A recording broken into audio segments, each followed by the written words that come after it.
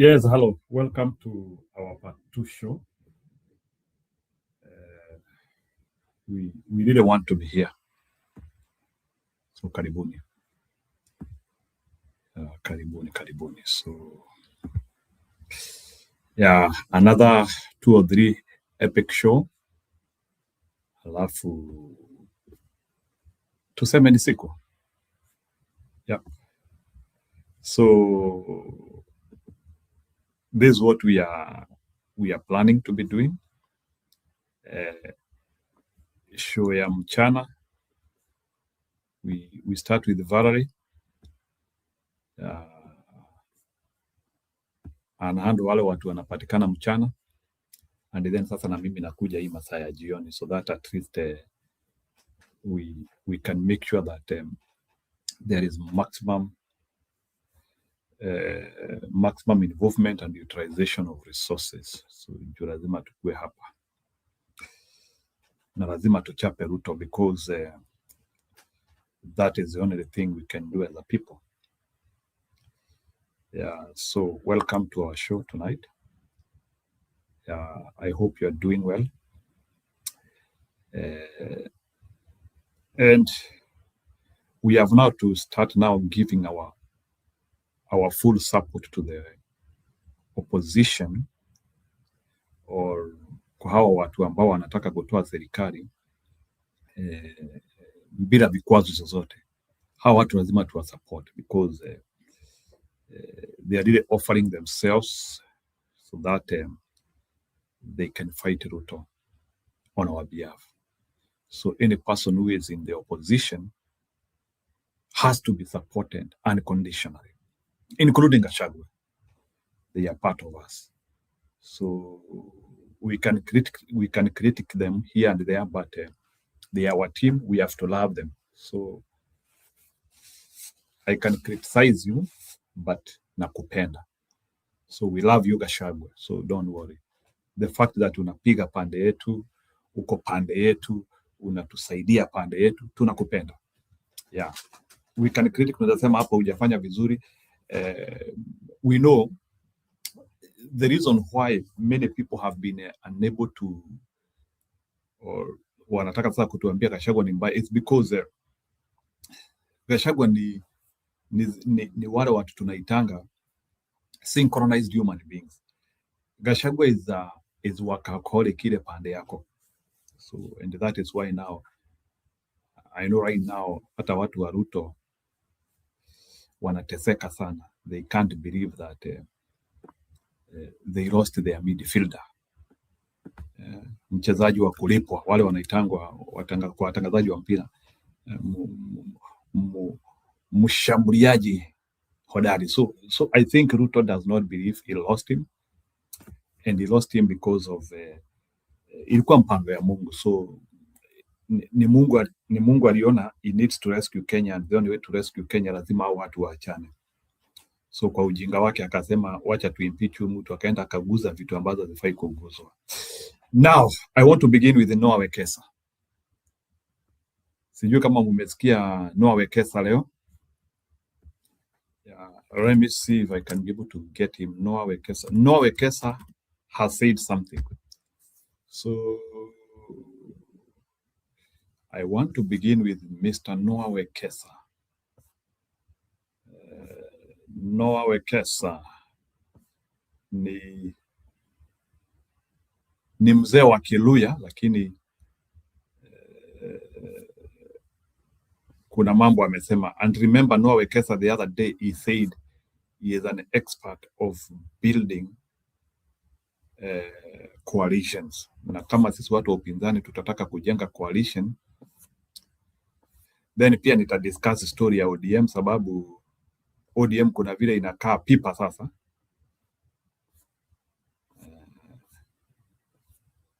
Nasikia one of us here ametutumia vitu nikashangaa. Ati uko kote Mbondo bana. Ofisi tu ni UDA tu. There was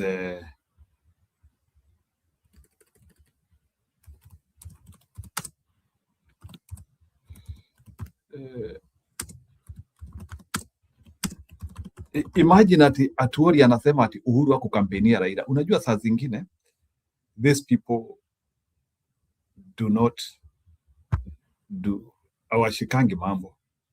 I think these guys, I think Bwana Noah Wekesa Noah Wekesa ameongea leo, so hiyo speech yake iko wapi?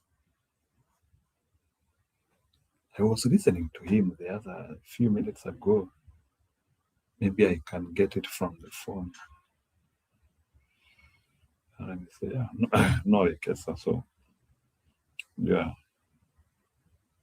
Let me see. Why is Noah Wekesa? Maybe it might be in YouTube, in YouTube, lakini why is Noah Wekesa? Noah Wekesa was speaking to nimesikiliza Noah Wekesa hapa.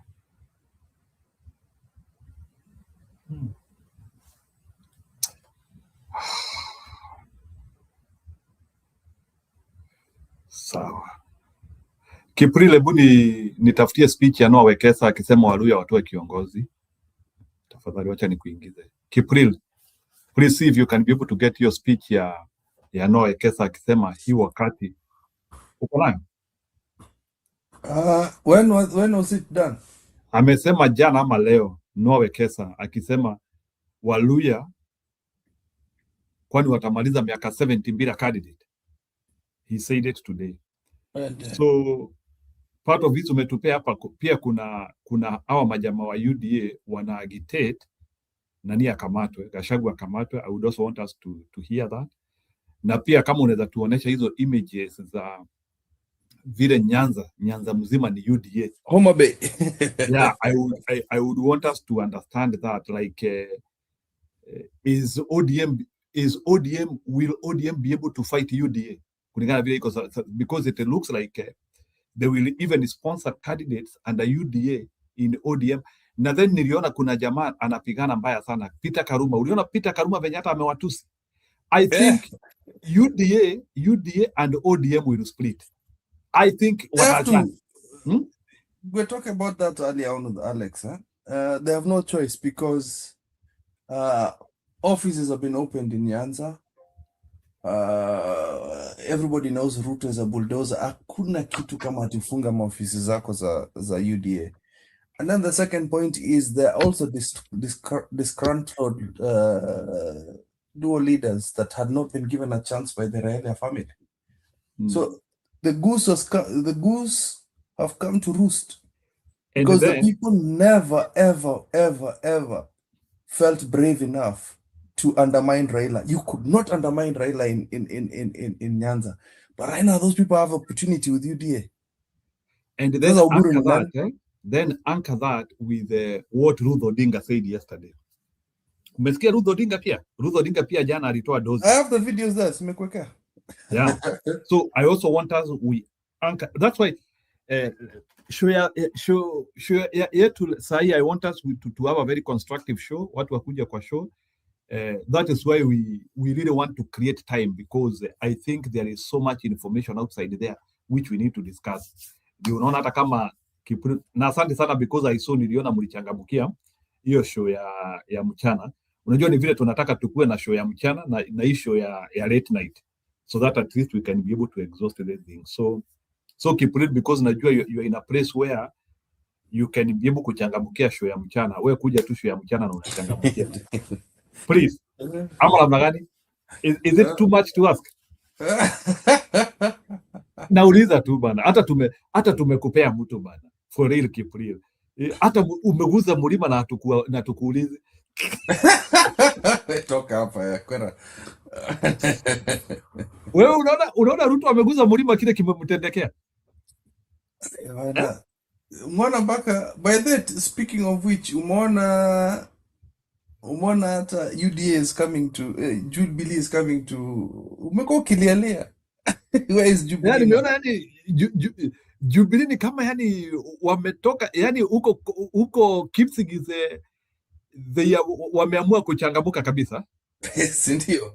Actually, and guys are serious. I think, and I think those guys are going to win, right? They are not just vying for the sake. See, they are eyeing for us to win. Kisses, and by the it's coming with the patronage of Matiang'i. So it's not the face of Uhuru is coming there. So Kisses and Kisses and Kipsigis are close. So kuna vile Wakisii pia unajua Wakisii pia wamepakana na Wakipsigis hapo. So unataka kusema kunaweza kuwa na outflow, outflow. It'll be an outflow. That's the thing. Ruto, the way he's enclosing into Nyanza. Ameharibu. He is going, wacha tuseme ati ameharibu. Let him, I think now, Wajaluo sasa, they will believe what Gachagua is saying. You know Gachagua alisema. No, okay. Can we talk as a factor?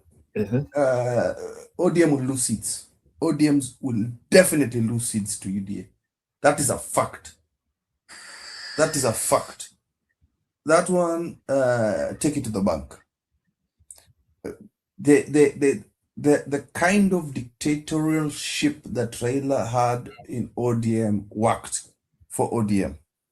You cannot oppose Raila's word in ODM. But who the hell is Wanga? Who the hell is Junet? Who the hell is Oburu Odinga? Nani atasikia watu? Forget about these people you see who come to the channel, if Juju hapa, kina Omoshwa na those are not. I'm telling you, there are very many independent people that were crushed by ODM. Now these people will have an outfit that Gladys Wanga, Oburu Odinga have been parading UDA like for many months, changing the minds of people in the villages. Oh, Ruto ametuletea development, nini? How are you going to change their minds? They failed. Walianguka. Ruto is going to crash ODM. ODM is dead. ODM is dead.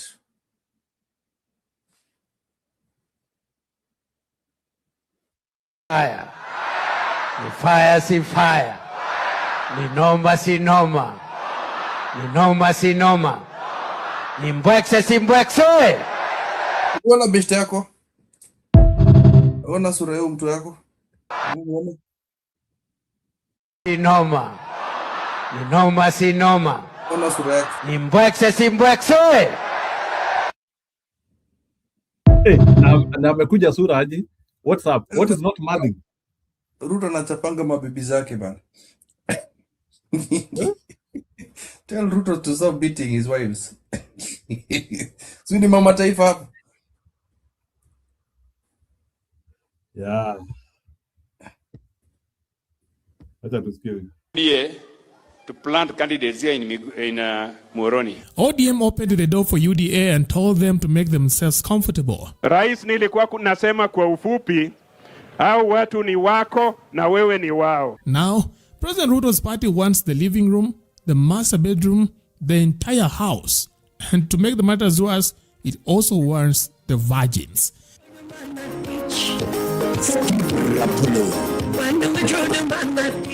Now here's how ODM became squatters in their own house. After rolling out the red carpet for President Ruto's party UDA and giving them the spare key and telling them to feel at home in the name of a broad-based government, the Orange Party is suddenly experiencing a severe case of buyer's remorse. In less than 24 hours, the Orange Party woke up screaming, loudly accusing President Ruto's party of a planned hostile takeover of its traditional strongholds. That we had all the SG, and we are not apologetic, we had what the SG of UDA said. He was very clear and categorical that there's going to be no zoning and that they're going to have all candidates of UDA in all areas, even the strong areas of ODM. I want to say this. My people, we must come out strongly. And as ODM, we must defend our areas and our regions. And make sure that ODM is in every position as strong as we can be. And we are not going to sing songs of praise to anybody if they're not going to know that on that table, ODM nyaka very strong, to ODM nyaka filled everybody everywhere. And I was talking Mirima. Because this is a party that we have a legacy. Raila Amolo Odinga fought for this party. And we all fought. Aduma told you what happened in 2007. In 2007, it was not easy. We are the same people who had put Kibaki in power in 2002. And he promised us that he was going to leave for us power. He never did.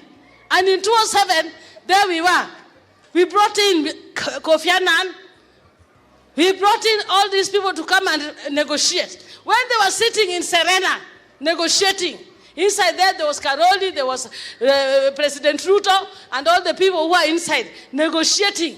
Anytime Kibaki did not want to agree, it is me, people like Aduma, and those who were outside. Karoli Omondi would tell us, yes, they are refusing.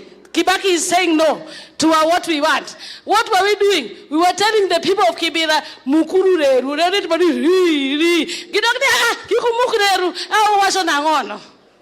At the center of the tantrum is zoning. Now, for those unfamiliar with Kenya's coalition gymnastics, zoning is the gentleman's agreement where political parties promise not to embarrass each other in public by fielding candidates in each other's bedrooms. For instance, ODM wants the Luo Nyanza, Western, and coastal regions marked as sovereign orange territory, while UDA keeps its Rift Valley and central strongholds. Now, to the Linda Ground Brigade, the vocal faction linked to the Oburu side of the family, zoning is an irreducible minimum. They want a fence built around their strongholds, and they want Ruto to pay for it. The Secretary General of UDA spoke yesterday, condemning our pursuit for zoning, and I want to tell him that zoning there's no negotiation when it comes to zoning, because we are not going to allow UDA to plant candidates here in Muhoroni. All our party strongholds, all those strongholds are reserved for ODM, and whether Omar Hassan is happy or not, we are going to ensure that that is the minimum precondition for negotiation. Minimum precondition for negotiation and engagement with the UDA is that there will be compulsory zoning of our regions. And if Omar Hassan wants to become governor, the governor of Mombasa is ODM. I want to tell Omar Hassan to look for another constituency or another county to go and govern. If he wants to become governor of Mombasa, let him defect to ODM so that we'll be able to negotiate with him. But he will not threaten us because we are solid and we know what we want. Now, instead of bowing to ODM's demands, UDA has essentially laughed in their faces. UDA Secretary General Hassan Omar has told ODM to get over it. In the UDA's world, the doors are off the hinges.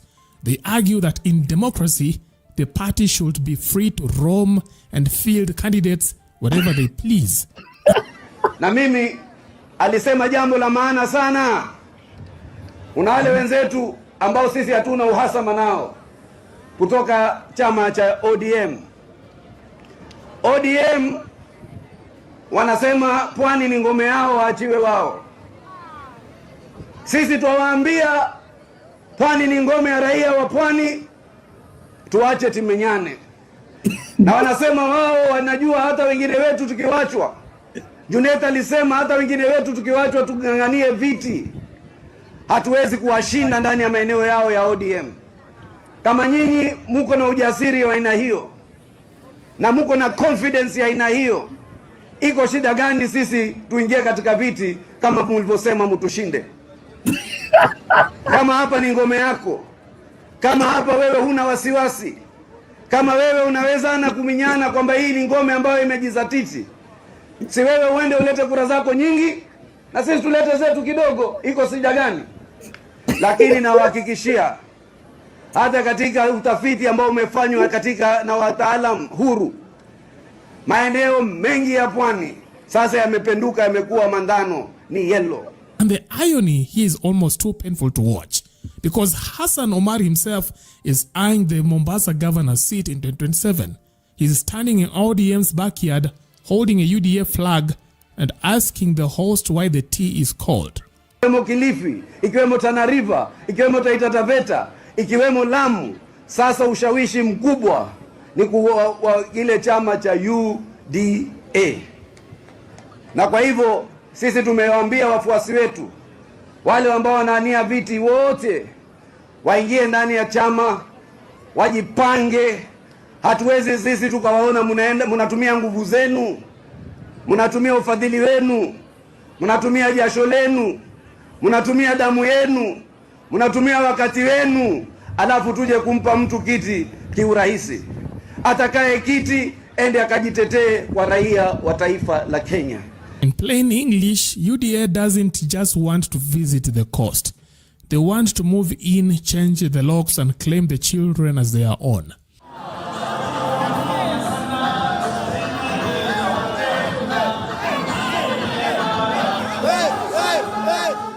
That we must not bury our heads in sand. When you see other parties, even UDA out there, they are busy selling their party. They are selling the sellers of their party. With us in ODM, we are not busy selling our party sellers. We must sit down and start selling our party sellers back ODM. The saddest part of this sudden political weeping and wailing, it is entirely self-inflicted. Because since ODM signed that controversial MOU to join President Ruto's broad-based government, the once fierce defender of democracy has become something unrecognizable. Following the tragic demise of their patriarch Raila Odinga, ODM has undergone a personality transplant that will even scare a psychiatrist. Instead of keeping the government in check, the party turned into a cheap Ahuja speaker for the ruling regime. And I want to say today that 2027, we have already decided as a community, we will give you a second term as we plan for 2032 to take over the leadership of this country. If they were not praising Ruto, they were defending him. If they were not defending him, they were praising his government. Wewe rais wetu, umefanya kazi miaka 3.5. Hii ya leo ni kuja kwako Homa Bay ya mara 15 ndani ya miaka 3.5. If they were not praising his government, they were practically ululating when UDA wins a by-election.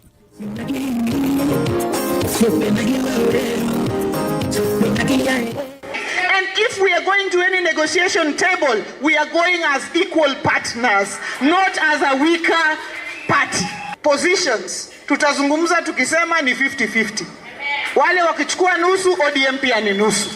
Wakichukua president, deputy ni ODM. Now you don't slaughter your fattest calf, hand over your finest maidens, and warm up your best mattress for an intruder, only to act surprised when he wakes up demanding the title deed and the first wife. Kuna wengine nimeona wanaongea mingi. Wanasema ya kwamba hapa chini watu wanaweza basi kama mkilete mchezo sisi pia tutalete presidential candidate, watu wakutane kwa kiwanja. Usicheze na sisi bana. Na usitishe ODM. Usitishe ODM. Kama kuna viongozi wako katika viti, sehemu za ODM zinajulikana. Kuna wengine hata tukiwachilia nafasi wasimame na mtu ODM atashinda yeye, niko na hakika. So tafadhali hizi vyama ambayo wanakuja kuongea na sisi tukae na heshima. Na uheshimu ODM. ODM ni chama kubwa. And that is exactly what ODM is doing today, wailing loudly because UDA, having enjoyed the honeymoon, has decided that the bridesmaids' waist can no longer grind right. They now want the fresh, well-fed virgins that ODM has guarded jealously for tomorrow. Hata huyo William Ruto mwenyewe maskini anaamka asubuhi, anaenda kubuni manyumba, anaenda anafanya program za afya, anaenda anafanya program za agriculture, anaenda anafanya mambo ya blue economy. Kila siku William Ruto yuko katika harakati za maendeleo ili kujitetea kwa Wakenya. Lakini kuna wafulani wengine hapa Mombasa na kwingine hawajafanya lolote. Lao ni kusema tu sisi tumtetea William Ruto, kwa hivyo na sisi tupewe. Iko na uwezekano mkubwa sana kwa raia kumpatia William Ruto 2 term na alafu pia wakarekebisha masala yao ya pale katika kaunti zao na maeneo yao tofauti ya bunge. And ODM cannot say they were not warned. Just a week ago, during the Linda Mwananchi NDC meeting at Ufungamano, Karoli Omondi warned them that UDA was coming for everything. Every constituency, every ward, and every single seat in ODM zones. Nataka mjue, Oburu wanamtumia, wanakanyaga mgongo yake wavuke. Baada ya hii, watatoa Oburu. Nataka mjue hiyo. Nataka mjue ya hivi, washakubaliana, ODM itaweka candidates Nyanza na Nairobi peke yake. Wameambia watu wa Western, ukiwa kwa ODM na unataka kuungana na sisi, utoke ODM utasimama na UDA. Wameambia watu wa Pwani, kama unatusupport, toka kwa ODM simama kwa UDA. Ndio sababu uliona watu wa Pwani jana walikasirika. Sasa wanatudanganya ati Nairobi ndio watafanya. Hata wameambia ODM nomination watafanya na candidates yao ndio wataingia, ndio watapewa tikiti ya ODM. So we must refuse. Why do you think they are doing that? Because mpango yao ni kubadilisha katiba so that they create office of executive prime minister without term limit. Nataka mjue, they want to extend the term limit. So hiyo tumekataa. They didn't listen. They told the guests to feel at home, and now ODM is in denial that the guest has been drooling over their well-kept daughters. I want to say this. My people, we must come out strongly. And as ODM, we must defend our areas and our regions. And make sure that ODM is in every position as strong as we can be. And we are not going to sing songs of praise to anybody if they're not going to know that on that table, ODM is very strong, the ODM can feed everybody everywhere. And I was talking Mirima. Because this is a party that we have a legacy. Raila Amolo Odinga fought for this party. And we all fought. Aduma told you what happened in 2007. In 2007, it was not easy. We are the same people who had put Kibaki in power in 2002. Nicely in ODM. Have you seen what Peter Kaluma has just said? Peter Kaluma is now saying that there will be a big fallout if UDA decides to field candidates in Homa Bay. And this is something I want ODM members to realize, that UDA is not here to play. UDA is here to conquer and take over all the seats in parliament so that William Ruto's second term will be the easiest second term if he makes it to second term. Because our mission is to build the largest grassroots inclusive political party in Kenya.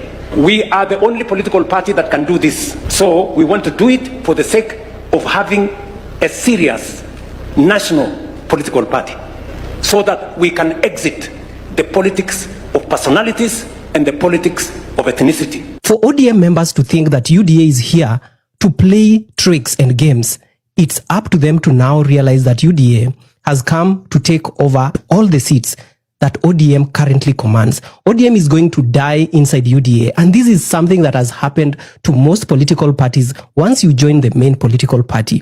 And one thing ODM should realize, they are not here to tell UDA what to do. The committee meeting expressed the intention to initiate structured negotiations with different political formations, beginning with the United Democratic Alliance. Sifuna and team saw this a long time ago, that UDA is out for no good. William Ruto was elected president on the back of a slogan. Alikuwa anaenda tu akiimba bottom up hustler, bottom up hustler. Sisi tunakuja tukisema Ruto. Fungua comments bana, umeweka subscriber only mode. Okay. Sawa. One time. Ruto. Hiyo ni mapicha. Hujamaliza ile. Haukutaka hiyo story. One time. Tutoke draw. So if UDA decides to field a candidate in Homa Bay, how is Peter Kaluma going to influence the whole of ODM to fall out with UDA, and yet ODM wants power? So I know Secretary General Sifuna was not in Mombasa, I've seen. But I want to request him, we are the ones who put you there. Please follow the party line. So this is a call out to all of you members of parliament of ODM that UDA is not coming to play, is coming to take over all your seats. All those people you fought against and defeated them in the last election, just know that UDA has all the money to give these candidates. And these candidates are going to beat you because they are going to give more money to the same constituents that you gave money, and you guys are going to lose. So for the ODM members of parliament and MCAs and women rep and all these people, just know that UDA is coming for those seats and is going to take over. You remember what Ruto said a long time ago when he met all the aspirants of UDA. Our mission is to build the largest grassroots inclusive political party in Kenya. And he is not playing. Wait for it.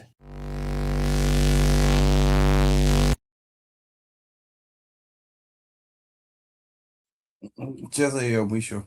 Ndio utapewa kiti ya deputy president. Hicho kiti ameahidia Joho. Hiyo kiti ameahidia Waiguru. Hiyo kiti ameahidia Ichung'wa. Hiyo kiti ameahidia Soprano. Hiyo kiti ameahidia Uburu. Na hii kiti ni moja. Nyinyi you are dealing with a conman. Na muulize sisi watu ya mlima tumwambie the kind of conman William Ruto is. Nyinyi mnacheza na mtakuja kuona. Sasa huyu Kasongo anasema ati yeye alichaguliwa na Mungu na hakuna kitu anaweza fanya. Mimi nataka nikuambie Ruto, ukisoma Biblia, Mungu pia huchagua viongozi wabaya. Ndio wananchi wajue ya kwamba wamefanya makosa. Kipril, sijui kama I wish unaweza pata hiyo video ya Noah Wekesa. It is really amazing. I think it was very old. I can't find it. I can't find it.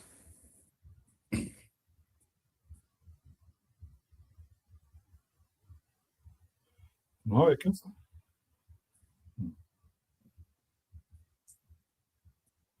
Okay. Wacha na hiyo ambayo nani huyu jamaa wa Mombasa alikuwa anasema Gachagua akamatwe nayo, uko nayo? Mombasa, I have to look for it, but let's talk about UDA. Are you seeing this guy surviving? Si unajua sasa Ruto anafikiria ni mwerevu, lakini he is detonating his own base. Unajua Wajaruo walikuwa, unataka kuniambia sasa Wajaruo watakaa na hiyo nini? Do you think si already hiyo ni jita? Si hao watu si wataanzia kugravitate nje pole pole. So unajua wachanje, unajua hii ni sign ya hatari. So bwana Kiprile, do you need to tell Karuma achukue helmet, ajipange achukue helmet? I'm serious. Kwanza Roba amepata hiyo video, he's about to come. I'll put that video. I'm telling you, how many years has ODM dominated Nyanza? Let's say 20 years. From 20 years. How many of them? I've been singing about this for many years, since we've known each other. How fair is ODM elections? No, ODM has never been fair. So let me ask you, those disgruntled people, right? Now they have an outfit that for how many months Raila endorsed Ruto. Remember, Raila endorsed Ruto. Oburu has endorsed Ruto. Even if they do a divorce, even if ODM does a divorce with them, these people have been given permission by Raila to run. So the candidates of ODM we have right now is not chosen by the people. If they are funded well by UDA, trust me, Bwana Peter, ODM is dead. They should have protected their MPs. They should have done everything they could have done to make sure that that was the initial thing they discussed. before they fought Sifuna, before they fought Babu Owino, before they tried to impeach Orengo. Those are the things they should have been focusing on. Before they went into praising Ruto every time, before allowing Ruto to come to Homa Bay to open offices, that is what they should have been focusing on. All they focused on were the four seats that were given as ODM, hizo maviti ine peke yake, and all they focused on was kukula, basically kukula. Ruto was only giving them peanuts. Chukua pesa kidogo kidogo hivi, just take a little bit. Wanga was given money, her husband was given a job. Junet obviously is getting some, is a very good dealer. He's getting some money on the side. You have other people in the party, Akina Peter Kolumo, are being given money to make a little bit of noise on social media and TV. Little money is in a party yanga hivi. Aida has been given a seat as an ambassador of you what. The daughter cannot do anything because mama amemwambia usitubutu kushika hiyo kitu. The only thing that Oburu Odinga wants to hear is he wants to be seen on top of vehicles being the king of ODM.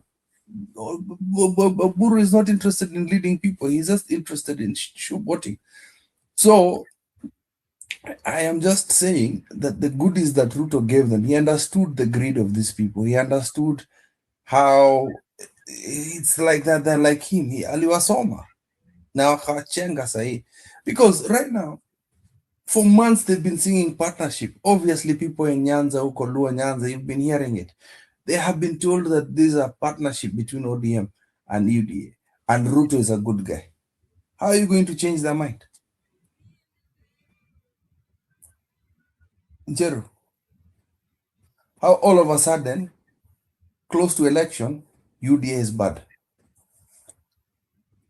UDA has always been bad. No, you've not answered my question. All of a sudden, in Luo Nyanza, UDA is bad. I think needed to alikuwa tu they thought that maybe UDA will be reasonable.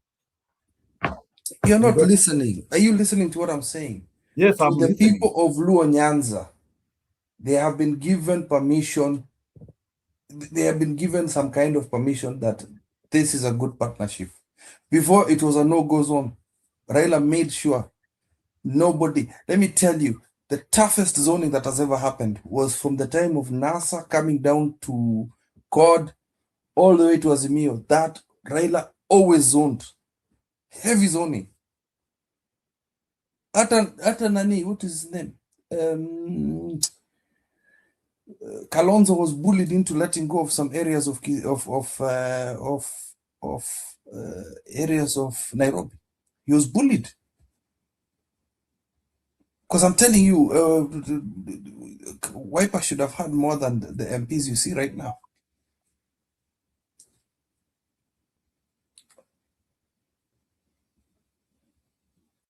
Yeah, Roba was about to say that. Roba ukuja say kwa show. And obviously 2 CSs are coming out. Lee Kinyanjui and Opio and I. So the things are weird.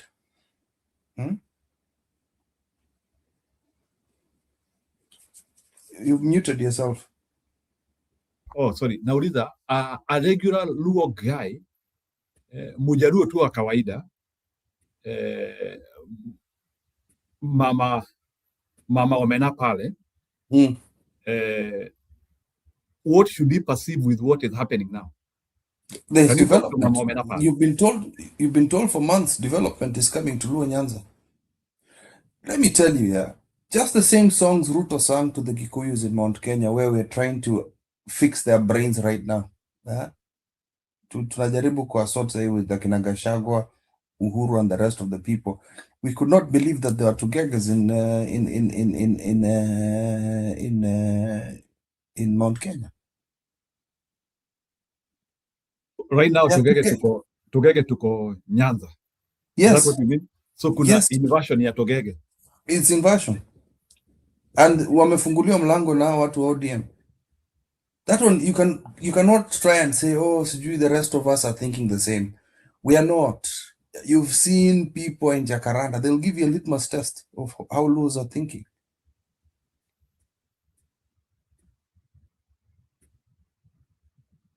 So if they're given the options between ODM and UDA, they'll take UDA. You know why? UDA has more money. Na pia washaambiwa story ya power. UDA iko na power. Exactly. It's too late. So, it's too late for Kinawanga. I don't know what they're talking about right now.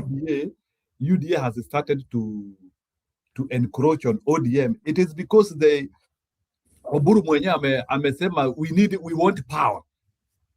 So every day we want power. Is power with ODM or with UDA? And every day invite Ruto every day. They've shown him the good side. Oh, mtu mzuri. Oh, especially Homa Bay. I'll tell you, Homa Bay is ripe for the taking for UDA. Ripe, and Kisumu. Siaya can be sorted kidogo, Migori maybe, but the other lakini Wajaruo si majority ya maybe viongozi wa Wajaruo si watu wanafanya mambo yote ili waumize Wakikuyu.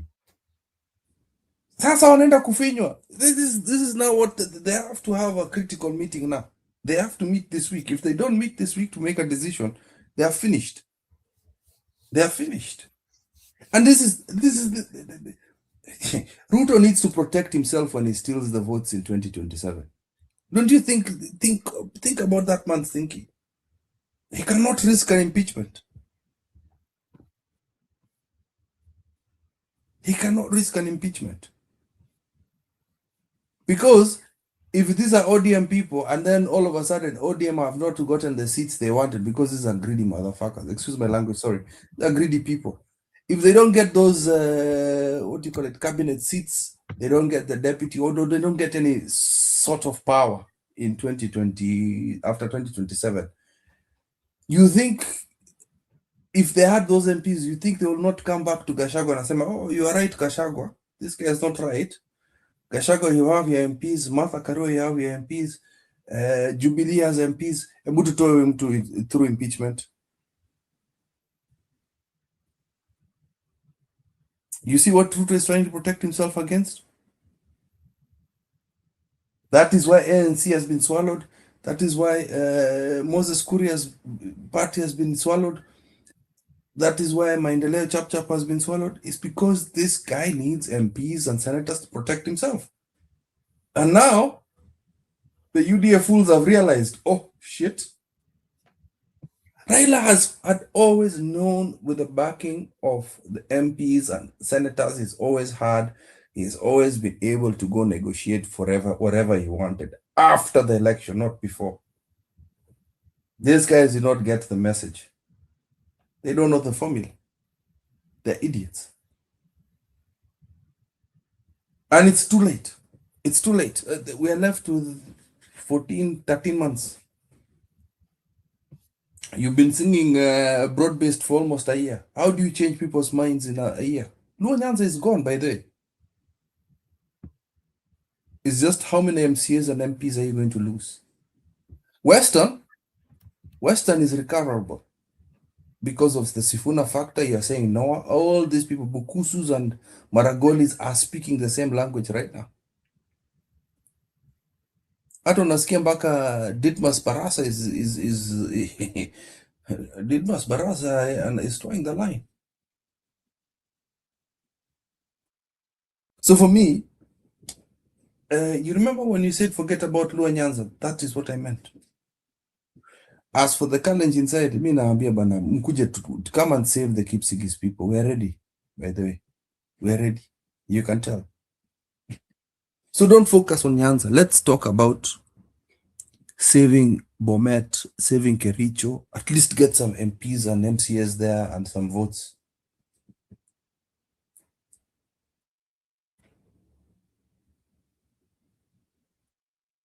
Roba ameandika hapo, anasema the only way ODM can survive is through resignation of Oburu and Wanga, current DC and handover. ODM is beyond repair. I don't know why. I don't think there is anything which can heal ODM. I think they have passed repair point. What do you think, Bwana Kip? It's done. It's finished. Roba, it's done. After Roba, you already griefed on ODM. You had griefed on them, and you already know it's done deal. They're finished. They're absolutely finished. Look how long. Look at how long it is taking for taking Gachagua to heal the mountain. You see how long it's taking Gachagua to heal the mountain. It wasn't easy. Almost 2 years. Yes. Hata Wajaruo vile watatambarizwa, it will. I'm glad. People with a lot of heart to help them recover. I am glad you're seeing my logic. I am glad. It's gone. It's a gone case. Forget about this election cycle. Forget about the Luo Nyanza area. Watakaa kama maviambuzi, watakuwa wametapakaa hivi kama. I think Luos will be watakuwa kama they will be up for grab for anyone. And actually, do you know that Luo community might actually want to revenge against Ruto? Ikiendelea hivyo. Do you know, amongst the Nilots, yes, we love each other, but you know, just the way you guys have this thing about Kehe, we silently have that thing. No, but I couldn't be. Unajua tumekuwa tukicheka Wakikuyu bana, venye tumekuwa tukicheka Wakikuyu venye walifanywa na Ruto, but can you imagine Wajaruo wanafanywa the same thing na Ruto, and they have a script to read from. It is the exact formula. It's in the formula the same. Exact formula. Muliangusha how many parties? You had Jubilee, you had so many good parties in Mulima. Yeah, wacha tucheze hii video yako. I wish you Gachagua, let me tell you, Gachagua is Oburu. Do you understand what I'm trying to say? Gachagua is Oburu. Gachagua did what Oburu is doing now. Because the people trusted him. Akina Kimani Ichung'wah, all these people. It's the same formula. Ruto is, if it works, why break? If the formula works, why interfere? You guys were painted yellow. Kila mahali ukienda mlima ilikuwa tu yellow na mawilbaro kila mahali. You've seen the image I had sent you. Homa Bay. Gone.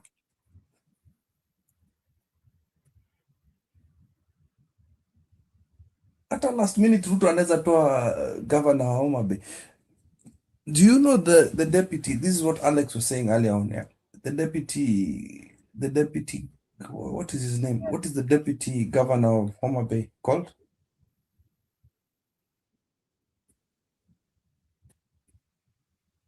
Huh? Nimepata hiyo video ya Noah Wekesa, wacha nicheze. Ngoja. What is the deputy governor of Homa Bay called? Deputy governor of Homa Bay. Hao watu hatuwajui. No, but what did they do? See, my deputy governor nini, they are just Anaitwa Joseph Oyugi. He resigned recently. What does that going to tell you? Ruto is going to take him and make him a UDA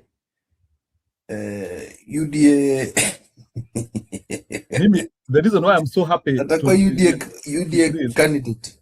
Yeah, the reason why I'm so happy ni ya kwamba Calvin, I'm sorry. Calvin, I am really sorry. Yeah, even what Belfast, I'm sorry. I know Belfast utakuja kulia about tribalism. We're talking the truth here. The same thing that Kikuyus were done for, with Ruto, it's the same thing he's doing in Luoland. And money is coming. Money is flowing. Every time Ruto amemwaga pesa huko. So it's not tribal, it's the truth.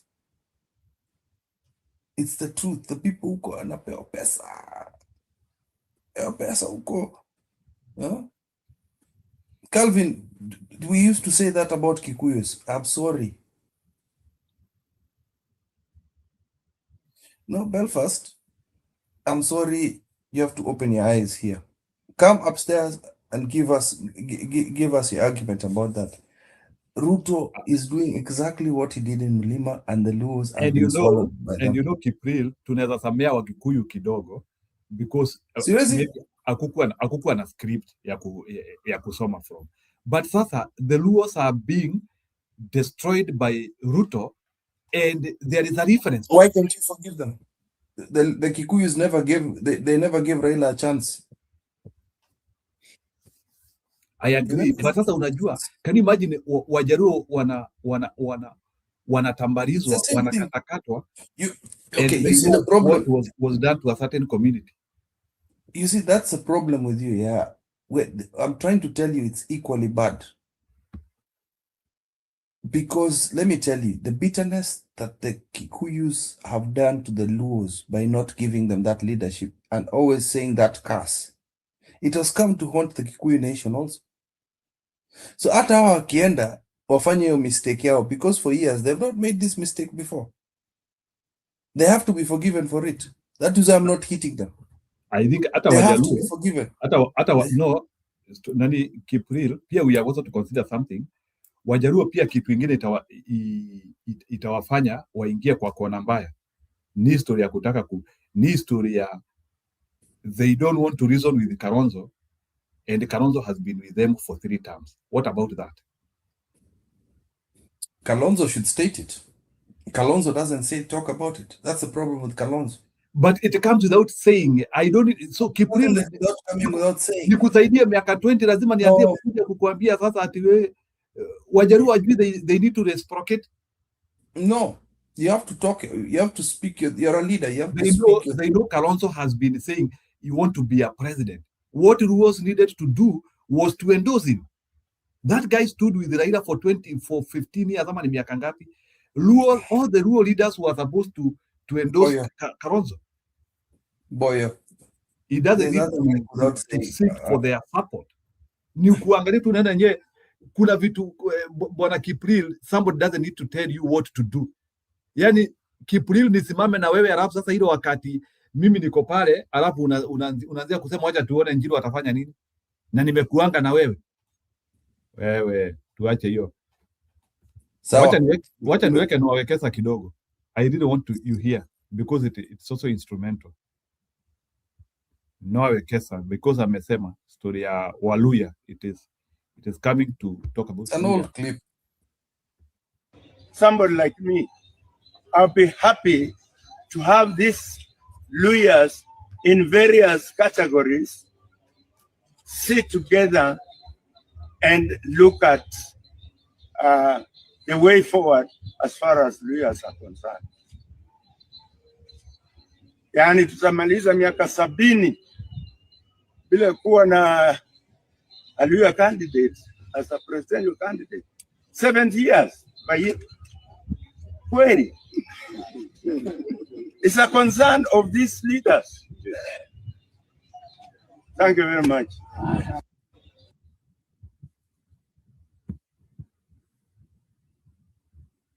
Kipril, you can react to that. 70 years. Now they have Sifuna.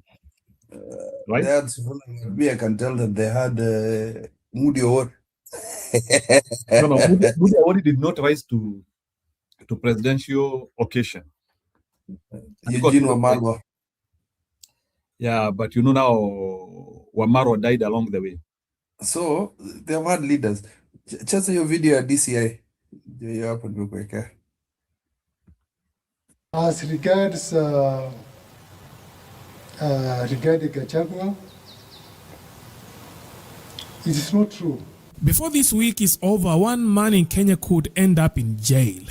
Not because he was caught stealing, not even because he was found with money, but because he opened his mouth and pointed at the most powerful office in the land, and that man is former Deputy President Rigathi Gachagua.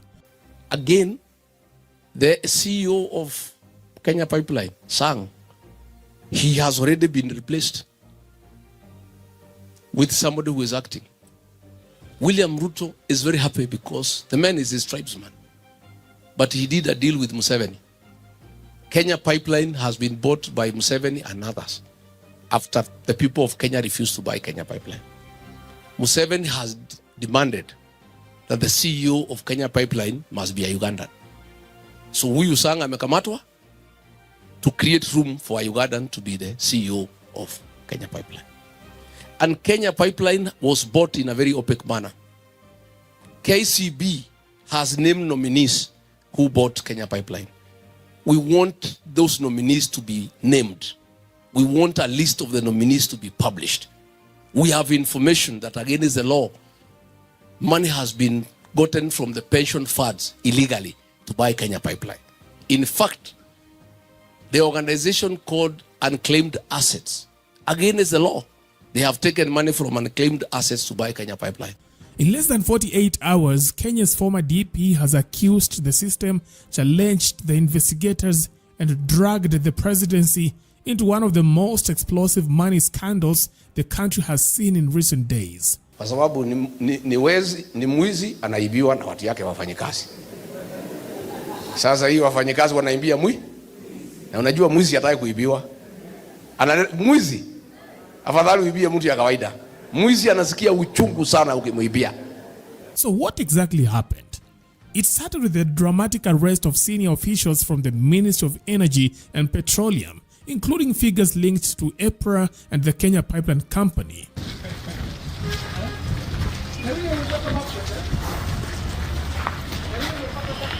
And the most jaw-dropping part of this arrest is because investigators reportedly recovered a staggering 5 million shillings in cash. That is 500 million shillings. And for many Kenyans, that figure alone was enough to raise eyebrows, blood pressure, and questions that nobody in power ever seems eager to answer. Wasaliti waende wasiende. But before the dust could settle, Gachagua entered the scene and did what he does best. He made things worse. Or depending on where you stand, he made them clearer. On Friday, Good Friday, kumekamatwa watu mambo ya petroli. Jana nilikuwa natetea hiyo watu walishikwa. Lakini sasa usiku ndio nimepata maneno kamili ya kwamba ni vita ya biashara kati ya Ruto na wafanyikazi wake. The former DP claimed that the now controversial government-to-government oil import deals were never really about helping the country. According to him, these deals had long become a machine for personal benefit, and at the center of that machine, as he alleged, was President Ruto. So we are saying let the MD Kenya Pipeline, let the MD EPRA, and let the PS go home. The only crime they have committed is to deny William Ruto more profit for the benefit of the people of Kenya. We also want to be fair to those officers. Those are patriotic Kenyans who wanted fuel to come at a reasonable price because G2G is fixed and the profit goes to William Ruto. That is the challenge that we are having as a country. And that was already a dangerous statement. But Gachagua did not stop there. He went on to claim that the arrest and suspensions were not the result of a genuine war on corruption, but a fallout among insiders. A battle over a parallel deal that had allegedly shortchanged someone at the very top. Ruto aliingia kitu inaitwa G2G. Hii biashara yote ya mafuta ndio anafanya kupitia kampuni inaitwa Gulf Energy na ingine inaitwa Starbex. Tangu tuingie serikali ametengeneza faida zaidi ya 1.5 trillion. Sasa hii watu yake PS, CEO wa Kenya Pipeline, CEO wa EPRA wakaona Ruto karibu anaenda nyumbani. Na amekula peke yake for the last 3 years, hakuna kitu amekula. Na hao ndio wenye kutengeneza mali. Sasa wakafanya mpango ya kando. Pia wakaitisha mafuta bila Ruto kujua. Na wakahusisha Like Nyanjui, wakahusisha Opiyo Wandayi. Wakatafuta meli, wakauda maneno. Hapo pia wakatengeneza karibu 500 million. Sasa ile watu maproxy ya Ruto, mtu naitwa Jogu, mtu ya huko kwetu Meru, na mwingine naitwa Chebet, wakaenda kwa Ruto wakamwambia, hii wafanyikazi yako wamekuchenga, wameenda nyuma yako, wameleta mafuta yao bila ile yako, ile tunakufanyia inaitwa G2G, na wameuda kitu. Sasa wewe rais ya saa ngapi unanyang'anywa biashara na ile watu umeandika kazi? Ndio akaamua kuwashika kwa sababu ni mwizi anaibiwa na watu yake wafanyikazi. Sasa hii wafanyikazi wanaimbia na unajua mwizi hataki kuibiwa. Mwizi afadhali uibie mtu ya kawaida. Mwizi anasikia uchungu sana ukimuibia. Sasa akasema hiyo watu wakamatwe. And then came the accusations that has now thrown the entire country into suspense. Gachagua alleged that the DCI had informed him that the recovered 500 million shillings was ordered to be delivered directly to President Ruto. Hao kwenda kukamatwa wamesanywa. Sasa CID wameniambia usiku, kwa kila bomo amepata pesa yote 500 million in cash. Imeenda pale, imewekwa kwa OB, uchunguzi inatakiwa ifanywe, ndio hiyo pesa ijulikane walitoa wapi, because that money must be proceeds of corruption. Kasongo kusikia iko 500 million, amesema bana, amewaambia nyinyi mresign. Si ati wa resign kupenda, wamelazimishwa. Wameambiwa ndio hii maneno ikwishe, mresign. Ile 500 million ilikuwa ya exhibit, amesema apelekewe. Sasa watu ya DCI jana wamenitafuta, wanasema tutetee. Sisi ni wajinga. Hii pesa tukipata kwa hii watu tungegawana, hatungesema kuna pesa tumepa. Sisi tulikuwa tunafanya kazi ya uchunguzi. Sasa William Ruto amechukua exhibit. So hiyo case imelala. Hii pesa ilitakana iende kwa asset recovery. Hao watu watatu waulizwe 500 million. Mshahara yenu ni hii na hii, mmetoa wapi? Kesi iendelee. Sasa wameresign, lakini pia ameona moto imekuwa, mambo imekuwa joto, amesema wakae. Lakini 500 million ameenda naye. Sasa officers ya DCI wanalalamika. Wanasema sasa kama tungejua hii mtu atachukua hii pesa, kwa sababu hakuwekwa tukiipata, tungechukua na kunyama. Sasa wanalia. So that is the kind of country we are having. Mpaka president achukua exhibit, anaenda naye. So hii vita ni ya biashara, wanapigana kwa sababu hawa wafanyikazi wamefanya biashara nyume ya mkubwa yao, na yeye amekasirika. Na yeye rais hajali, anasema hii mafuta hata ikipanda anapata faida. So in the next 3-4 weeks mafuta itapanda na zaidi ya 40 shillings kuendelea mbele. So na ikipanda fare itapanda, kila kitu itapanda. In other words, the cash that was supposed to serve as evidence in a major investigation had allegedly been removed from investigators and handed over to a powerful political figure. Now think about that for a moment. A huge pile of cash recovered in a major investigations suddenly redirected, allegedly on the orders of a powerful political office. Of course, the DCI came out swinging, dismissing Gachagua's allegations as false, unfounded, and malicious. They also issued warnings, serious ones to be specific, and they raised the possibility of actions against him over hate speech, ethnic contempt, and incitement. In simple terms, they signaled that Gachagua may soon have to defend himself in a police station or the courts.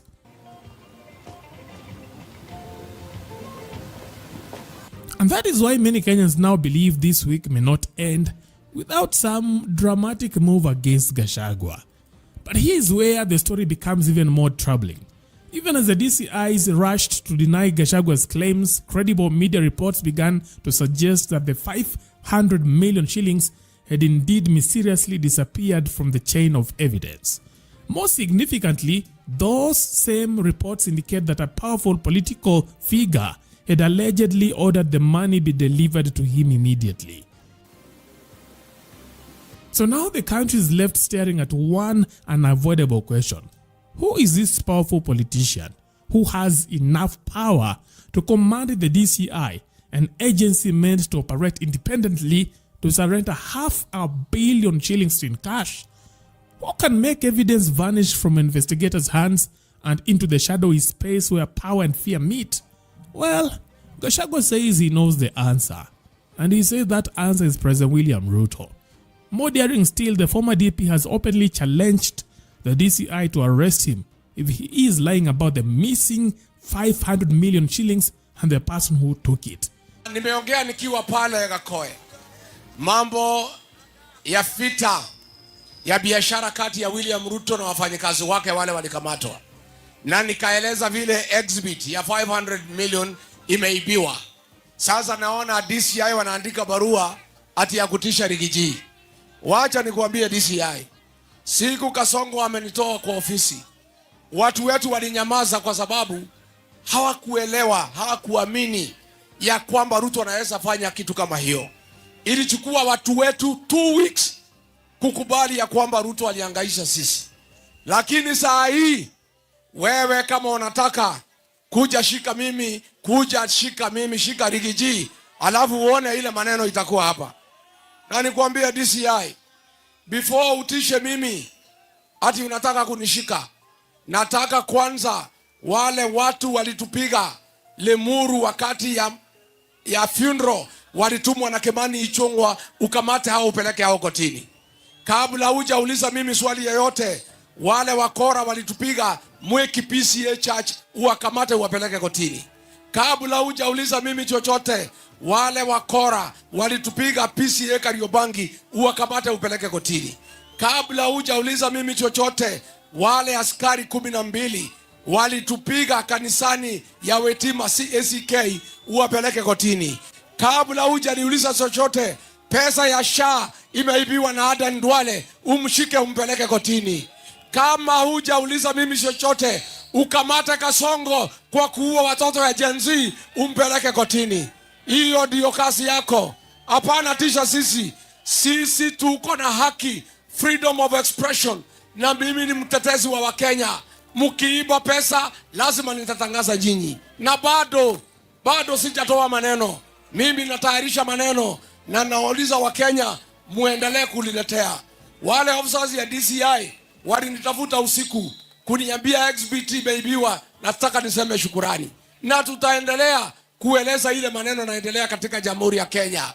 Mkitaka kuja kushika sisi, mnajua pahali tunaishi. Mnajua Wamunyoro, mnajua Karen, mnajua anywhere where we are. Please come and take us to where you want to take us. Don't threaten us. Usitishe sisi. Wewe kama ungejua, uliza William Ruto kama Rigiji ni mtu ya kutishwa. Atakwambia mimi sinunui uoga na hakuna mtu yote anaweza kunuzia uoga. Now the question is, will the DCI make good on its threats? Will Gachagua be arrested and charged?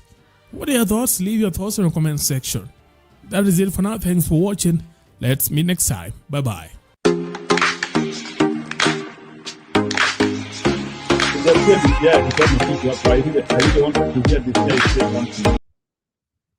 I didn't want to hear your speech ya DCI, nisikie, but I think Kipri uko na pali DCI anaongea mwenyewe.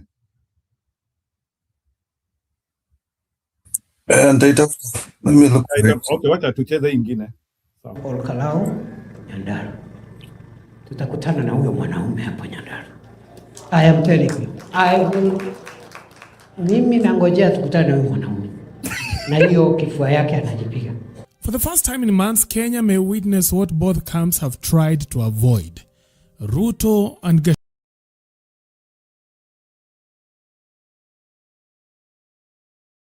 Acha madarau.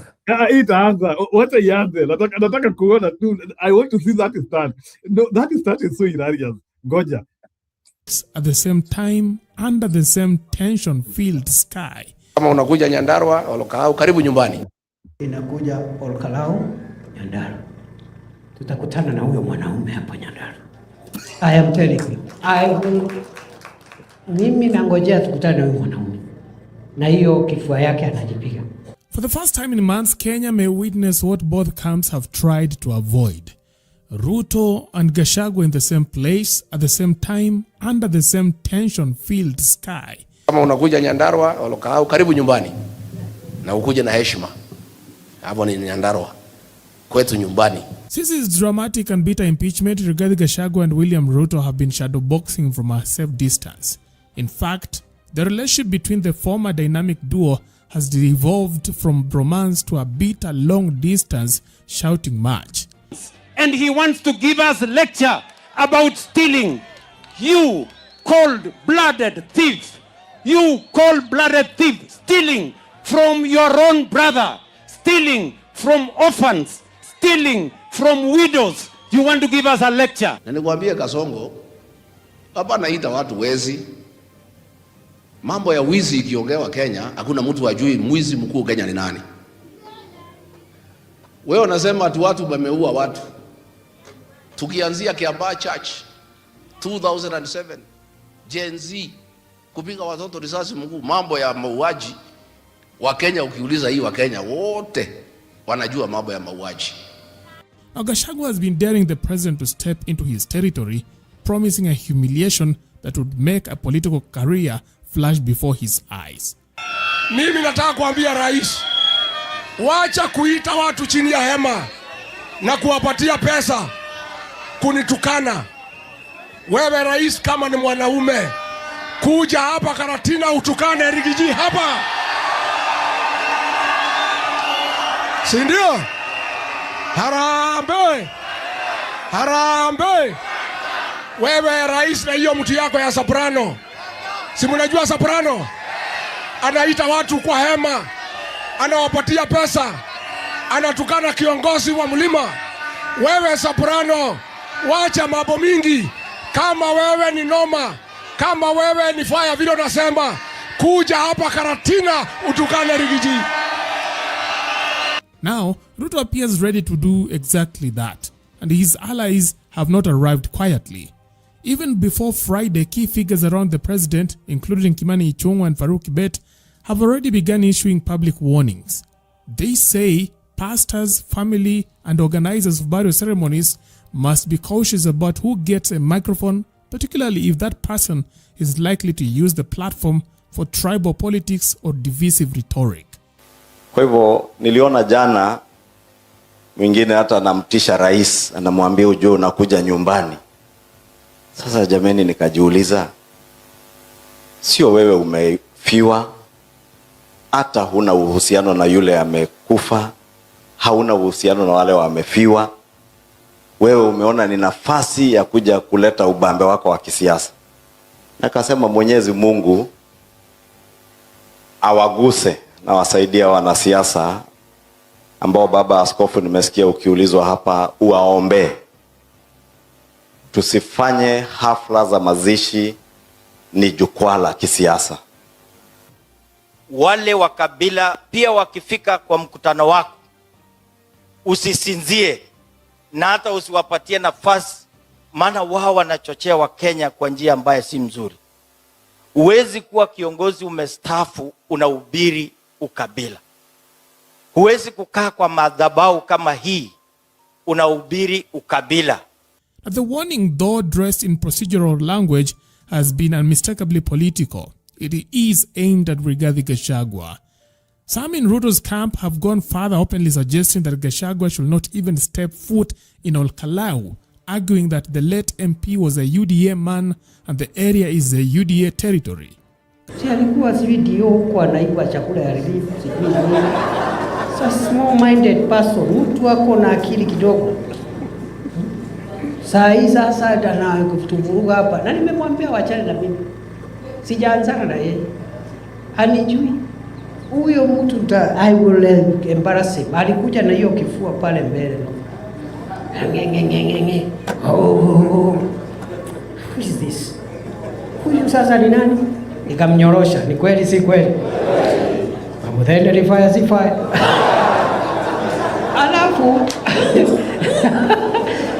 Alafu kikarudiwo. Ikasemekana iko MCA 2 ya Evorore na Muminji. Si alipiga nini? Ngojeni iko by election inakuja Ol-Kalou Nyandarua. Tutakutana na huyo mwanaume hapo Nyandarua. I am telling you. Mimi nangojea tukutane na huyo mwanaume. Na hiyo kifua yake anajipiga. Atamnyorosha mbaya sana. Baya. Hapo ndio tuna heshima hapo ndio heshima itapatikana. Niseme nisiseme. Ni leo si leo. Gachagua on the other side is insisting that Nyandarua is the heart of his influence and he won't be bullied out of his own backyard. Kama sasa Tunaenda pale Nyandarua, kuna MP wetu amekufa, ameaga dunia, anaitwa Mheshimiwa Kerao. Kuko na maombi kubwa huko Lokalao. Sasa nimesikia watu wa Ruto, mama anaitwa Faith anasema ati vile rais anakuja huko ati Rigiji na watu yake hawatakiwi tukuje. Wewe mama Faith Getau, Nyandarua ni kwetu. Huyo Ruto alitufukuza kwa ofisi. Hawezi fukuza sisi ofisi na atufukuze nyumbani. Si ndio? So, wewe rais kama unakuja Nyandarua, Olokau karibu nyumbani. Na ukuje na heshima. Hapo ni Nyandarua. Kwetu nyumbani. Headquarter ya Maumau. Pahali JM Kariuki alitoka. Karibu na Aberdare Forest, pahali Dedan Kimathi aliongoza vita. Na anybody thinking ati kwa sababu Ruto anakuja ceremony ati sisi naweza kosa, hatuwezi kosa sherehe ya nyumbani. Yeye ni mgeni, akuja kama mgeni, tutamkaribisha vizuri. Na akuja polepole na heshima. Nauliza watu ya Nyandarua wote, Olkalau zote tujae kwa hiyo kiwanja, kwa hiyo stadium. Tukue hapo, nitakuwa hapo asubuhi mapema. In fact, nitafika the previous day ndio nijitayarishe vizuri na watu wetu. You chased us away from government. You cannot chase us from home. That is where the tension now lies. One side is saying this is our event, our leader, our territory. The other side is saying you do not get to redraw the political map just because you hold power in Nairobi. And when those two positions collide in the same venue, in front of the same crowd, under the same cameras, the results is rarely calm. Arambe! Wewe Ruto wewe! Wewe Kasongo! If Ruto and Gachagua do indeed end up in the same space on Friday, it will be only the second time they have publicly shared a setting since the fallout that followed Gachagua's impeachment. The last significant moment came in November 2024 in Embu. That day, the political atmosphere was visibly hostile. Residents heckled the president while Gachagua sat some distance away, silent but symbolically present as the moment unfolded around him. Katika mambo ya matibabu,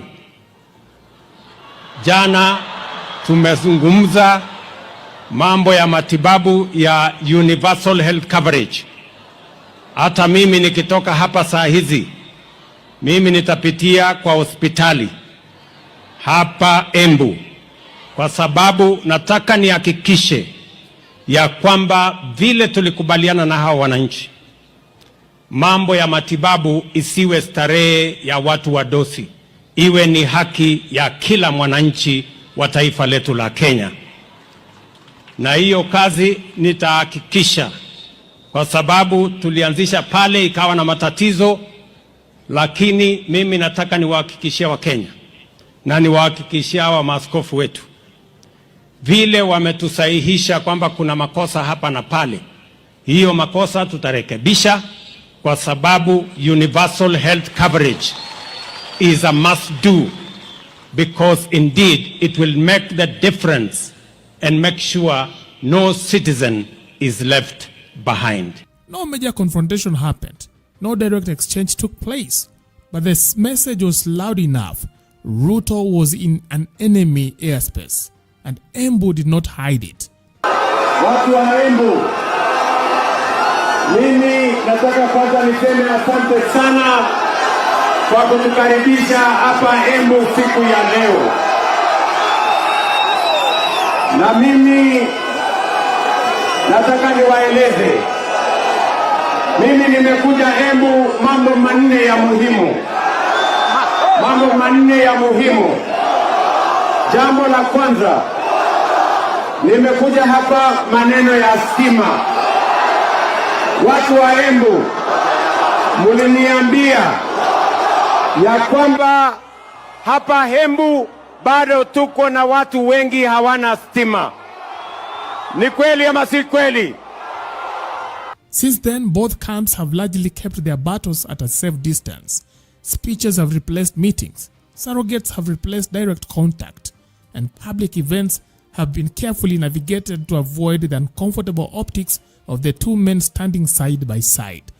But now, Olkalau may force what politics has been postponing. A meeting neither side really wants, but neither side can afford to avoid.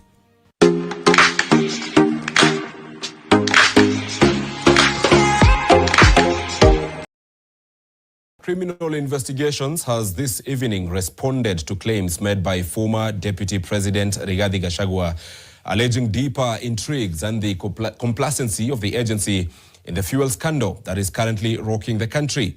In a statement signed by DCI Director of Liaison and Corporate Communications, that is John Marete, the investigative body states that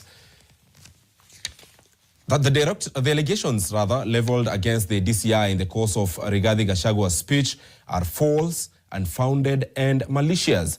The claims he made concerning recoveries and exhibits in regard to the ongoing probe into the suspected irregular procurement of fuel cargo by the Ministry of Energy and Petroleum lack any factual or evidentiary basis and are clearly intended to undermine public confidence in a key national law enforcement institution. The DCI further goes ahead to say any exhibits, evidence, or information that has come to the attention of the DCI in relation to the matter in question is being handled strictly and professionally as provided for in their service standing orders and the laws of Kenya.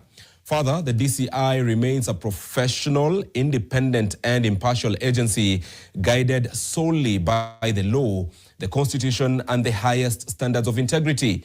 No amount of political rhetoric and attacks will distract us, they say, from their constitutional mandate of investigating serious crimes and upholding justice for all Kenyans. Now, the DCI goes ahead to say that furthermore, the DCI is actively reviewing the full utterances made by Honorable Rigathi Gachagua, particularly those delivered in the Gikuyu language. We are assessing whether any of these statements may constitute offences under the National Cohesion and Integration Act or any other relevant provisions of the Penal Code, including those relating to hate speech, ethnic contempt, and incitement. The DCI continues to say that they will not hesitate to take appropriate action where the law has been broken, irrespective of the status or position of any individual. Remaining on that bit, and the former Deputy President and DCP party leader Rigathi Gachagua has dared the DCI to arrest him following the remarks that he made earlier today. Gachagua says he can no longer be intimidated by threats of arrest, even as he challenged the DCI to first arrest criminals who staged attacks against his political rallies in various parts of the country. Acha nikuambie DCI, siku Kasongo amenitoa kwa ofisi, watu wetu walinyamaza kwa sababu hawakuamini ya kwamba Ruto anaweza fanya kitu kama hiyo. Ilichukua watu wetu 2 weeks kukubali ya kwamba Ruto alihangaisha sisi. Lakini saa hii, wewe kama unataka kuja shika mimi, shika Rigiji, alafu uone ile maneno itakuwa hapa. Na nikwambia DCI, before utishe mimi, ati unataka kunishika, nataka kwanza wale watu walitupiga Lemuru wakati ya funeral, ukamate hao upeleke hao kotini. Kabla hujauliza mimi swali yoyote, wale wakora walitupiga Mweki PCA Church, uwakamate uwapeleke kotini. Kabla hujauliza mimi chochote, wale wakora walitupiga PCA Kariobangi, uwakamate upeleke kotini. Wale officers ya DCI walinitafuta usiku kuniambia XBT baibiwa, nataka niseme shukurani. Na tutaendelea kueleza ile maneno naendelea katika Jamhuri ya Kenya. Mkitaka kuja kushika sisi, mnajua pahali tunaishi. Of the multi-billion shilling oil scandals has fueled political heat, with politicians now capitalizing on the scandal to settle scores. The United Democratic Alliance Party has now turned its guns on former Deputy President Rigathi Gachagua, linking him to an alleged shadowy financier from Mombasa connected to the scandal. NTV senior reporter Ibrahim Karanja now unpacks the direction the matter is taking, even as senior officials in the energy and petroleum sector arrested last week expect to be arraigned on Tuesday. Former Energy Principal Secretary Mohamed Liban, former Kenya Pipeline Company Managing Director Joe Sang, and former Energy and Petroleum Regulatory Authority Director General Daniel Kiptoo, alongside two others, are set to face court on Tuesday in relation to the infamous fuel scandal. Yet what began as an investigative matter has now firmly shifted into the arena of high-stakes political confrontation. Their arrest last Thursday was followed by the Easter holidays, delaying their court appearance until tomorrow, Tuesday, which is the next official working day. In the intervening period, multiple state agencies, including the Directorate of Criminal Investigations, DCI, the Ministry of Energy, and boards of both KPC and EPRA have issued statements seeking to reassure the public that national interests remain safeguarded. Some of the officials have since stepped aside, with acting appointments announced. But beyond formal government channels, a parallel political battle has intensified. From the outset, former Deputy President Rigathi Gachagua, now leader of the DCP party, directly linked President William Ruto to the scandal. Ya kwamba ni vita ya biashara kati ya Ruto na wafanyikazi wake. Those claims have been strongly dismissed by government allies. UDA Secretary General Hassan Omar has hit back, accusing Gachagua of speaking on behalf of what he termed as a Mombasa-based benefactor, allegedly tied to the oil trade in question. All of you who have been watching Wamunyoro, even as Deputy President, has always demonstrated very wanting intellectual faculties to understand even very basic concepts. But for this one, he is fairly eloquent because he has been prepped to create diversionary aspects of the investigation, to divert the investigation, and to be a beneficiary of those who are perpetrating these massive economic crimes. In the same statement, UDA also dismissed Kiharu Member of Parliament Ndindi Nyoro as a pseudo-expert, accusing him and Gachagua of misleading the public on the scandal. And that's why I've told the DCI, where there is factual or reasons or grounds to arrest and charge these men. The party has further proposed that anyone found culpable be fined up to 5 times the losses incurred as part of efforts to recover public funds and impose punitive deterrence. Meanwhile, a section of leaders from the Luo community have criticized Gachagua, accusing him of repeatedly invoking the community as a political shield in all national disputes. Such statements are meant to provoke the emotions of a community. And I am aware that history is full of injustice that has been meted on the same community. The Luo community is not a political punching bag. We are a conscious, dignified, and politically mature people whose choices are deliberate, informed, and anchored in lived reality. God. Hiyo itaendelea. So bwana ile itabidi react na hiyo. So atikataka na mtu emotion. Nation is God. I'm sorry. What's an earlier? Can you react to that? Hata huko hiyo moja hapa. I told you. Go ahead. Good evening. You people are very strange. When someone is submitting, you call it a cry because yours is not a cry. No one is complaining, Andy. You said the same things I said yesterday. You're submitting today. In fact, you're very embarrassing yourself. But anyway, this is too small for me, so I will speak about other things. When the people who have been accused of meddling about with energy and oil, this so-called criminal offenses by those top directors and the PSs, what I would say is, if we look forward, we are thinking about which type of leader will do what the president of Burkina Faso is doing. He's taken the China way.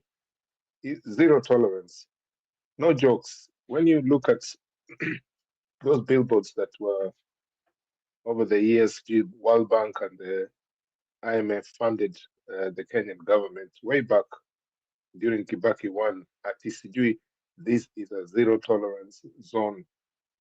Hapo nje kwa departments ya serikali. It was useless.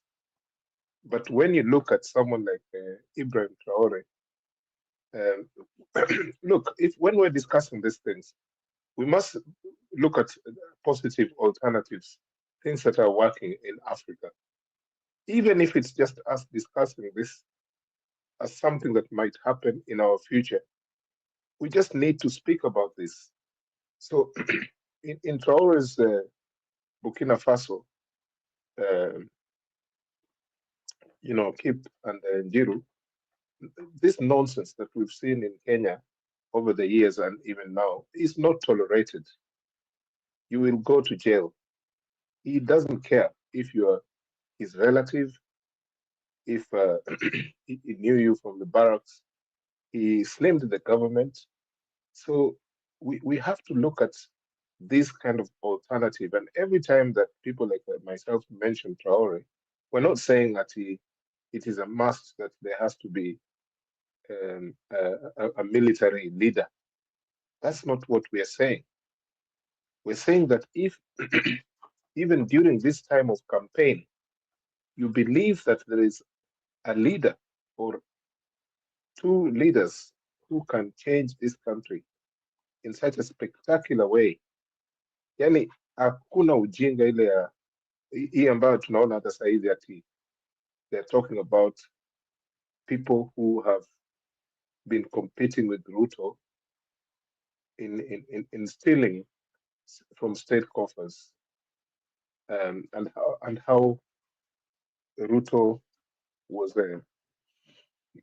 was intimidated by the World Bank, IMF, to sell the parastatals and other government corporate entities.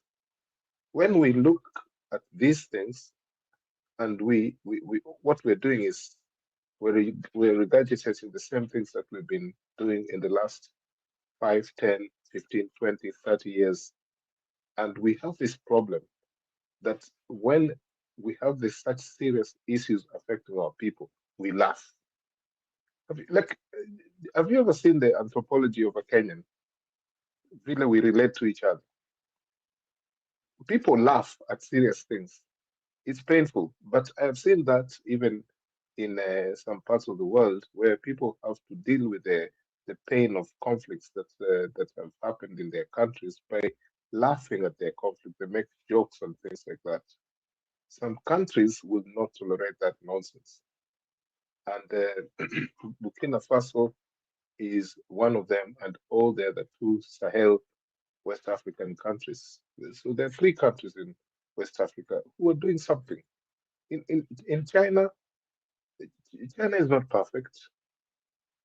The other week, there was a Nigerian drug dealer who was executed in China, and he was given a fair trial. But they had to execute him because it's in their law, zero tolerance. So if we had such an approach, personally, I think someone accused me yesterday of blowing hot and cold or sitting in the middle of this kind of crisis, that I'm not choosing one side or the other. What I would say to that is it's my choice. So, for example, if I say that I'm into human rights, I don't approve of the death sentence or executions of criminals. That doesn't mean that China is doing something wrong. It's in their constitution, and I think that that's the best way that they can prevent criminals from doing such stupid things like drug trafficking. They do it because they know that if they have that in their system, no one will ever try. Kip and Jiru, please tell me something, okay? When some petty criminal is stealing mobile phones on the streets of Nairobi or elsewhere. People are ready to stone this person to death. I have asked this question before. Why can't we do the same to these gangland people who call themselves politicians, powerful leaders? These same people. Sisi mbona uliona Gen Z or the youth generation, they nearly did that in 2024. We called it the handshake. Walikuwa nasalimia watu. Okay, I'm not into violence, but why is it that it's easy for us to execute petty criminals, but these leaders tunawaogopa? Unaona, wakati tunaongea vitu serious kama hizi, unapata Njiru sasa anataka kufunga studio because Njiru wants us to be here doing comedy. Hey, hata siwezi simama, I'm resting bwana. Hey, usisimame, kaa chini tuongee. No, I have to stand because nimeketi for so long. I'm just trying to. Okay. Pole sana. Nilikuwa nafikiri unafanya zile zako za kawaida ati watu wakiingia tu hivi wakianza, wewe unapenda majokes saa zingine, lakini I am serious. I'm saying that we need something which is different. From this panel of leaders that are trying to take over from Ruto, the person that I think can safisha Jamhuri ya Kenya, the one that I think can safisha Jamhuri ya Kenya is Fred Matiang'i. I know that he has blood in his hands because of the history he had in Uhuru Kenyatta's government. But he has some form of zero tolerance. We have seen how he was heading the education department with zero tolerance. He basically warned those principals who had been doing corrupt deals with other external forces so that schools were run in a certain way. But he did what he had to do. He's not perfect, okay, Fred Matiang'i. But when we look at the alternatives, we say Kalonzo Musyoka has been in solidarity with Raila Odinga and others for a long time. But why then can't they say, this is the person who can be the Ibrahim Traore of Kenya, Matiang'i? And then he can work with others who we think they can try, but we know they can't, like in a Kalonzo. I think that, and I posed Julia here many times. Julia is one of those big supporters of Matiang'i. But I'm looking at the least worst criminal or the least worst perpetrator of corruption in Kenya. And I see that as Matiang'i. I think he can bring zero tolerance and safisha vitu ambazo zinatusumbua hiyo nchi yetu ya Kenya. Unfortunately, with the rigging that hii subject ya rigging actually ni kitu chungu sana yani. We know it's going to happen. And we have been told that when it happens, and if it happens this time, there might be some violence. These are the things that people are discussing. We don't have to reach that point where people now start beating each other up and killing each other because some selfish politicians want to retain power by force. But by now, we should have known who is the person to unseat Ruto. We are not doing that. We are not doing that. The media is giving us this false picture of the things that Gachagua is saying and all these reactions against Ruto. People saying one term. We've heard that before. There were people who were even throwing shoes at Uhuru Kenyatta in Migori. And the guy still went ahead and stole the elections. Okay? We have to find a person who can do a Kibaki one, of 2002. We're still joking about this. It's because we have allowed those politicians to mess us up and joke about this. So for me, if you asked me who will be the root person to do this, at the moment, and he's not perfect, he's Matiang'i. I swear, I don't even know how I reached that, because he's one of those people I really did not like at all because of the bloodshed that was under his leadership as a security minister. He has said that if there was a commission of inquiry, he's ready to defend himself. Thank you. Oh, by the way, there was a video there. Mr. Gachagua is giving us a lot of, quality content, and sometimes he just gets a bit distracted. But when I saw the video about William Ruto's wife, that Gachagua openly disclosed that he is a victim of domestic violence, which, if you remember, Raphael Tuju, as one of the chief agents of Raila and Martha Karua in the last election, he was interviewed a couple of times and said that Rachel Ruto regularly goes for treatment in South Africa because she cannot access the services of certain hospitals in Kenya because of what she goes through under the the violent regime, the domestic regime in her house. This has been said openly by Kinatuju, and now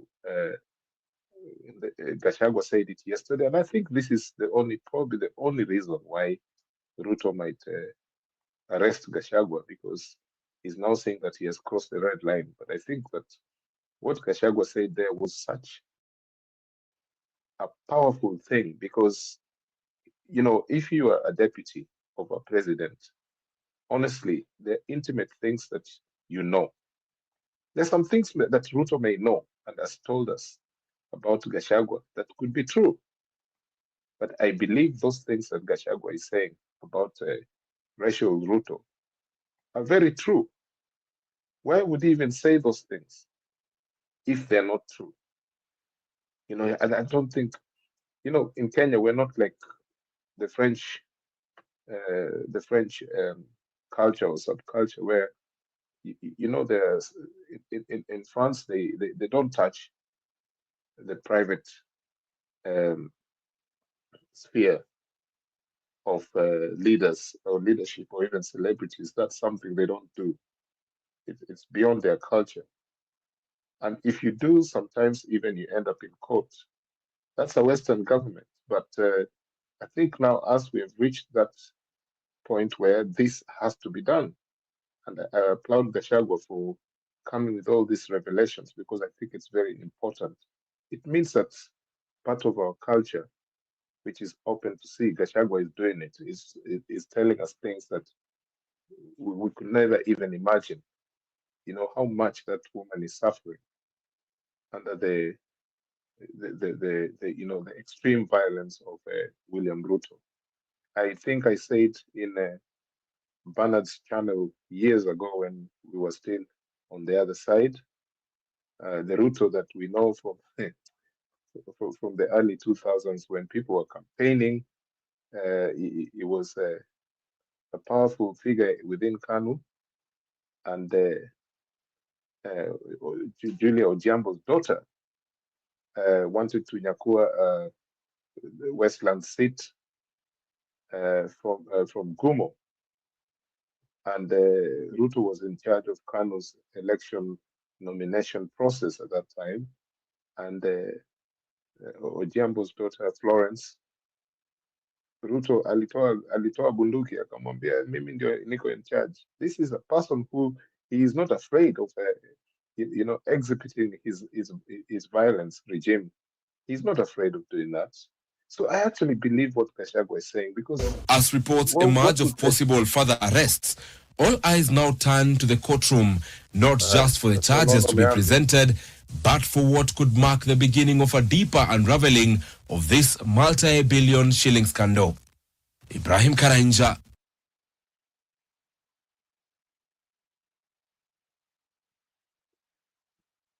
Njiru, usiendelee na hiyo video yako kama unataka kublock. No, go ahead. Sio mimi nimecheza hiyo video, I don't know imejifungua tu, but ni sawa. You can finish up with your story. Umeogopa. Such a thing what Gachagua said, hatuwezi ogopa kwa sababu him is a person who has dealt with William Ruto at a close range. Kina Tuju, when they said these things, they didn't end up in court. So tusiogope, hizi ni vitu tunasema tu hadharani. That if these are the only ways to deal with this person during the campaign period, they have to be said. But unfortunately, if you look at the other side of the dynamics, is that William Ruto, we all know, he does not care what you call him, what you say about him, the truth about him. He does not care. So we must find a thoroughly, something very sufficient. Yani ile ya 2002, vile tulimngoa Moi through his proxy Uhuru Kenyatta at that time. It can happen. But at the moment, I think we're still subject to a lot of rigging that is going to take place, because there's a lot of money that is going to be unleashed on the people of Kenya during this campaign period. But I wish us the best. I think that there is a courage, there's something that Kenyans can do to change the system. So for now, I might change my mind in the near future, but for now, I think Matiang'i is enough. Thank you.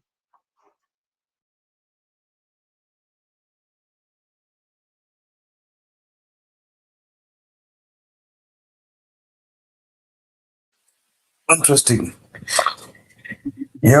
So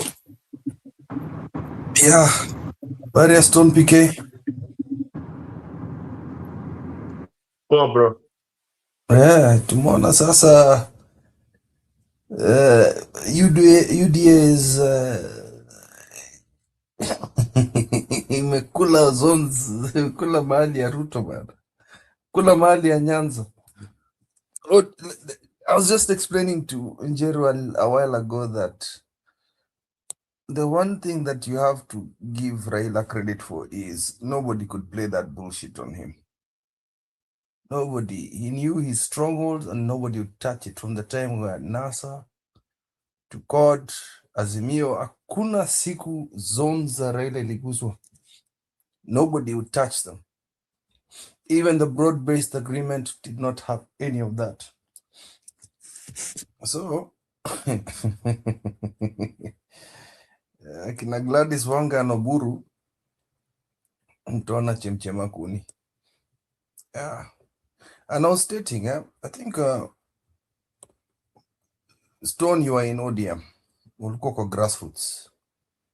You do know that ODM lost a lot of good leaders, a lot of people that deserved to run for those elections. And the ODM machinery did not allow some of these people. Now that broad-based government has preached that Ruto is bringing development to these regions, and somehow Ruto is an okay person after killing so many people from our regions, from our DM regions. I believe UDA, if a candidate that for years, over the last 20 years, had been denied an opportunity to run for a seat, and now, number one, Raila is not there, Number 2, broad-based is working and putting in double quotes. And number 3, the people have been told that you have multiple choices. Don't you think some of those UDA candidates, or most of them, watapita, and a very large chunk of the ODM strongholds will be swallowed by UDA if we don't have a candidate in the opposition? I just need to know where you understand from there, Stone.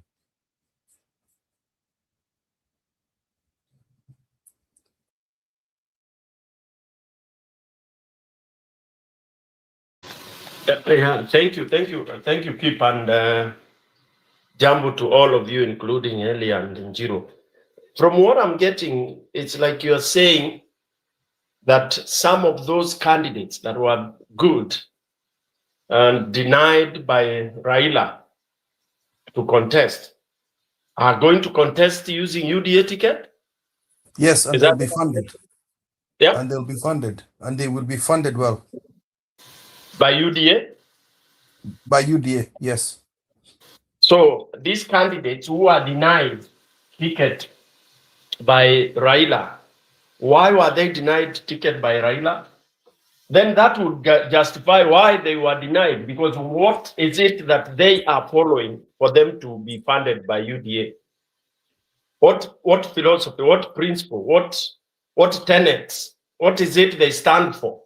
I'm not talking about morality. No, I'm not talking about morality here, Stone. I'm talking about the greed of ODM to go for the broad-based, not knowing they're going to be swallowed by UDA. Yeah, so then those guys have no morality. We should not bother about them. Anybody who is going to UDA, don't worry about them. They would be of no value to us on our side. It's good readers. We're talking about consequences. I was just going towards my argument was going towards consequences of working with Ruto. That's what I'm saying. I'm saying you ODM ran for something na mtu ameingia nyumba yake akachukua kifunguu. Plug TV said it very well. They want also the virgins, everything. Amekuja kuchukua first wife wako na kuambia wewe ni mgeni kwako. That is what I'm saying.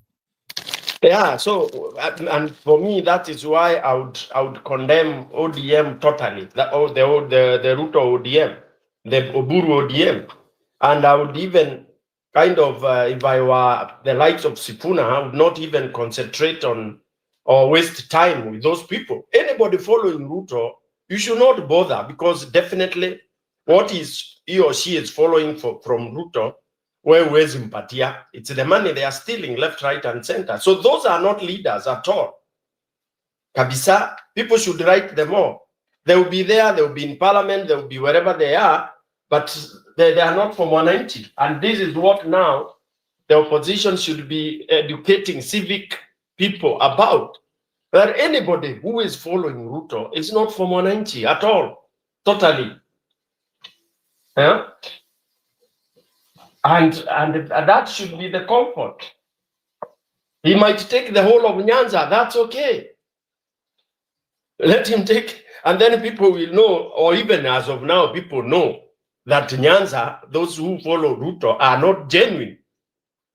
They are tumbonomics. Okay? Those are not people who you would expect to salvage the country from the ditch that they are in. Yeah. I would not spend sleepless nights if Luo Nyanza, the entire Luo Nyanza went to UDA. I would not even bother. I would not. I would just concentrate in letting people know that if whoever follows the murderer is a murderer. Remember, if you take the statistics of those who Ruto killed, those who are killed by Ruto's regime, most likely, I'm sure the numbers will be, Luos will be more, followed by Kikuyus. Yeah. And this is a guy who had authorized Raila to apigwe risasi akufe, only that he was in an init. I mean, for me, by the way, I have nothing to argue with the Ruto followers, especially these followers from Nyanza. The most that were hit most, ndio hao wanasema ati to punish the Kikuyus. It's a very stupid reason. Very. That walienda kwa broad based juu ya Wakikuyu. To punish the Kikuyus. It's like a wife, your wife going away, anaenda akilalalala na watu na huko ati anakupunish. Sorry. Yeah. You know, I think Julia explained yesterday. You know, to punish the Kikuyu. Even you did explain this one of these past programs we had here, that this was just a form of bitterness. There's nothing sophisticated about what people of the so-called Luo Nyanza are thinking. It is just they have seen these past elections and they've said that they by the way, they rarely even talk about the Kalenjins, even though they know that the Kalenjin leadership was part of this scheme to rig Raila out, but they've never made Those who are those are who are trying to get rid of right now. We're trying to get rid of Ruto and his goons from the Kalenjin land. Yes. Hakuna ukabila hapo. Ni ukweli. Hapana, kitu najaribu kusema ni hivi. I'm saying that there's no sophistication about what the Luos are saying in the villages. That all they see is, you know, this thing about Kikuyu and Luo is made from the top, yeah. And now they're saying that, hey, this is now the time we will revenge. What revenge? You know, because me, I don't understand it, because I think in this last election of 2022,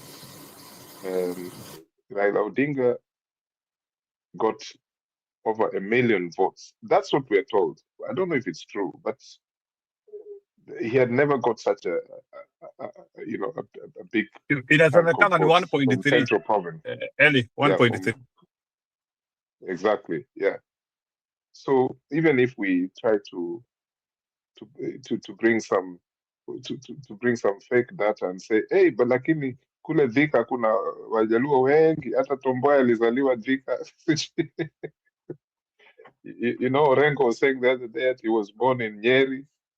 You know, we can say all these things, but the fact is that in the 2022 elections, the data came out as there's an overwhelming number of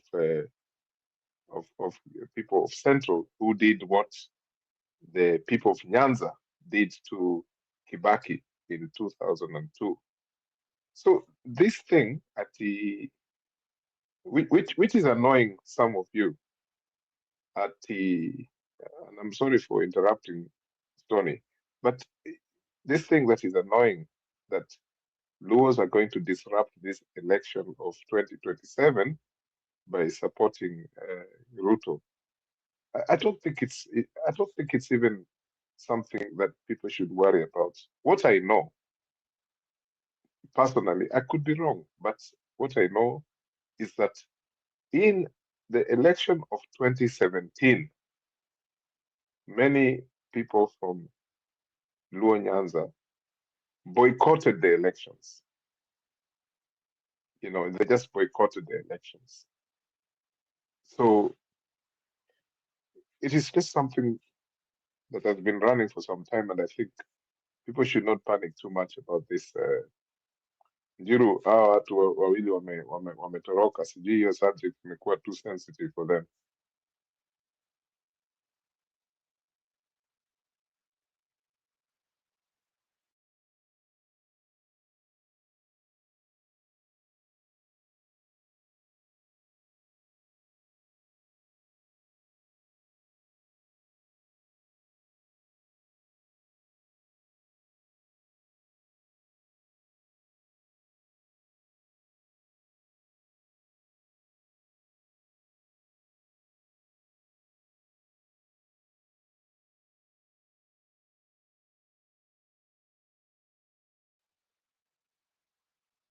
Jiro, are you there?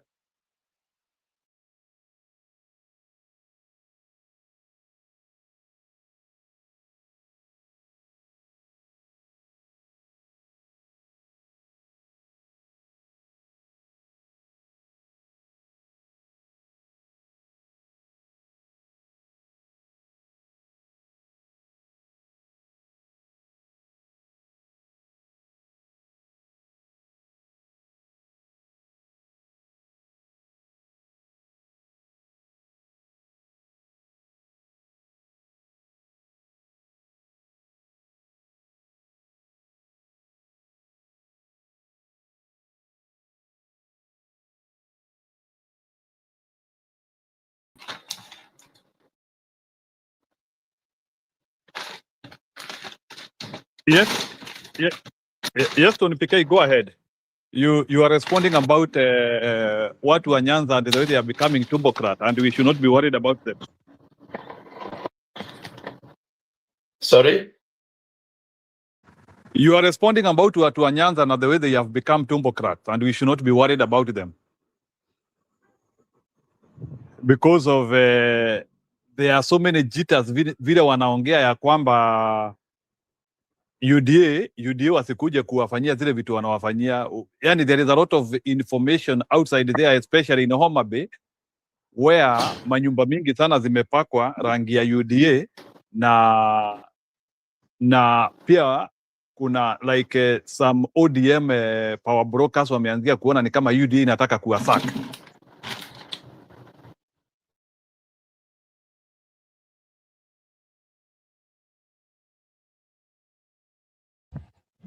Yes, Bwana Stone PK, can you get me?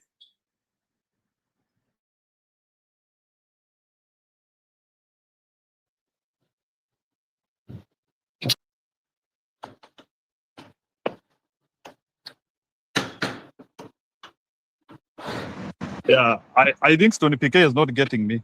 It's sawa. Yeah, sijui ni kwa nini. Maybe it's my network, I don't know. Wewe unanisikia? Vibaya sana. Nakusikia. Can you get me now? Yeah, right now I can hear you, yes. So nakuambia watu wa UDA ni kama wameamua kumar ODM to the extent that the Secretary General amesema itabidi wamenyane na ODM.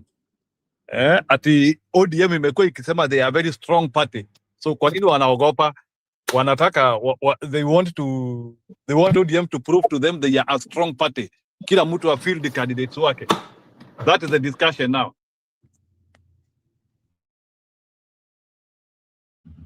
Hii ni Ruo Nyanza and Coast.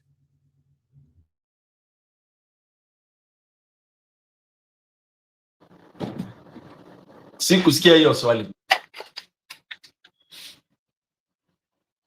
Nakwambia in Ruo Nyanza and Coast, ODM and UDA wamesema watamenyana. Courtesy of UDA.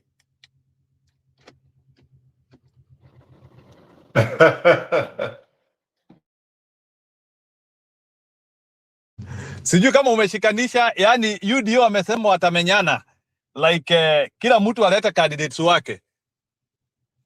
Ati ODM has been claiming for so long it is the most powerful party in East Africa. Kwa nini wanaogopa competition? Stony PK. Yeah, that's a joke. Ati ODM is fearing competition kwa nini? So UDA ikisema inataka kufield candidates in Nyanza, why is ODM fearing and they are already popular?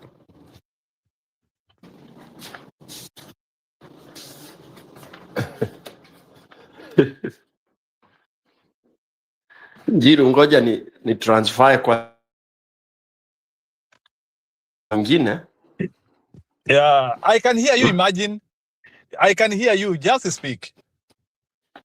It looks like my phone is not functioning. Yeah, nakusikia. Just speak up. Okay. Yeah, I can hear you. Just speak up, please.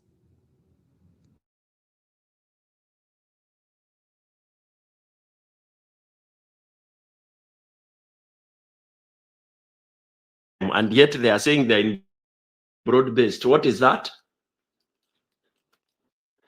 What is that? What is that? What is it they are competing on? Kushindania viti, like they have started scavenging on each other. That is the current style. They have started scavenging on each other. UDA has started scavenging on ODM lucrative areas. Na unajua ODM wao wanasema Nyanza na Coast huwezi guza, UDA waende kwingine. Does it make sense? I mean, Miss Sioni, are they collaborating? Are they in coalition? So if they're in coalition, they're in a 50-50% deal, brother. That is what they have been telling people. They're in a 50-50% deal. So they cannot start jeopardizing each other. Itabidi wasikizane, si ati historia kusema tu wewe unaleta mambo nini. So like ODM itaki kusikia UDA wakileta hizo ujinga wanaleta.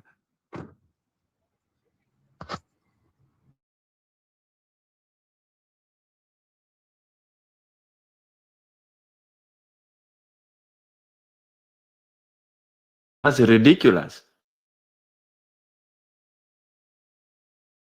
No, UDA imesema they are ready to compete with ODM, Stony PK, if you are not getting me. UDA inataka kucompete na ODM everywhere. Kila mtu atoe candidates wake wamenyane. That is the principle.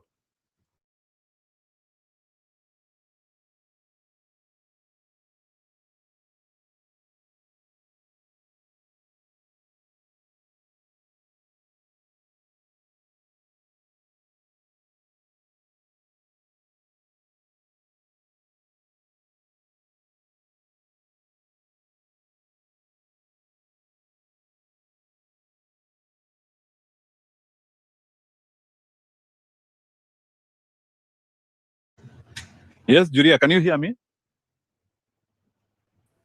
Yes, kwani kumeendaje mmenyamaza? Unajua Stony PK ni kama tusikizani kabisa. So can you help me understand like UDA imeambia ODM kila mtu asimamisha watu wake everywhere. Okay. So hakuna deal. Hakuna story ya kuzone. Kila mtu achukue candidate everywhere. Kwa hivyo ODM imefinywa Sasa si UDA inasema ODM ndio the biggest party in East and Central Africa, North and South of River Limpopo. So kwa nini wanaogopa chama ndogo? Kwa nini wanaogopa chama ina watu? Kwa nini wanaogopa chama ina umaarufu? Si washindane na watawashinda tu. Sawa, then wasizone, kila mtu asimamisha everywhere, hata Nairobi. I think UDA feared that ODM would insist Nairobi ni yao. Na UDA kutaka hizo story. So I guess the game has just begun. I think we should just buy popcorns tukae tujione hiyo drama.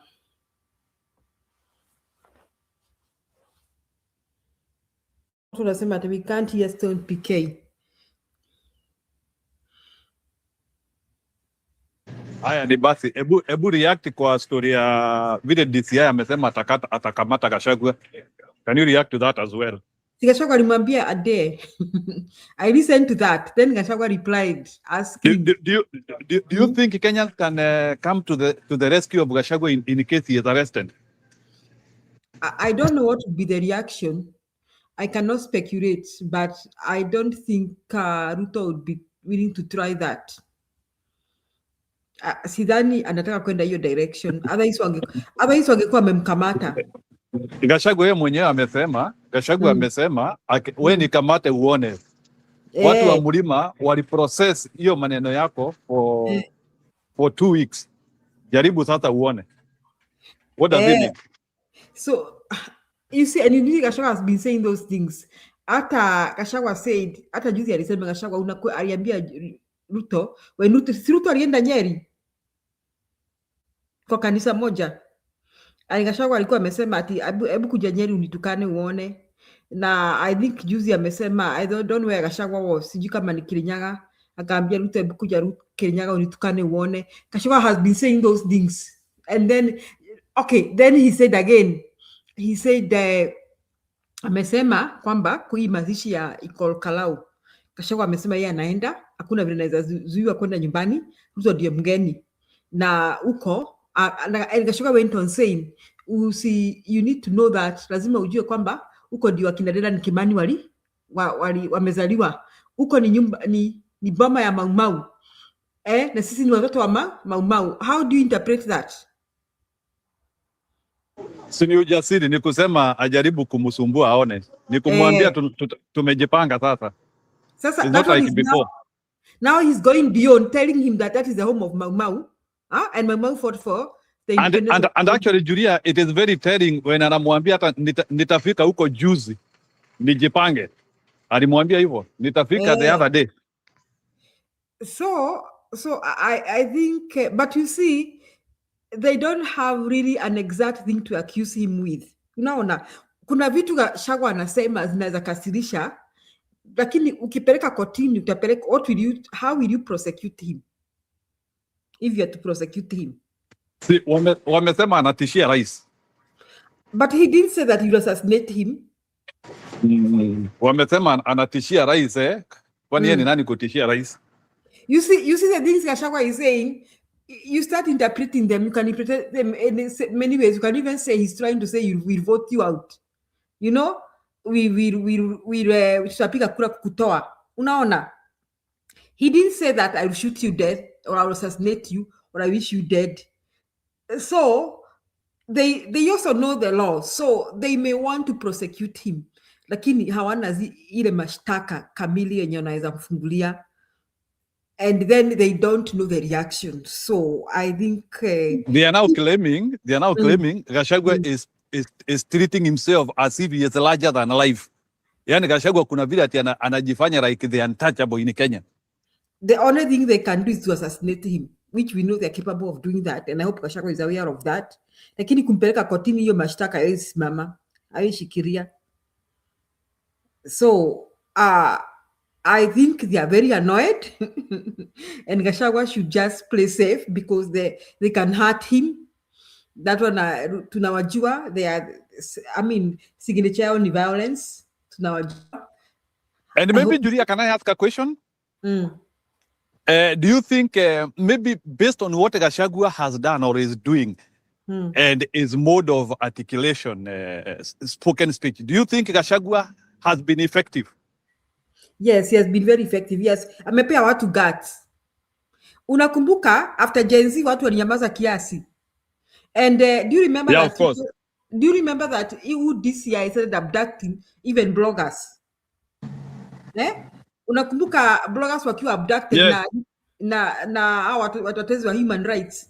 Hata si ndio, hata kuna blogger mwingine Meru akauawa. Bloggers really died for so long before he stabilized. Yes, I agree. Then after Gachagua comes, sasa now let me ask you, utaenda ku arrest bloggers ama utaenda ku arrest Gachagua ama what will you do? You know everything is going. I think hata waliachana na mabloggers sasa because I think Gachagua alikuja akachukua. Lakini kuna statement Gachagua amesema juzi. Gachagua amesema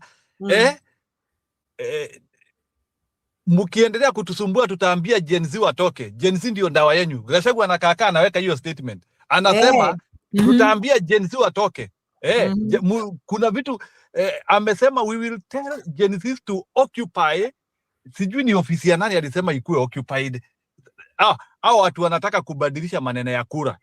Akasema if we go to those offices and we discover you are shenanigans you are doing, we will tell, tutaambia majenzi wakuje ku occupy your offices. What did he mean by that? He meant that now we are going all the way, and he meant, they don't know what can really happen if Gachagua started to the protest manini. Hawajui, and I think Ruto doesn't want to try that. Then I also think, let me ask you people, naona Mwamba kuja karibu Mwamba. Unaona, I've been seeing the reaction of Kindiki na ni kama akina Sudi wamenyamaza kiasi. I heard Farouk Kibet talking, but he did not insult Gachagua. Remember you people, Farouk na kina Sudi walikuwa na madharau mingi sana na matusi kila saa wakifungua midomo. There's something cooking in that government that maybe even Gachagua knows. Mimi I would like to say ni kama ile bibi yako anajua kwamba kuna kazi hawezi fanya, na kwa hivyo anakwambianga Juge kila saa mkiwa kwa beri unakwambia hebu nikasirishe niende niseme it is seemingly that is what is going on right now, and even akina Sudi na kina Faruka na wengine wanajua there's things that are cooking that will blow out very soon before long, that will reduce Ruto to nothing, like will demean Ruto so much that now they are playing safe. That's how I see it. Otherwise, mnakumbuka matusi ya Sudi na Faruk vingekuwa imejaa. Now they are saying, I even heard somebody telling that the preachers that you pray for this politician, the things they are saying, a recipe of chaos, pray for them. Since when they Julia, unasema hivyo na Faruku Kibete amesema Gachagua asipewe mic Wednesday. Nimesikia Faruku akisema hivyo. Amesema Gachagua asipewe mic because anaharibu nchi. Ati Gachagua ana incite Mount Kenya. Yeah, it's like you know what they are saying. Let me tell you what akina Farouk Kibet wanasema before we give Mwamba to also react on this. They are claiming Gachagua is lying. Gachagua is inflating the country. Gachagua is having baseless claims. So according to you, are Gachagua baseless claims? Ati ni attention seeking, anatafuta. Ati making himself relevant. Juu yuko kwa serikali. Let me say this, whether it is baseless claims or baseful, they are the cause of the baseless claims. How do you want to fikisha hapa? Now we can say anything, even that what does not exist. Ruto na kina Faruk, they are the ones wamefikisha wa Kenya hapo. So even if sahi Njiru ukianza kusema kitu, Kenyans will believe you. Jana niliwaambia kwamba that I cannot believe anything Ruto says when he says he ameimpregnate Rachel na Rachel apatikane ako na mimba. Mimi nitakubali hiyo mimba ikipimwa iambiwe ni ya Kasongo. Otherwise there's nothing I can believe coming from Ruto. Wacha niweke koma hapo. Mwamba ongee. Aya, Mwamba, you can react to that. Are you going to demonstrate wakikamata Gachagua? Hey, Julia umetoa gloves kabisa. Habari zenu lakini. Jema kabisa, sema. Iko nini Mwamba? Hapo umetoa gloves. That was bare knuckles. Anyway, mimi kitu naweza sema is now as time goes by, I've started having a lot of respect for Gachagua. Number one, this guy haogopi kitu. Number two, knowing what Kenya is and the way Ruto is, if they had anything, hata kama aliiba sidano, he would be in court now. So why Gachagua is not in court anything? So he's not guilty. It is telling me like possibly Gachagua is a very clean person. Kama Ruto amekosa kitu ya kumpelekea mbele ama kumshikia, surely Gachagua must be very clean. The other thing is the jokes. Kusema ni crook. They have been saying he is a crook. Yes, you can say he's a crook, but you are not bringing anything to show his crookedness. Hakuna kitu mmetoa. Munaenda kuingilia familia yao. Bwana Mwamba, I'm surprised bwana. I'm surprised you are saying Gachagua is clean bwana. No. I'm telling you, of course, there is only a fool that never changes their mind. I'm not saying that I am going to vote him for president yet. But what I'm saying, if you look very cleanly, you should really respect him. Kwa sababu, kama angekuwa ameimba sidano, the way I'm telling you, for sure, angekuwa mbele. The way he's talking with a lot of makosa, they could have and I think bwana Mwamba, it is global. When you become a nuisance, unatafutiangwa shida. Angekuwa amefunguliwa hata kama ni 91 crimes. No, the other thing there is, or what there might be, and we don't know, I'm not saying this one out of knowledge, is that there might be something. Of course, we know that Gachagua has really infiltrated into the security system of this country, because Gachagua ndio anatupatianga news of things to come. Kama ni maneno kama hiyo ya mafuta, he's the one who is speaking comprehensively of what happened and nobody denies. And Alianga, anatoa if it was a alianga. lie, angekuwa amepelekwa kwa koti for implicating the president about the $500 million Kenya money that got lost. But nobody is talking about that. Wanaongea wakipita kando kando, like they are not taking it. What I believe, or what there might be, and this is not something I'm talking out of facts, there must be something Gachagua knows which he has not told us. Because wanamuogopa nini? And Gachagua has always been telling us, in fact, from the time he started now campaigning when he was thrown out, he was saying, I'm not so clever.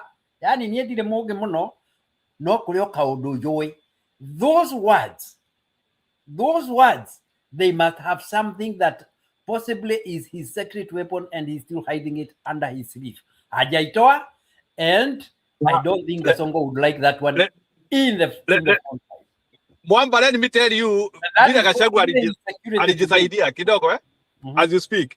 Unaona ile kitu Gachagua alifanya ya maana sana is in this life, kama utaki mtu akuguze, become an extremist. Unaona vile Gachagua anaongea bila breaks, that is his security. Unaona ati story ati do you know the reason why waliua watu kama akina Jirongo? Hiyo story ya kuongeanga ukitemia. If you want to survive anything, usikawai temia, just say things as they are. That is what has given Gachagua. And let me tell you, they cannot kill Gachagua. Ile level Gachagua amefika, he is bigger than life. Once mtu amefika hiyo level ya Gachagua, uwezi muguza. So because Gachagua sha create his own niche sasa. Hata kuna watu sasa wanajitolea kumpea ulinzi. Ujue hivyo sasa. You could be shocked, bwana Mwamba. Gachagua is having more security than Ruto. Kutoka pro bono people. Kuna majamaa wanajitolea wanasema huyu mtu tutampea ulinzi sasa. Juu ile kazi anafanya. You might not so that is what happens even in many countries hata Marekani kuna majamaa wanaitwa kina Ruiz Falcán. Majamaa uwezi guza, wanaongeanga anything.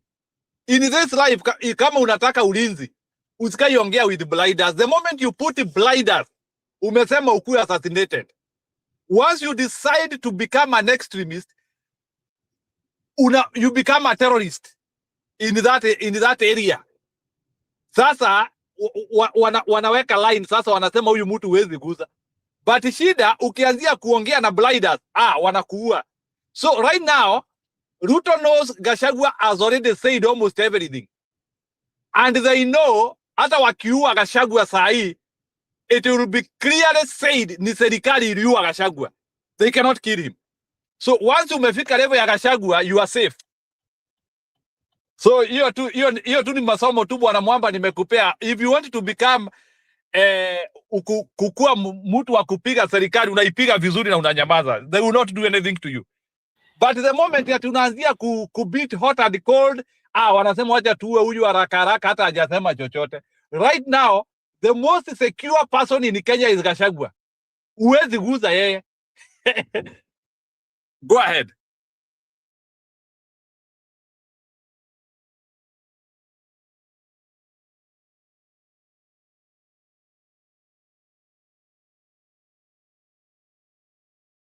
Jiro nauliza, does that one come from Machiavelli? Because every time I hear big theories about law and survival of politics, inatokanga kwa hiyo kitabu ya Machiavelli. Hiyo sijasoma mimi. But what is my feeling is that there must be something Gachagua knows. And I think that is what will be the showstopper. He's still holding that one up his sleeve somehow. And as much as you say he's become a terrorist, yes, he's a terrorist. The guy terrorizes everybody he wants. And with bare knuckles, just like Julia. Julia naye amekuwa mkali. How can you say that? Endelea. Aje Mwamba. You'd have to do a DNA to kubali. Yes, even if I see that you're pregnant. Hiyo ni kali hiyo, wewe. Sasa Ruto, everything he says he lies. Yaani huyu jamani muongo ni muongo. Umekuwa tu Gachagua pia na wewe huwezi ulika. Tumeharibika What is the hero's theory? Kenya imeharibika. No. Nani bwana Mwamba, hiyo sio theory. Angalia watu wote ambao wamewahi oppose serikali. Ukiamua kuoppose serikali, usikai oppose serikali kidogo. Una oppose serikali with full gear. Once you put full gear kwa kuoppose serikali, they don't touch you. Yeah, kuna level, because there is a level of because naturally, globally, wale watu pinga serikali upendwa sana dunia mzima, by the way. Because unajua the natural setting ya human beings hawapendi serikali. You know that, bwana Mwamba. That is the natural setting. Binadamu hapendi serikali because unajua binadamu asha identify serikali kama ni kitu ya kunyanyasa everywhere. Hata watu wa Burkina Faso. With the time wataichukia. Naturally, human beings don't like government. Governments are not loved. You know that, bwana Mwamba. So any person who comes out as a person who is fighting the government, he gets a windfall of support.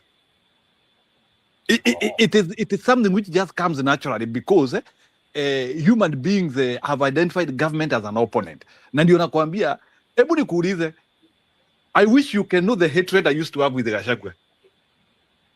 Na sasa is your lovers. When he starts fighting the government, he starts becoming palatable. It comes that way. So ile kitu iko sasa ni once Gachagua now sasa either in whichever form anasema ataingia kwa serikali, he has to maintain that momentum. Sasa naye sasa akiingia pale kwa serikali sasa alafu sasa akue sasa na yeye anaanzia sasa kucheza hot and cold tena, wanachukiwa zaidi sasa. That is what happened. Now Gachagua might have recreated himself, but akifika level sasa arudi kwa Wainga, those are people who can even actually be assassinated hata na raia sasa. Unakuta hata sasa Gachagua started from the basics by actually advertising himself. Aliweka CV akasema I'm a very truthful man. Akasema hiyo tukaona ni upuzi, akaanza kusema truthful things. Akisema kitu ni kweli. Akisema hii ni kweli. Akisema ingine iko kweli. So, of course we started seeing haya, huyu jamaa ni truthful sana. Hata wale tulikuwa tunamshuku maybe this guy is like not so very well, tumeanza kuona hai. Kumbe this guy is that truthful, na akisema kitu itafanyika inafanyika, na akisema hii iliendelea hivi inakuwa tu ni hivyo. Mpaka sasa naanza kumpatia respect, even the one that was not there. Me certainly, especially when he was doing the campaign against Raila, I never liked him, but this time I'm starting to actually admire him. Not even liking. I'm admiring this boy. His courage, his eloquence, his straightforwardness, and he's a don't care. He doesn't give a damn about nothing.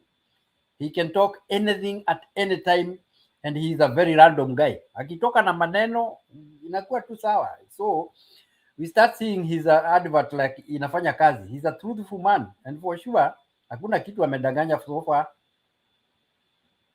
Yeah. After he said that at Ruto beats his wife. Ulisikia hiyo Njiru? Yeah, of course. He was saying that namuspiga mimi na wanaume muspiga mabibi. Mimi amepiga ati nibebe baba yangu ati hata mama taifa amechapwa bana. Mama taifa amegongwa. Kuna video hapa anaonekana amegongwa bana. But Gachagua to go around talking about it, like, and then he said that that's why Rachel doesn't go to meetings. And then I mean, unajua mama taifa ni nani? Mama taifa ni nani? Tini Rachel. Kindiki. I like that. Ni wabaya. Yes, you are bad people. Tell Ruto to stop beating wives, bana. Julia. Let me tell you, mukitaka kujua ile support iko nyuma ya Gachagua, ambia Ruto tu afanye hiyo arrest anafanya. Let me tell you, you will be shocked. Hata ukiona, let me tell you, maybe some people here might say like I'm exaggerating, but Gachagua started creating name even beyond Kenya. By the way, hata Mongiki wezi shika So what happened to them? Sijui kama Julia, sijui kama umesikia leo akisema Museveni amenunua KPC na explain na akasema Museveni anataka Muganda aweko kama CEO ama ni MD wa hiyo KPC, Kenya Pipeline Corporation, something that is an organization But ati it is true, Museveni bought Kenya Pipeline. It is true. What are you It was talking in the about, Chilo? papers. That is water under the bridge. KPC, Uganda is controlling KPC, shareholder. And everything is gone. the MD is a Ugandan anyway. That is not rumors.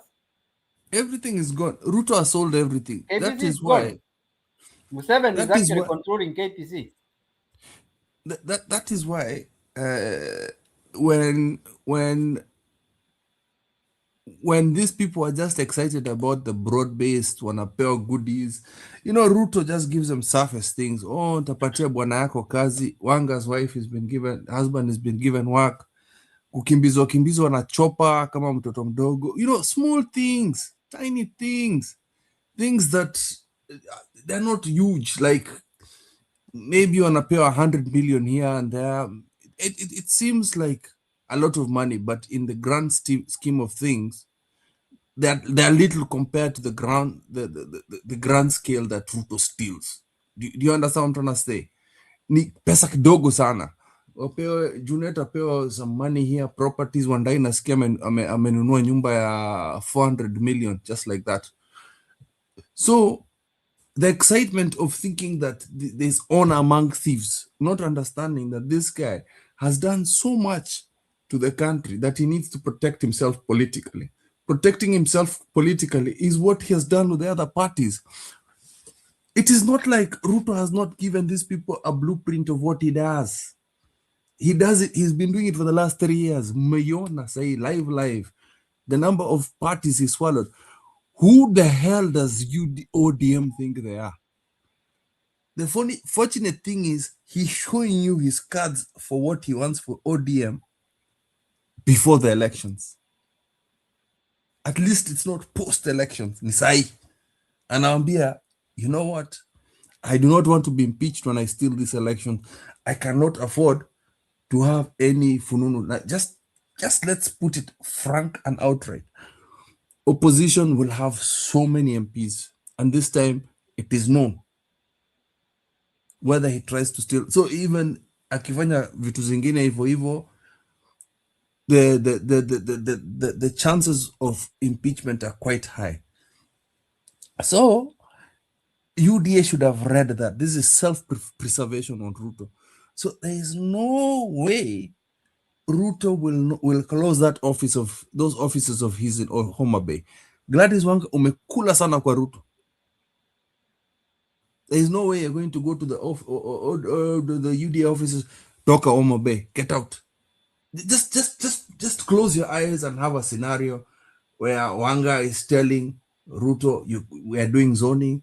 Ruto amesema, okay, you go speak what you want to speak, but the offices are open in Homa Bay, wachana nazo. While we're negotiating this zoning nonsense of yours, those offices remain staying. The offices I have in Kisumu remain there. The offices that we're opening in Kilifi, by the way, wanafungua Kilifi, they're remaining there. The second headquarters of UDA is where? In Mombasa. You have a governor standing there. You have an ODM governor there. That is the second, what do you call it? The second most important city in Kenya, Mombasa. What did they want to do? Because there's a port there. You kitu ya mafuta tumeongea hapo. UDA want a governor there. They want a governor to stay in Nairobi. Yet, UDA thought there's going to be honor. Umekuja kwetu kwa sababu we know your strength.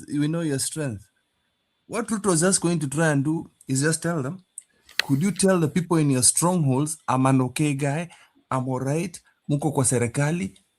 Now you've told your people what? You've told your people I'm a good guy.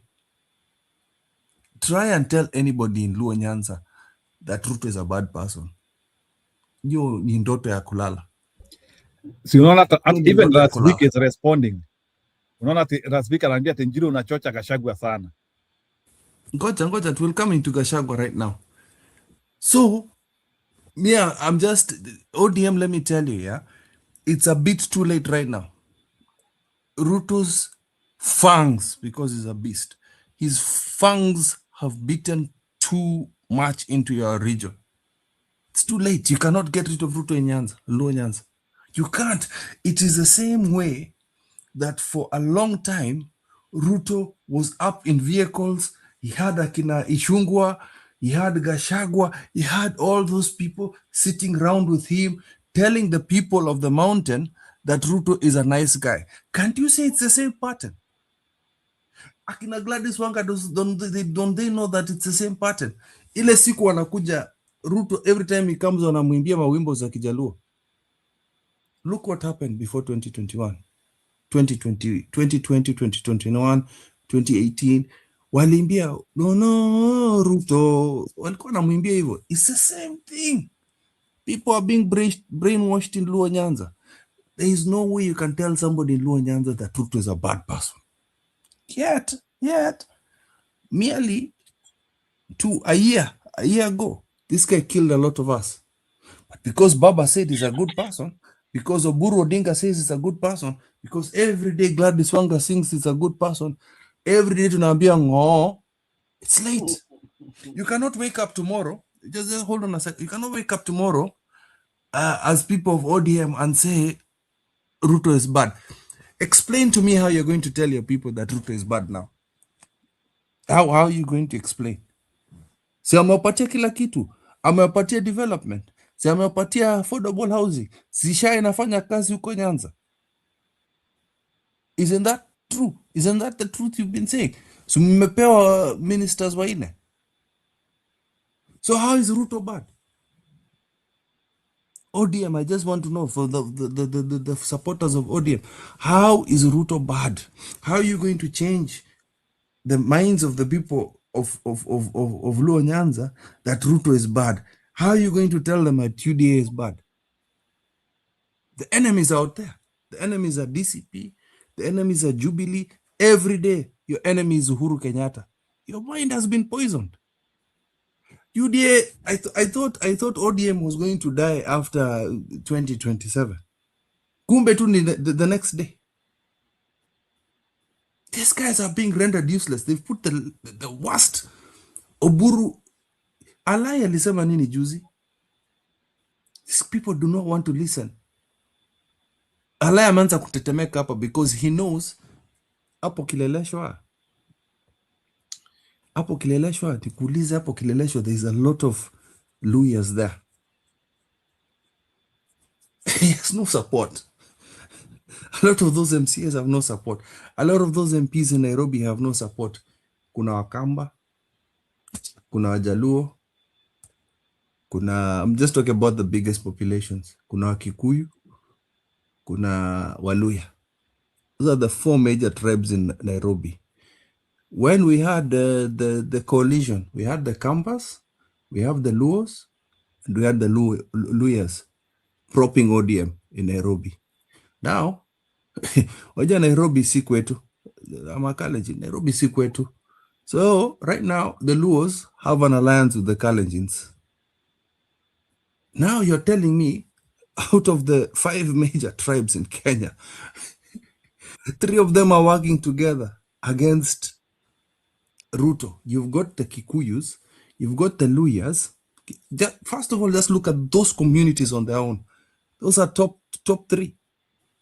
Number 1 and 3. Then you've got the Kambas joining into the mix. Come on, boyo. ODM, let's be serious. ODM is going to be swept out of Nairobi as a stronghold. That is completely a fact. ODM is going to be swept out in Nyanza, or a lot of their seats will be shared out between themselves at ODM. So let's say, and I'm confidently saying at least half of those seats are going. Gladys Wanga, let me tell you, your deputy did not resign out of just like that. Your deputy is being groomed to take over as governor. Utaenda useme, Ruto will just say, I'm thinking of Gladys Wanga as my deputy. You forget about being governor.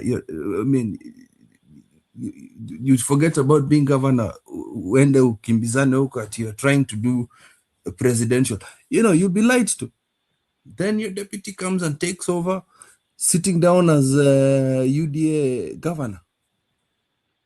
And even if there is a divorce within the broad-based government, I trust you me, Ruto has had what he needs. Anaweza tembea Nyanza the way he wants. Mushamwambia is okay. You've already told them it was the wishes of the old man. You've repeated that statement so many times that it's engorged in people's mind hapo. Si tulikupatia uende, tulipatia mzee aende huko AUC. Nyanza is done. That is why I was laughing the other day when they were talking about ODM.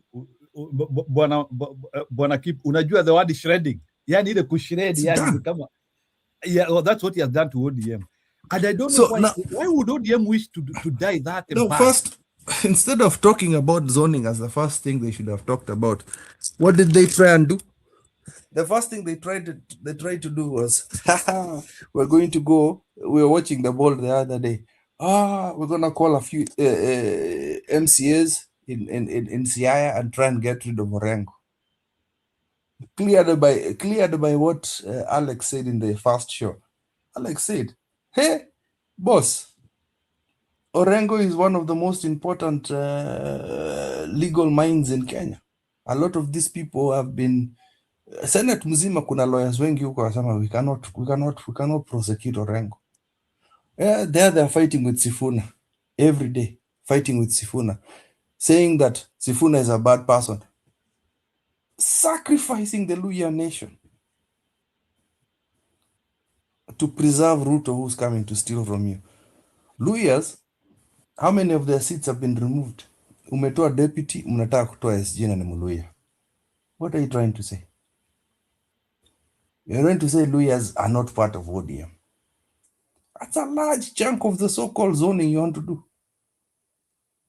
Opening up space for who?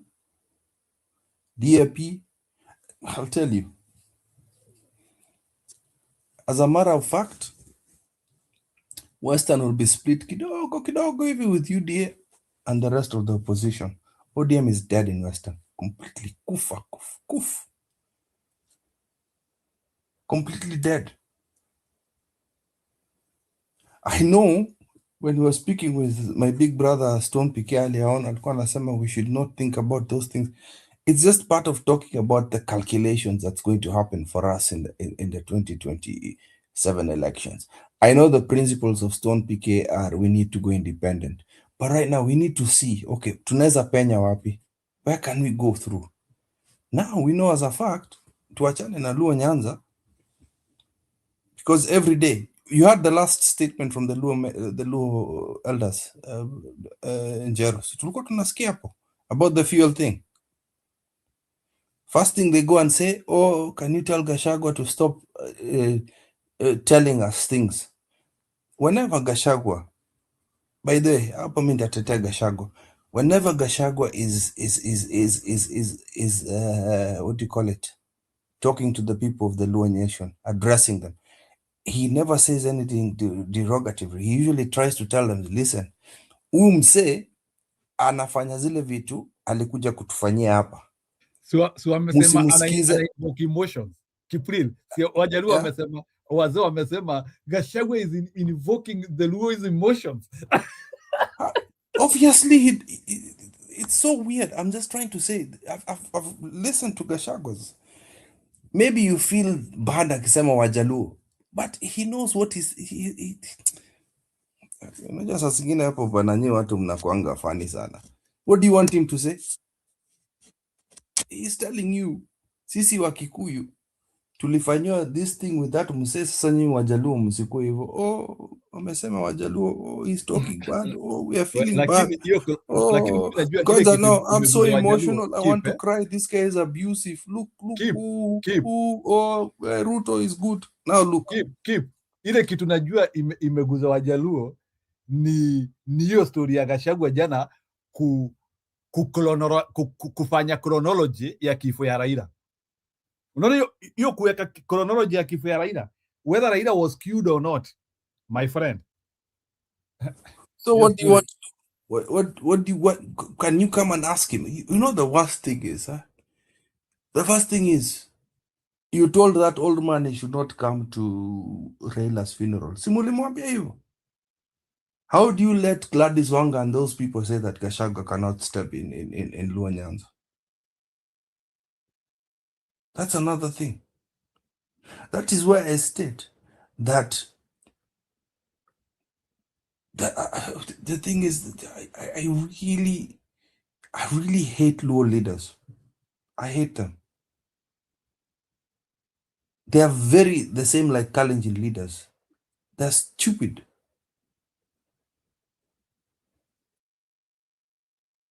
Luo leaders wanaongeanga kama Cherergei, wanaongeanga kama wanaitwa aje msee mwingine, Sudi. They are the same.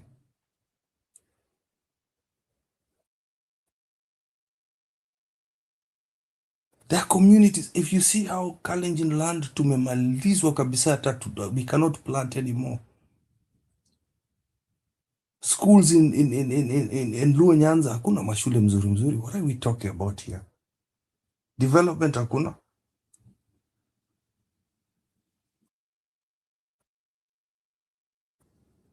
And it's the most, like, let me tell you, the most attractive people, the most beautiful parts of Kenya are from there. Yet you've got dumbasses as leaders. I mean, like the cleanest city, like, you know, which is the cleanest city in Kenya? It's Kisumu. But your MPs, ni wajinga sana. Kwanza huyu mtu anaitwa Peter Kaluma.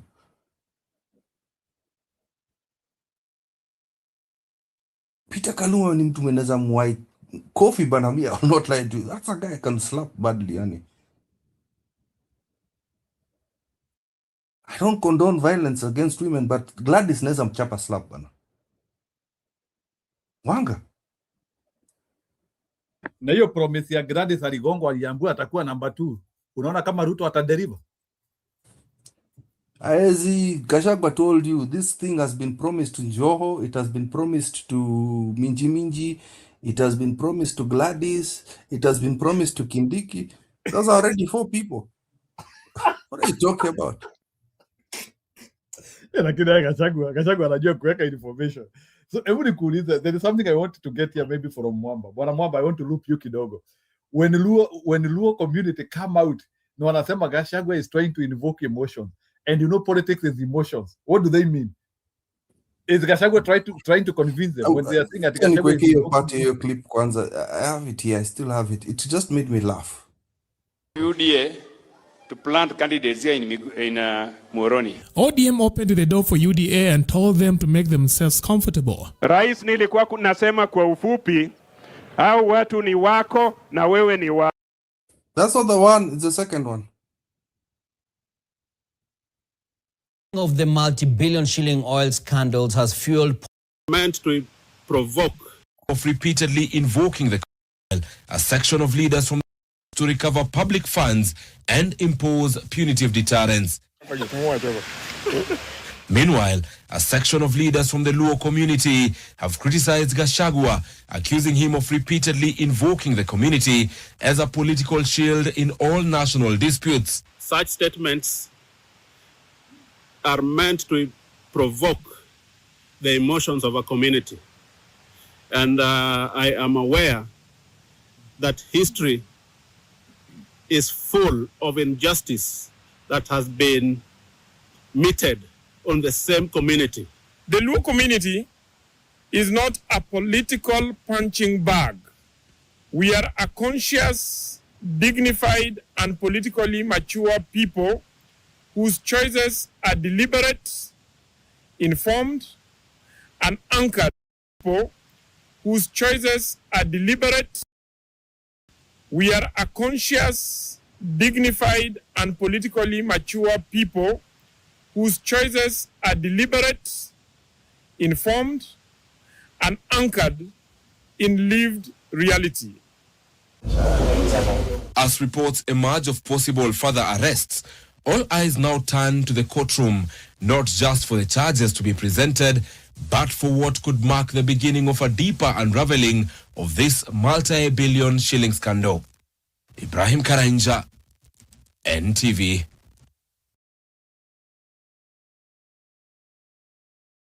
Sasa nikuulize, hiyo ni ujinga gani Njero? Hiyo ni ujinga gani? Tunasikia wanasema Gachagua is invoking emotions in a society which has been meted by so many injustices. Seriously? Yeah, they are saying they have been meted with so many injustices. So what I don't know is that they are not chronologizing the injustices which Ruto could have done to them. So Ruto is coming to, maybe they are taking Ruto as if he is the one now who is coming to solve their issues. Si wamesema Uhuru aliwanyima power, lakini Ruto amesema atawapea power. So that's power ni kufanywa nini? Power ni kuchukuliwa, yani kufagiliwa. ODM is dead. ODM has buried itself. That is power now. Let me tell you, Ruto, let me just give him marks. I'll tell you. In fact, you have Ruto to has see. done worse to ODM than even what Uhuru did. Kama Uhuru did. See, what did Mulima? Mulima had parties, bana. Mulima had parties before the elections. Let's just look at it frankly. Mulima had parties. Ruto akakuja akafagia parties zenu zote. Yote. Na akakuja huko kwa Kalenjin land akasema you Kales, hakuna tutaki chama, hakuna KANU, hakuna kitu kama KANU, hakuna kitu kama chama cha mashinani. ODM cannot run here, we are one. Sasa ODM, what makes you special? Ruto has swallowed a lot.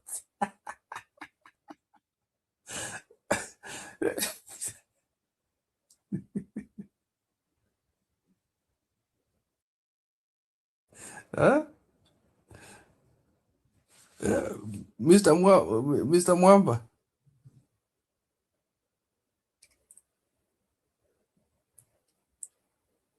Mr. Mwamba. Ama melala. You can play the other video while we're waiting for him.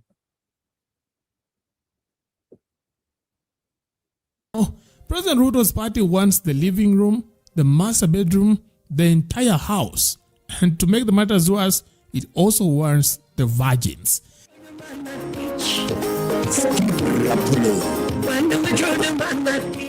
Now here's how ODM became squatters in their own house. After rolling out the red carpet for President Ruto's party UDA and giving them the spare key and telling them to feel at home in the name of a broad-based government, the Orange Party is suddenly experiencing a severe case of buyer's remorse. In less than 24 hours, the Orange Party woke up screaming, loudly accusing President Ruto's party of a planned hostile takeover of its traditional strongholds. That we had what the SG, and we are not apologetic, we had what the SG of UDA said. He was very clear and categorical that there's going to be no zoning and that they're going to have all candidates of UDA in all areas, even the strong areas of ODM. I want to say this. My people, we must come out strongly. And as ODM, we must defend our areas and our regions and make sure that ODM is in every position as strong as we can be. And we are not going to sing songs of praise to anybody if they're not going to know that on that table, ODM is very strong, the ODM can feed everybody everywhere. And I was talking Mirima. Because this is a party that we have a legacy. Raila Amolo Odinga fought for this party. And we all fought. Aduma told you what happened in 2007. In 2007, it was not easy. We are the same people who had put Kibaki in power in 2002. And he promised us that he was going to leave for us power. He never did. And in 2007, there we were. We brought in Kofi Annan. We brought in all these people to come and negotiate. When they were sitting in Serena, negotiating, inside there was Karoli, there was President Ruto, and all the people who are inside negotiating. Anytime Kibaki did not want to agree, it is me, people like Aduma, and those who are outside. Karoli would tell us, yes, they are refusing. Kibaki is saying no to what we want. What were we doing? We were telling the people of Kibera, Mukurureru,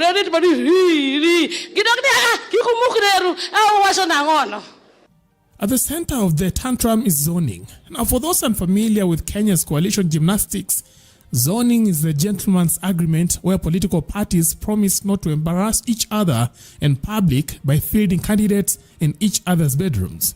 For instance, ODM wants the Luo Nyanza, Western, and coastal regions marked as sovereign orange territory, while UDA keeps its Rift Valley and central strongholds. Now, to the Linda Ground Brigade, the vocal faction linked to the Oburu side of the family, zoning is an irreducible minimum. They want a fence built around their strongholds, and they want Ruto to pay for it. The Secretary General of UDA spoke yesterday, condemning our pursuit for zoning, and I want to tell him that zoning there's no negotiation when it comes to zoning, because we are not going to allow UDA to plant candidates here in Muhoroni. All our party strongholds, all those strongholds are reserved for ODM. And whether Omar Hassan is happy or not, we are going to ensure that that is the minimum precondition for negotiation. Minimum precondition for negotiation and engagement with the UDA is that there will be compulsory zoning of our regions. And if Omar Hassan wants to become governor, the governor of Mombasa is ODM. I want to tell Omar Hassan to look for another constituency or another county to go and govern. If he wants to become governor of Mombasa, let him defect to ODM so that we'll be able to negotiate with him. But he will not threaten us because we are solid and we know what we want. Now, instead of bowing to ODM's demands, UDA has essentially laughed in their faces. UDA Secretary General Hassan Omar has told ODM to get over it. In the UDA's world, the doors are off the hinges. They argue that in democracy, the party should be free to roam and field candidates wherever they please. Na mimi alisema jambo la maana sana. Kuna wale wenzetu ambao sisi hatuna uhasama nao kutoka chama cha ODM. ODM wanasema pwani ni ngome yao, waachiwe wao. Sisi tuwaambia pwani ni ngome ya raia wa pwani, tuache timenyane. Na wanasema wao wanajua hata wengine wetu tukiwachwa. Juneta alisema hata wengine wetu tukiwachwa tunganganie viti, hatuwezi kuwashinda ndani ya maeneo yao ya ODM. Kama nyinyi muko na ujasiri wa aina hiyo na muko na confidence ya aina hiyo, iko shida gani sisi tuingie katika viti kama mlivyosema mtushinde? Kama hapa ni ngome yako, kama hapa wewe huna wasiwasi, kama wewe unaweza na kuminyana kwamba hii ni ngome ambayo imejizatiti, si wewe uende ulete kura zako nyingi na sisi tulete zetu kidogo, iko shida gani? Lakini nawahakikishia hata katika utafiti ambao umefanywa katika na wataalam huru, maeneo mengi ya pwani sasa yamependuka, yamekuwa mandano, ni yellow. And the irony here is almost too painful to watch, because Hassan Omar himself is eyeing the Mombasa governor's seat in 2027. He's standing in ODM's backyard holding a UDA flag and asking the host why the tea is cold. Ikiwemo Kilifi, ikiwemo Tana River, ikiwemo Taita Taveta, ikiwemo Lamu, sasa ushawishi mkubwa ni kwa ile chama cha UDA. Na kwa hivyo sisi tumewaambia wafuasi wetu wale ambao wanaania viti wote waingie ndani ya chama, wajipange. Hatuwezi sisi tukawaona mnatumia nguvu zenu, mnatumia ufadhili wenu, mnatumia jasho lenu, mnatumia damu yenu, mnatumia wakati wenu, alafu tuje kumpa mtu kiti kiurahisi. Atakaye kiti ende akajitetee kwa raia wa taifa la Kenya. In plain English, UDA doesn't just want to visit the coast. They want to move in, change the locks, and claim the children as their own.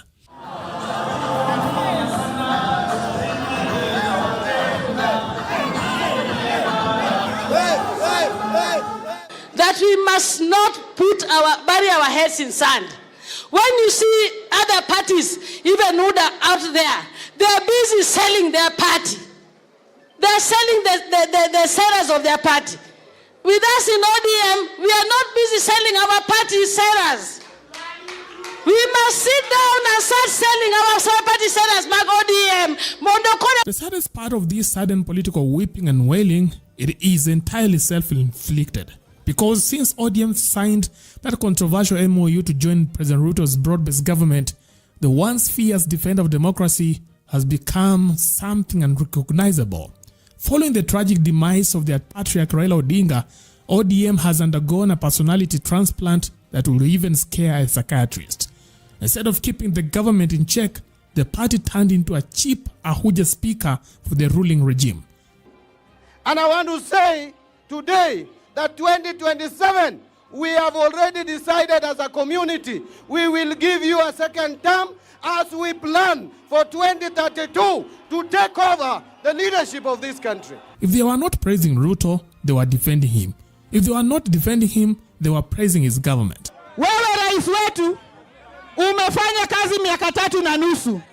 Hii ya leo ni kuja kwako Homa Bay ya mara 15 ndani ya miaka 3.5. If they were not praising his government, they were practically ululating when UDA wins a by-election. And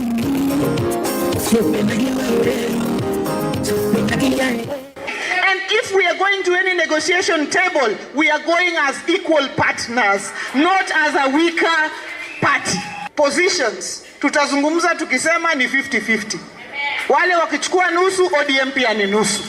Wakichukua president, deputy ni ODM. Now you don't slaughter your fattest calf, hand over your finest maidens, and warm up your best mattress for an intruder, only to act surprised when he wakes up demanding the title deed and the first wife. Kuna wengine nimeona wanaongea mingi.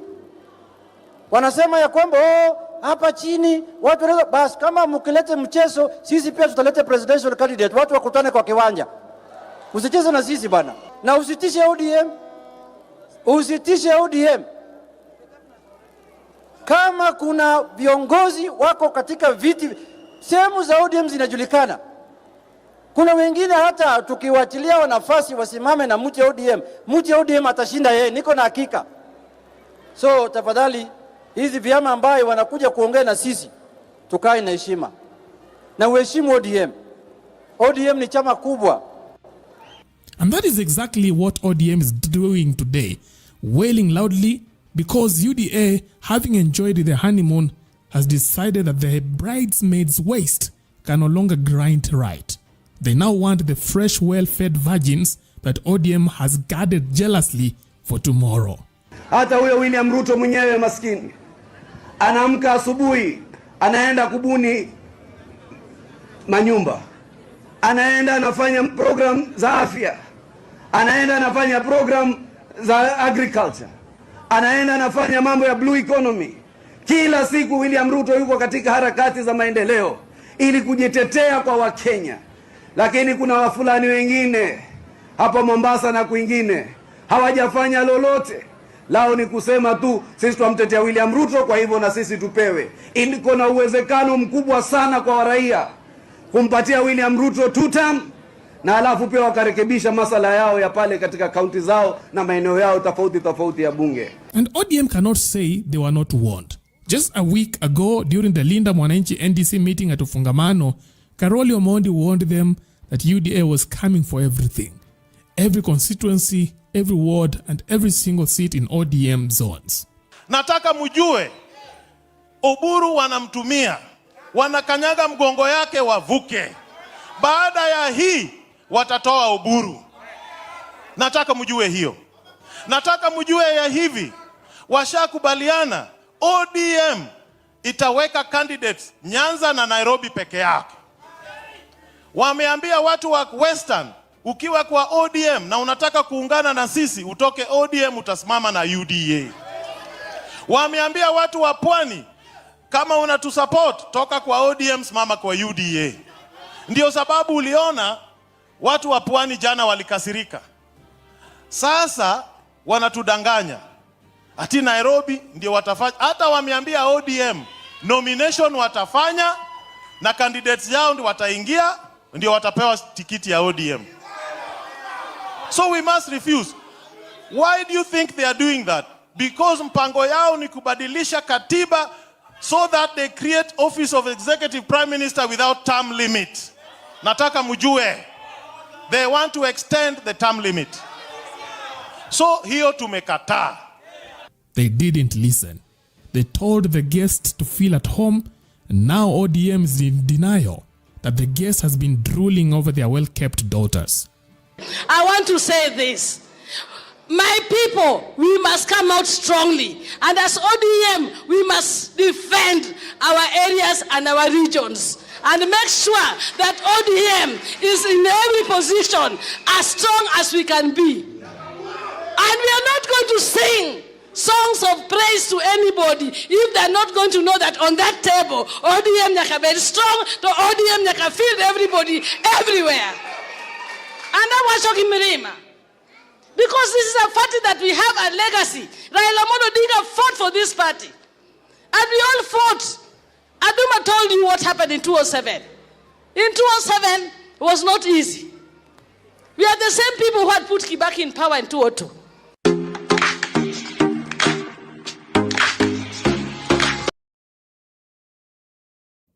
Sio chama inalia bana.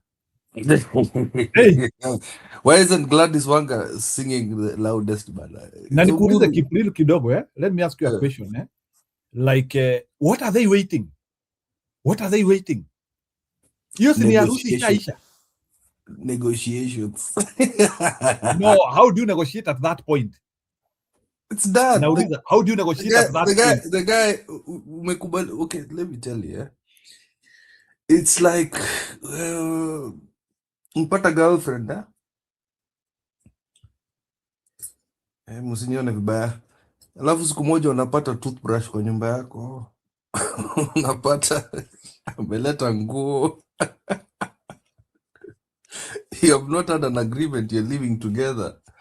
You start seeing strange things in your house, man. Tuseme vile kwanza anakuja na mfuko kubwa siku ya kwanza na anarudi nayo. Kukuonesha hata ana story yako. Unasikia? Alafu sasa unamwambia kesho unaweza kama. Anakuja hivi. So after time T unakuta vitu zako ndizo zinakaribia murango, zake ndizo ziko ndani.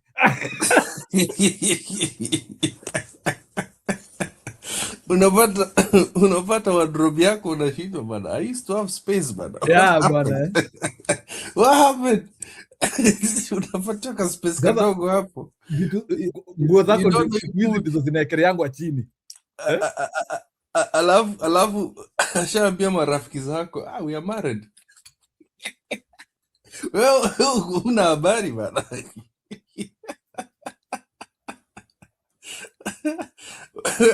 Unakuja siku moja unapata ashafanya kopi. Wewe hata ni watu wanakuambia bana, wewe mzito bana, ni kama ulioa. Wewe mzito bana, ni kama tulio hata tumekutana na bibi. Bibi akienda kwa masherehe anasemanga mimi ndio yangu na kipu. Unapata ashafanya kopi ya kifungu yako. Siku moja unaona mother in law ako hapo na hey. What's wrong? Timama amekuja kutuvisit.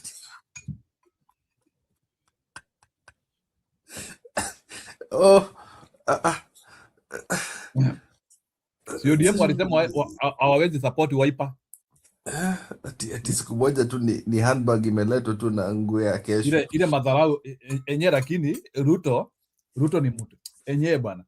When will people ameingia kwa nyumba? Ameingia kwa nyumba. Can you imagine at Mbondo is now risking to have a popular candidate wa UDA? Mbondo. Can you imagine? There is a possibility MP wa Raila anaweza kuwa MP wa UDA. Ukiendelea hivyo. Ruto promised and it happened. Walirudisha mzee UDA, walimrudisha Bondo na ngojo.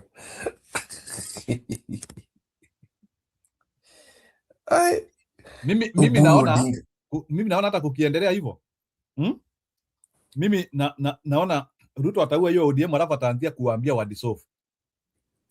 No, it's dissolved. I've just told you it's dead now. It's finished. Only a few strong people will remain. I'll tell you. Na ujue wakiuawa, na ujue chama Ruto akiua hiyo chama, ODM will start begging. Do you know that? There's no begging. There's no begging unless look. I'll tell you the truth. Everybody in UDA, in ODM, they don't come even close to the strength of Wetangula. Wetangula is stronger than all of them in terms of making sense, in terms of kuwa na kahunas, kuwa na balls. Wetangula is in Kenya kwanza. He has been threatened. He has done what? Nini? Kila kitu. Fort Kenya is still there. Na nikuulize, ANC is gone. Huyu jamaa anaitwa Karurio Modi ambaye alifanya hiyo prediction, hiyo speech ya Karurio Modi akisema wanataka kutumia Uburu alafu wamtoe. Alisema hivyo lini? This was since January. It's not long ago.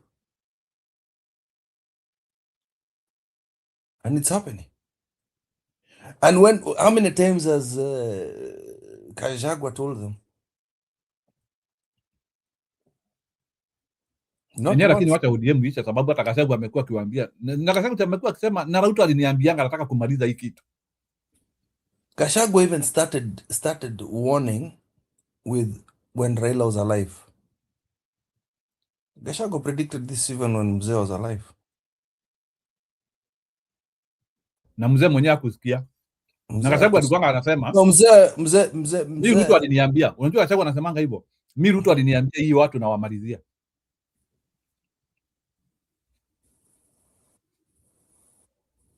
I don't think Ruto expected. And he used the word shell. I will make your ODM is a shell. That's what Gachagua said. I will make your ODM is a shell. And it's coming to the truth. Inakuwa sahi.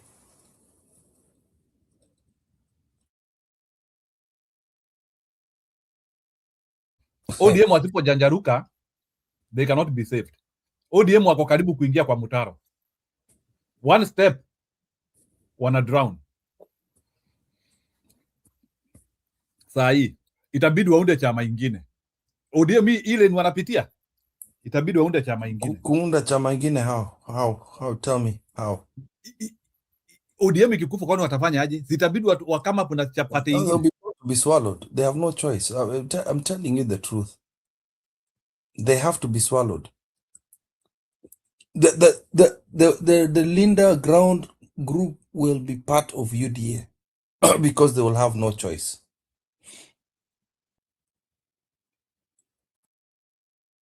They will have no choice. Wataanza kukimbia kwa Sifuna. Watamkimbilia aje na wamemtukana? They've kicked him out. And there's no way Sifuna can pick them up. I'll tell you the truth. The only way. Saying, no, Sifuna the only way they can. Chama yake kwa raia. The only way they can have Sifuna if they give Sifuna control and let Sifuna run for president. That is the only way. And they have a very short period of time to discuss that. Because, listen, let me give you a fact. And this is the week you have to pay attention to it, Njeru. That's why I'm going to be coming to the show. From Wednesday to Friday, pay close attention. Please pay very close attention to Sifuna's reactions. Because right now amempatia discipline, sio? Wanaenda kumwambia discipline. That thing, can I say what I'm predicting? Hebu predict. They're not going to kick him out. They've seen. So wanataka kumweka kama fallback kama? Watamwambia sasa. Ama wanataka sasa wamwambie sasa tusaidie to recover. That is it. They are going to shut the fuck up. Sorry for the language. Tell them they'll keep quiet and say Sifuna is a spokesman. That's it. Done. That is the only way. Do you understand what I'm trying to say? The only way for these guys to recover is to shut up from now. Nyamaza, patia Sifuna mdomo na uambie mzee akae chini. Na walichagua Omayo. Kwani Omayo hawasaidii? Walichagua dem anaitwa Omayo. But she has not been elected. Let me tell you, Sifuna is still Secretary General. See, the discipline thing was just a formality so that they can get rid of him. But right now they're going to backtrack. They've seen the games of ODM. Watch this week. There are two things that they're going to. But I don't think Sifuna will accept their story. So mi naona Sifuna ni kama move on. Sifuna will jump into that opportunity very fast if they give him full power. So, and then if Sifuna jumps to that opportunity, you amepewa full power. So, is he now going to guide that movement into its own island, or you now want to come now to the united opposition? How is he going to come in? No, you see, I know the talks with Ruto are going to be dead on arrival. You keep your zoning. That is dead on arrival. If these guys are sensible, they're going to go with Junet's threat and put Sifuna as a presidential candidate. Yeah. That is the only way of recovering. That is a fact. They will have won back their posts, their positions in Western. Nyanza will still be a bit damaged. Yeah. They need to let the Luhya community run that party now. That is the only way ODM can be saved. The Luo wing have just fucked up.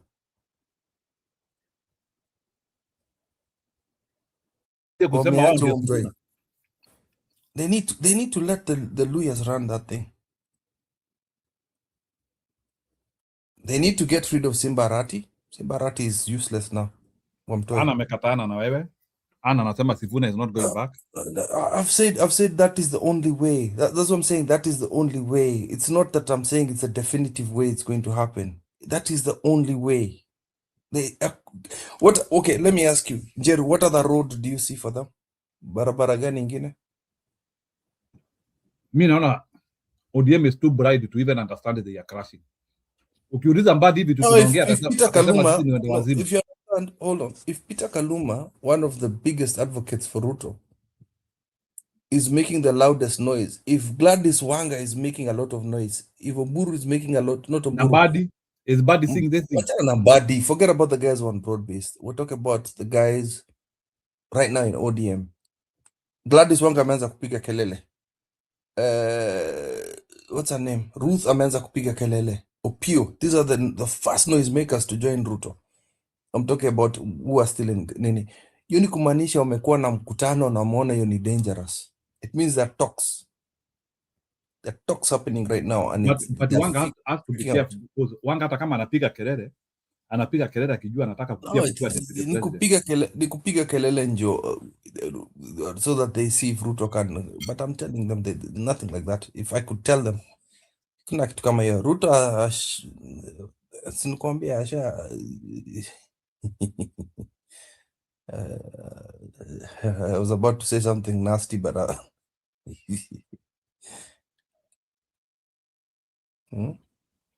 Mindful amesema Sifuna akirudi atachukiwa mbaya. Kulingana vile inaonekana sasa Sifuna tu move on tu. Aache hili ndao lizime. The other thing is the other option they have is to make Babu Wino party leader. That's the other option. Lakini yenyewe na ODM shida yao ni nini? Hawakuona hii mambo. Hawakuona. Wajikute unajua wamejikuta kwa mbaya. Have you ever heard of that phrase, a rock and a hard place? Yeah. This is precisely it. Because I don't see any option. Like this is I don't Ruto anapeleka hapo kikangoni. By the way, yeah, like Njero, let me ask you a question. Why isn't it big news? This is huge. This is huge. Like They should be blasted everywhere. Bana ODM imeisha, hata Jubilee kuisha hivyo. Even if hata kama Jubilee iliisha, Jubilee kuisha hii level, ODM imeisha. Jubilee, we still had Jubilee Nakuru, parts of Jubilee was everywhere.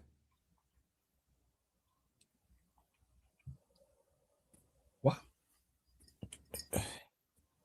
Yani na imagine hata Raila mwenyewe hata jeneza yake ijateremuka vizuri. Ruto has raided that party. Kwani Raila unajua hii kitu we are talking as if Raila died like 10 years ago. How many months ago?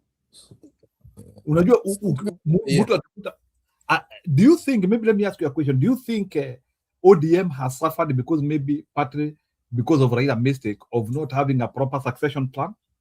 He had a succession plan, and I'm beginning to see what he was planning to do. That is why Gachagua suspects foul play.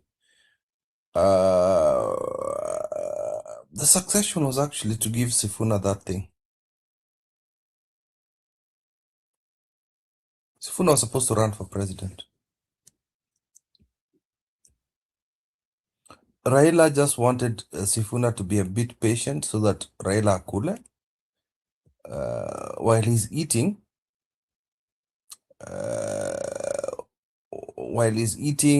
he can leave the reins to Sifuna. He just wanted to do his final table manners, but he went too soon before that could have been formalized. So you now meza ikamwangukia. Yeah. So you are saying there is some predictability that Raila could have been pointing towards having Sifuna as a candidate to take over from him. I have some suspicion that was his wishes. Would you try to walk me through that path? Why do you think so? Okay.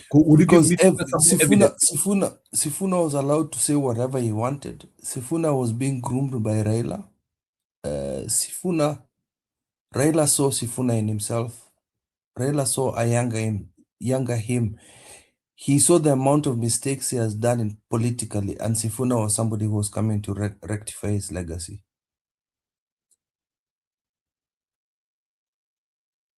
In other words, you are saying mentorship was not complete, but mentorship. It was not complete. It had just begun. Yeah, it had just begun. But the problem was Raila wanted to eat for the final time. Like it is traceable. You are saying Raila started mentorship, but you can trace it. You can trace that mentorship. I can trace it. The problem was Raila, before he wanted to pass the torch, and wanted to his final table manners. Kukula kidogo. So you know how he usually does. Then right about right now, this period now, before 12 months hivi. Tumepata mtu Sifuna. Yeah. So by the time aseme haya, meza ikavunjika. Yeah. And there was by the way, the final plan for Raila was he was going to tell Sifuna to. He had already started saying that ODM was going on its own. Mindful, kuna kitu amesema, hebu soma hiyo comment ya Mindful.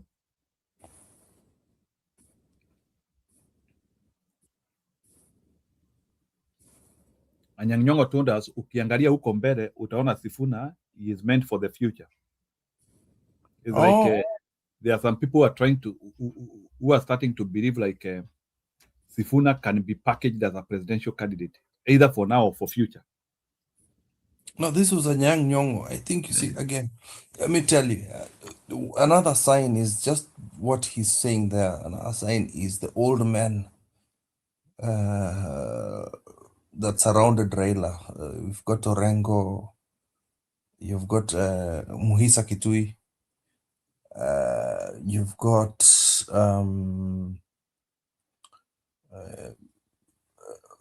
Anyang' Nyong'o, Orengo, Muhisa Kitui, even Oparanya, by the way. Oparanya is one of them.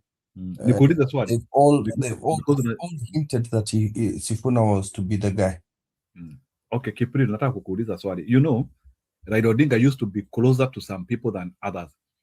do you think like there are some information which people like Akin Orengo could be having about Raila Odinga, which actually some of the people like who are causing confusion within ODM they might not be having? Maybe could it be like people like Akin Orengo, they can actually Raila and actually told them his intentions. The problem is they waited too long. They wanted to use strategy. So the unfortunate thing is they did not predict that Akina Junet would fight this fast. I think they wanted to announce it, but it was too late by the noise these other people are making. And then there's also evidence of Raila having to have gone for the broad-based thing. So his actions, Raila's actions, make Akina Junet, Akina Wanga, Akina Opio, Akina Mbadi's discussions around Raila and broad-based more realistic than saying, oh, by the Raila whispered to me that, you know. So, speaking of which, another idiot, Salah has disappeared. That Somali guy has disappeared. He does not talk anymore. What happened? By the way, huyo mtoto ya Raila, kwani ameacha kukua mtoto? Nafikiri Odinga family anamwambia shut up. Maybe pengine hata ni Ruto amemwambia wewe toka hapo. Maybe I think Ruto saw pia the guy was destroying his fortunes. Yeah. Acha kusumbua the Odinga family, hebu toka. Mama Aida, karibu ifike 3 o'clock bana bro. Na Mama Aida, hebu comment about Mama Aida. Mama Aida tu ni Mama Aida was, I'm just going to say this, she's a greedy woman. The husband forbade her from going into political stuff. Aliambia ukitaka kufanya vitu fanya vitu ya kanisa, lakini usifanye hizi za politics. When the man died, now she can do whatever she wants. She was not supposed to do that. It's similar to the Obamas. The Obamas had the same thing. Michelle Obama, people were saying, oh, she should run for president. Obama said, no, as a family, not allow my wife to do that. She's greedy. I've heard rumors that she's the one Are you sure Obama ndiye alikataa bibi yake asisimame? Yeah, Obama refused. I'll send you the clip. Yeah. Said no. Inaitwa kwa Mwafrika.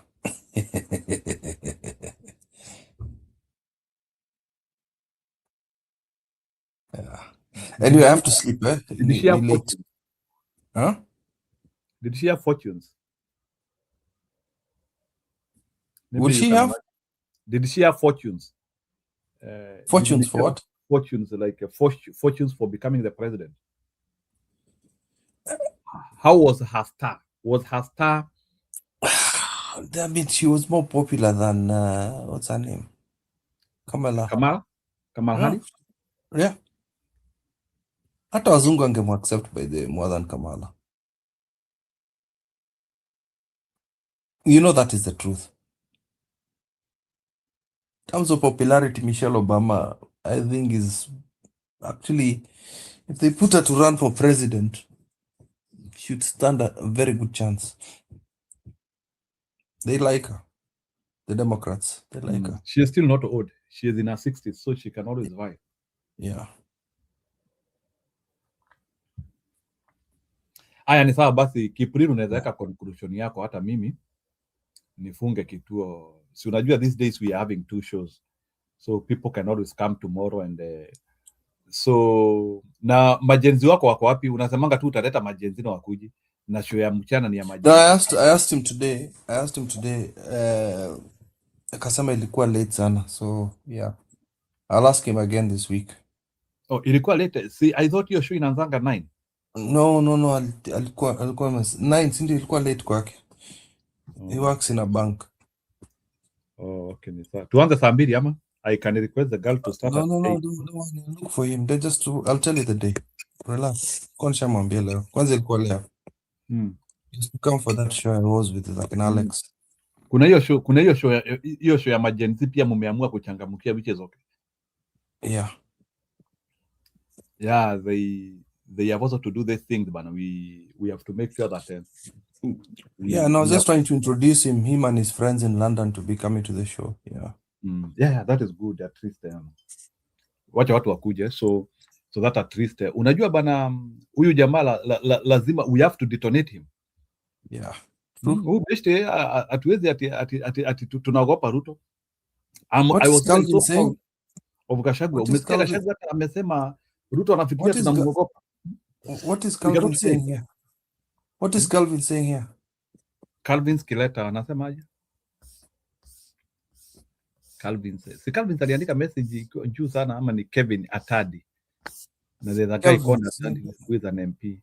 It's true, Keep. I think he is just agreeing with you. Atadi is agreeing with you. Who is Luis? Luis where? There's a secret agreement between Luis and Luis. Oh, Luos. Unajua kumbe ni mtu ya mpira vibaya sana. Unajua tu akina Luis Filippo. Ukiona Luis tu unaona tu Brazilian. Because you know there's a character called Luis. Yes, of course. Unajua umesoma tu Luis ukafikiria tu ni Luis Filippo. Alikuwa anaitwa David Luiz. Yule mchezaji wa Brazil, I think he is retired. Yule alikuwa anachezea Chelsea, David Luiz, I think even allegedly think this is just for entertainment purposes. I think Jeanette is a psychopath, man. I think pia Wanjaruo alijikosea sana. Yaani Wanjaruo No, you don't understand the things Jeanette. No, Ngoja, the things Jeanette has done is psychopathic behavior. Imagine pia naye Raila alikuwa anajiunganisha na watu wengine wajinga sana. And I think even Uhuru was stupid, but Uhuru should not have given Jeanette the money. Would have just left it to the Jubilee person. Angeachia pesa nani? Angepatia pesa Matiang'i. Matiang'i would have been the one who's paying the agents. Lakini unajua Matiang'i alikuwa kwa serikali sasa.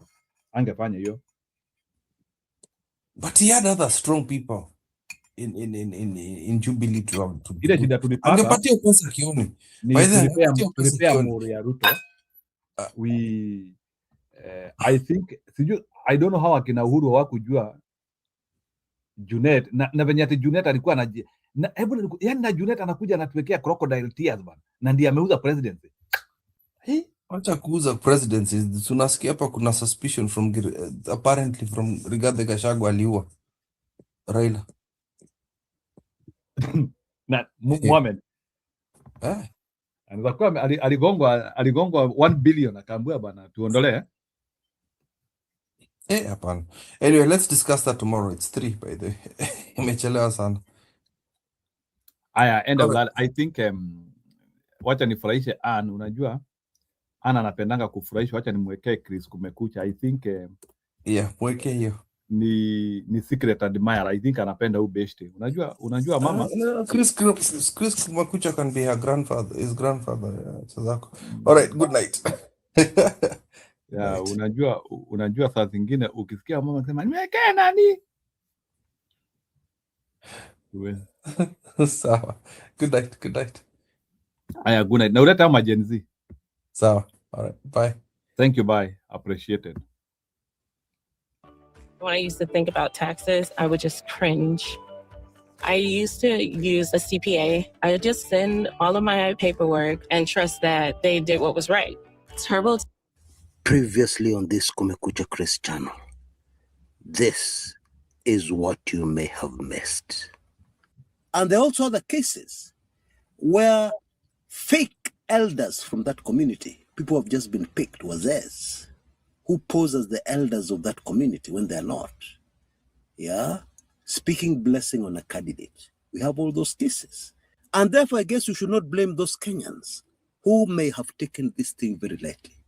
But I want to point out a few things that will prove this one may be different. For starters, the host. This meeting was hosted at the residence of a very well-known politician. In fact, he was almost a presidential candidate in the last general elections. A man called Mukisa Kitui. And why is this significant? It is because Mukisa Kitui is not your average usual village politician. Mukisa Kitui is a former cabinet minister in the Mwai Kibaki administration. Not only that, Bwana Kitui is the only Kenyan to head UNCTAD, a UN organization dealing with trade. And I don't think I need to remind you that to hold such a post, you cannot be associated with any whiff of corruption. Bottom line, Bwana Kitui is a political strategist. And you can be sure any move he makes, you should pay attention to if you're analyzing politics. And then there's something else.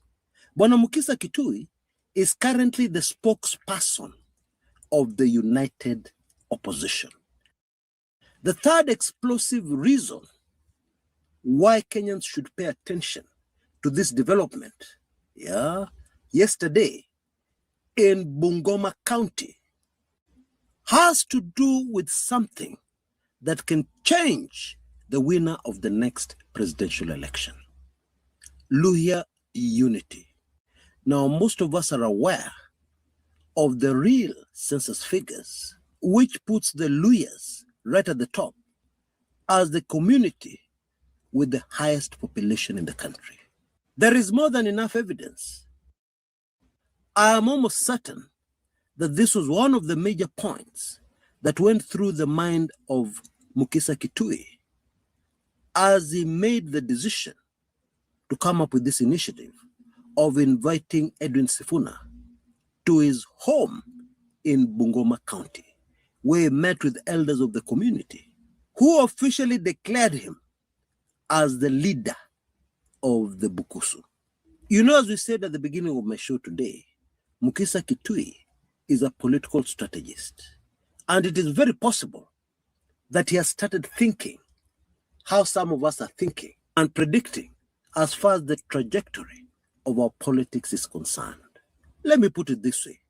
You see, one of the trickiest assignments of the United Opposition will be in choosing a presidential candidate, a presidential flag bearer for the United Opposition, who can be quickly accepted right across the board, including with Gen Zs, because most of us agree that younger Kenyans are going to have a major say and impact on who the next president of the Republic of Kenya is going to be. And you see the old guards, Akina Kalonzo Musyoka, even Rigathi Gachagua, etc., all of them have in the past relied on their tribal numbers and on their tribal base to be on the national stage. However, things are now shifting very rapidly because the Gen Zs will not look at a candidate in that way. And even the Kenyans, the Wananchi, who got word that Edwin Sifuna was around and gathered in a very huge crowd outside the gate, even those Kenyans are definitely looking at Sifuna as presidential material. And when you further look at the recent moves by Bwana Sifuna, it is clear that what he has in mind is not Nairobi Senate. He has not announced it officially, of course, but it is very clear from the moves he's making, because Bungoma is not in Nairobi County, for instance. It is very clear in the moves he's making that he's thinking presidential. And so it will be super fascinating to see how this develops. Now, very quickly before I go, Weekly Intelligence Briefings number 128, and it contains, you might want to sit down for this one, it contains brand new evidence that suggests a possible motive for the assassination of the late Cyrus Jirongo. And what is more, this particular thing is linked to very recent pronouncements by some politicians in the country. You can already see that that is highly sensitive. Now, you can see details on your screens right now. In case you're not a member of my weekly intelligence briefings, You can see details on your screens right now on how you can change that in a flash. For only Kenya shillings 13.99, you'll not only get this latest red-hot weekly intelligence briefings, but you will get all the other weekly intelligence briefings before it. And that's not all. Because our sponsors are still around, you'll be able to win a permanent Kumekucha Golden Key, which gives you access to all highly sensitive special reports and everything Kumekucha, past, present, and future.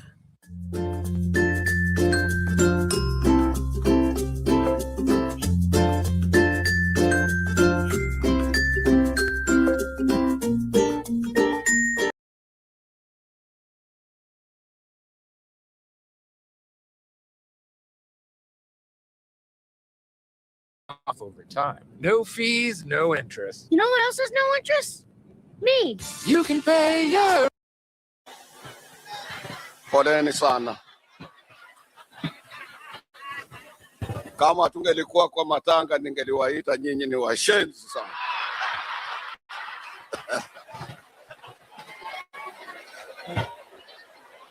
Mimi nitakuwa kwa ufupi sana. Kwa ajili huyu mama amelala, ni mama wa umri wangu. Kwa hivyo kwa nyinyi nyote hapa nikiongea mnyamaze sana.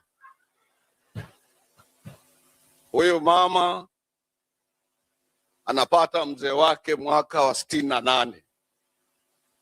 68 nilikuwa nimeshapata mshahara kwa kuandikwa kazi ya serikali kwa mwaka mmoja na nimetoka shule. Mwaka wa 70 alishinda na miaka 2 tu kwa kuenda mbele. Mimi pia napata mke. Sasa tofauti kubwa ni ya kwamba wamama wanafanya kazi sana. Angelikuwa bado yuko kama mimi, alifanya kazi ya kutafuta chakula ya watoto, kuwasomesha, kuhakikisha utulivu kwenye familia. Kazi nyingi, ni lazima tuwaheshimu mama zetu. Mimi mkiniona hivi bado niko sana. Naona tunamsindikiza mama, na mimi hivi sasa niko na mtoto mdogo wa mwaka mmoja. Na mama ni rika yangu. Tunaona hiyo. Na bado ninaendelea. Mimi naleta rambirambi zangu za familia na constituency yangu kubwa ya wafanyikazi kwa familia ya Baya, ambayo pia mama alitutetea mtoto, alipatia mtoto ambaye ni mbunge wangu ON Baya. Mimi niko hapa na miaka 6 sasa. Na nataka kuambia wabunge wamekuja hapa na wageni wengine, ON hana shida ya kisiasa yeyote. Kweli ama uongo?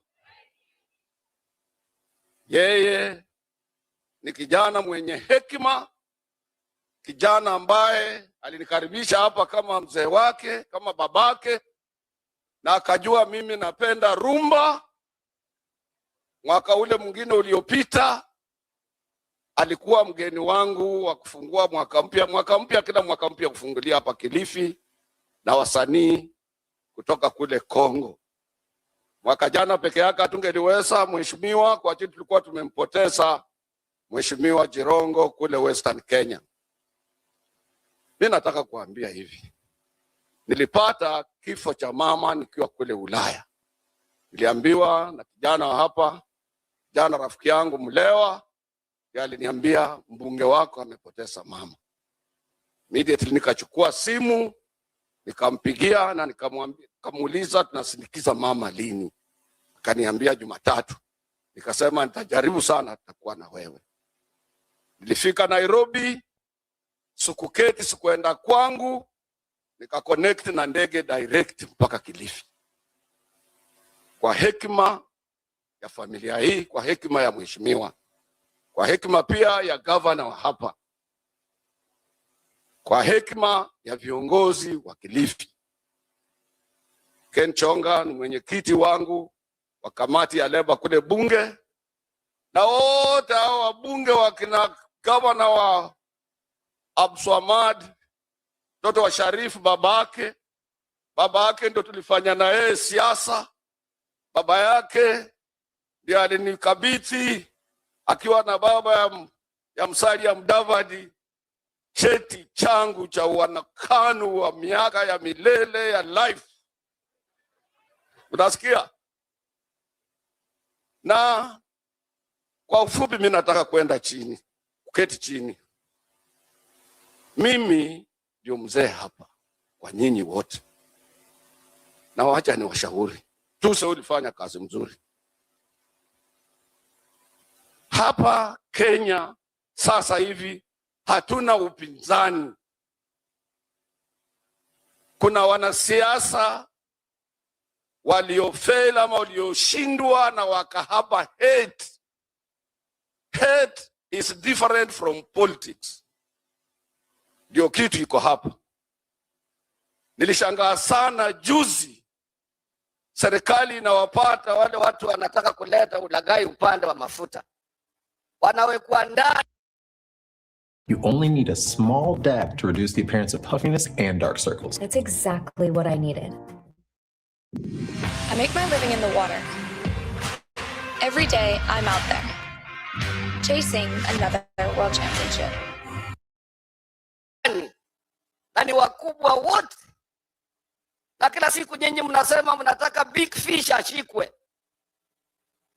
Nikafikiria upinzani tungelikuwa na responsible opposition would have supported His Excellency the President.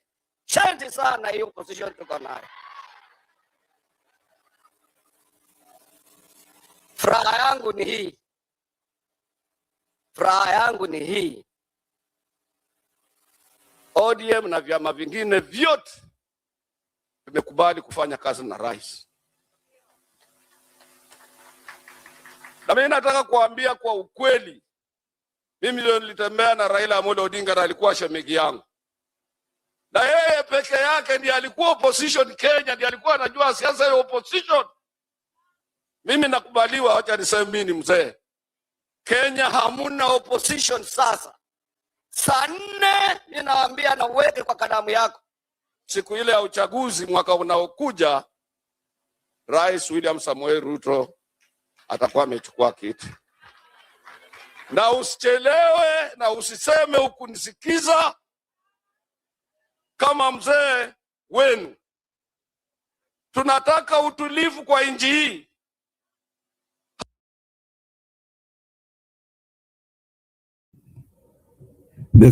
The same mzee alisema tukate miti. Ndiye huyo. Kateni miti. Jamaa anajua kumisiridi. Mimi nikionanga ile pande, huyu jamaa ile pande anasema inashinda inaanguka. Very good. Ashajua Ruto anaanguka.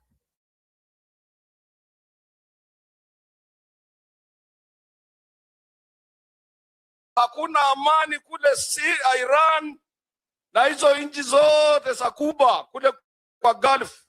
Vita ni mbaya. Msikubali fujo nyinyi. Wale watu wa hate wanatafuta fujo. Namaliza nikienda kuketi. President staff, mtoto wa rafiki yangu hayati mzee Jomo Kenyatta, nilifanya na yeye kazi. Nilifanya na babake kazi mimi. Nilifanya na President Moi, nilifanya na President Kibaki, na hata huyo kijana nikafanya na yeye kazi nikimshauri kwa upande wa vyama vya wafanyikazi. Mtu amwambie asaidie mwenzake. Yeye angelikuwa president kama hakukuwa William.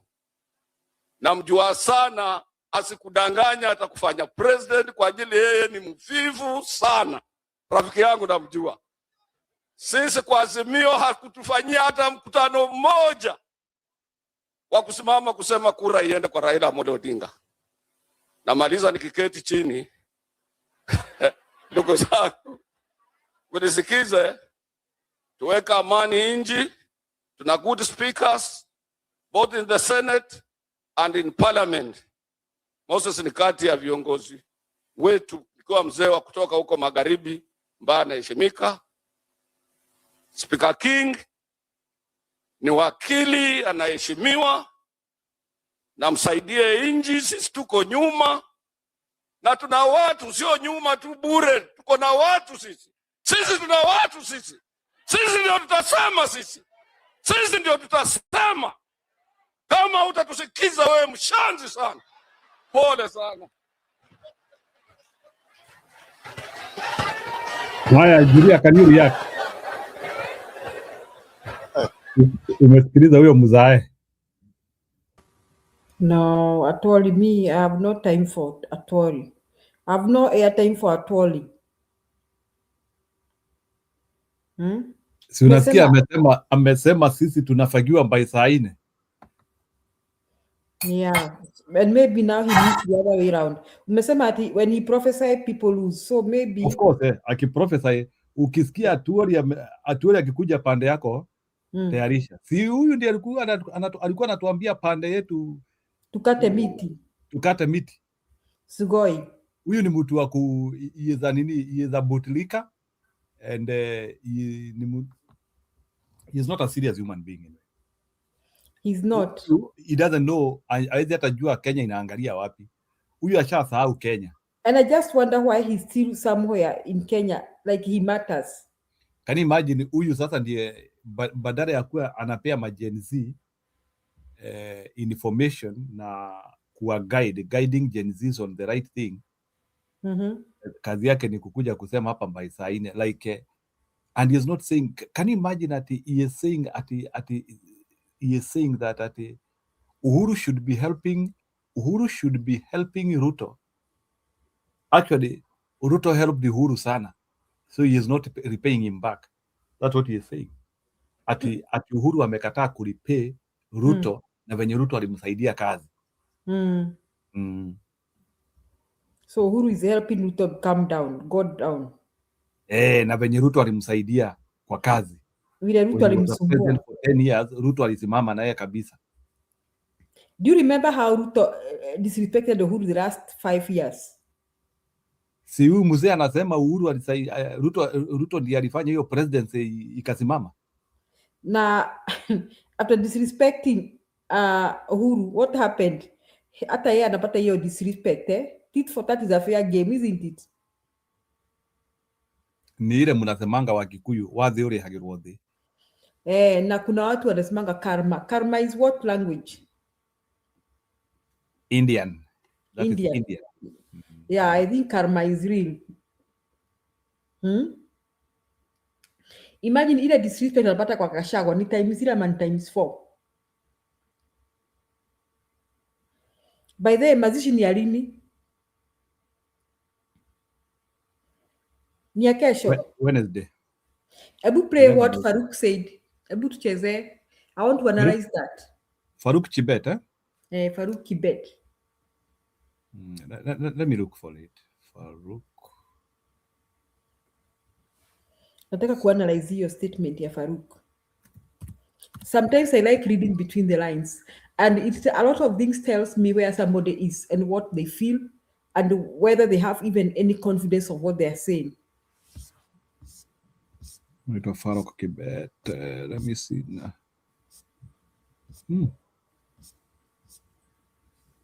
Today, Farouk Kibet today.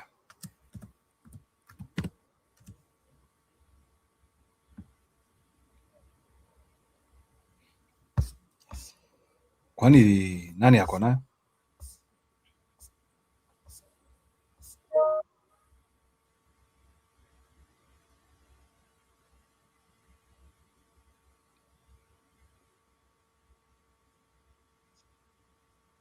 Julia, huyu mtu ni kama simuoni. Tunasema alisema kwamba No, I'm trying to look for them, lakini hakuna video inaonekana ya leo. I don't know. Faruk Kibet, where was he today? Faruk Kibet on or Karau Mbari Njori. Or Karau inaandikwa hivyo. Or Karau Mbari. Oh, ndio 16 hours ago. It should be this one. Scrub Daddy won't scratch your pants and it won't smell for up to 12 weeks after first use. Now this, yeah! I burst into our factory basement office and yelled, "I finally found our niche!" And then I chanted, "We're gonna be..."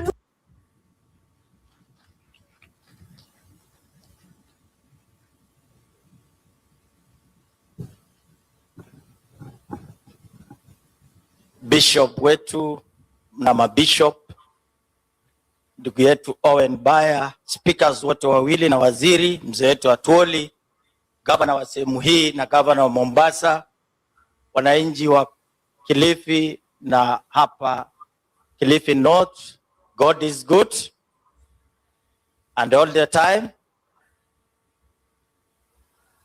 Kwanza askofu, niseme ya kwamba Owen ni Mkenya na ndipo tumefika hapa kama Wakenya. Amepoteza mama, hata kama tungepata historia ya mama tukiwa vijana, jinsi mzee Atuoli amesema, tulimpata ndugu yetu Owen tukiwa na matatizo kule Rift Valley. Nilipoteza babangu miaka kama 5 iliyopita. Owen huyu alikuja kusema pole, na ndipo mimi nimekuja pia kumwambia pole na jamii ya sehemu hii. Mama, umempoteza mama Owen, na Mungu alimsaa askofu akiwa anachunga roho, na pia mama akasaa wewe ukiwa unajunga wananchi. So mama wenu alikuwa mtu mkarimu katika taifa letu la Kenya. Ndipo tunasimama hapa tukisema kwamba lazima tuje tuseme pole na kuambia kanisa kwa ujumla pole. Nilizungumza na wewe jana, ningekuwa kaniambia ni vizuri na ni vyema ufike leo. Mimi nataka kusema hivi askofu, kwa sababu mama huyu alimlea na hata akapata askofu kwa kanisa. Mimi nitampatia Owen milioni 1 ajenge kanisa ACK hapa. Na ninafanya hivyo kwa sababu Owen ni mkarimu. Owen ni mtu ambaye amelelewa kikanisa. Kwa hivyo askofu, ni vizuri tukifika hapa, na nimefurahi leo kwamba wewe ni askofu wa kwanza kuhakikisha kwamba una moderate mambo ya politics katika Kenya. Askofu, ndakuomba tu kitu kimoja, wale wa kabila pia wakifika kwa mkutano wako usisinzie na hata usiwapatie nafasi, maana wao wanachochea wa Kenya kwa njia ambayo si mzuri. Huwezi kuwa kiongozi umestaafu unahubiri ukabila. Huwezi kukaa kwa madhabahu kama hii unahubiri ukabila. Ndio unaona tunasema hata kiongozi wa taifa anaweza kutoka sehemu ya Bwani kama Wakenya wengine wamejiuza vizuri. Lakini nilikuwa namwambia huyu gavana wa Mombasa, sisi wanasiasa wanaume wa kisasa, kama ningelikuwa hii ndio tabia yetu, hatungelioa wanawake, kwa sababu hatuna lugha ya kuzungumzia watu. Wanawake hawangekuwa wanakuja katika maboma zetu, kwa sababu lugha ambayo tunaongea barazani, mazishi na mahali kwengine ni lugha ambaye ni ya kuchochea wa Kenya. Na tunataka kuuliza wewe pia askofu na askofu ambaye mko hapa, maaskofu ambaye wanapeana microphone kwa uchochezi katika taifa la Kenya, lazima pia na sisi tuwaulize, ombeeni wao askofu, kwa sababu kuna askofu wengine wanakata shortcut, wanavaa mavazi kama yenu, na hawa ni wakora, wanataka tu kutoa sadaka kwa wananchi na wawe matajiri, lakini hawawezi kusema yale yako katika Biblia. Kwa hivyo Hakuna Mkikuyu mkabila, ni mmoja ambaye ana champion ukabila. Hakuna Mkiriama ambaye ni mkabila. Kama huyu Owen tunampa sifa kwa sababu lugha yake ni lugha ya kupatanisha Wakenya. Hapo ndipo sisi tunasimamia kama Wakenya, na nafurahi kwamba askofu, you are leading by example, kwamba utaki mambo yoyote tubake mambo machafu kwa mama yetu ambaye amelala. Mimi tu Owen nitakukabidhi hizo pesa, na wewe Sunday upeleke kanisani na uhakikisha kwamba sio yako na nyumba yako. Hiyo nimesema ni ya kanisa, na ninapatia kwa sababu ya heshima ya mama kukuzaa mpaka umekuwa kiongozi wa taifa. Wewe endelea kuwa Mkenya, usiwe mkabila. Na watu ya Kilifi hapa na wapatia pongezi. Kiongozi analindwa jinsi nyinyi mnalinda. Huyu Owen, ninaangalia nyota ya Owen, baada ya 3 term Owen anaelekea mali patakatifu ambaye mmemwenua, na atakalia kitingine kuliko hii ambaye amekati. Watu ya Kilifi ni sawa si sawa? Mtaombea taifa la Kenya, na tunaheshimu wazee kama Atwoli. Yale wameona ni mengi, sisi tunaendelea kuona mengi. Sitaki kusema kusidi hapa. Mungu awabariki, asanteni sana. All right, you got to stop buying generic Viagra if y'all over 40. You can get 9 pills of 100 milligram generic Viagra for just $7 with free shipping from Friday Plan. If you think it's a scam like I did at first, peep this. No.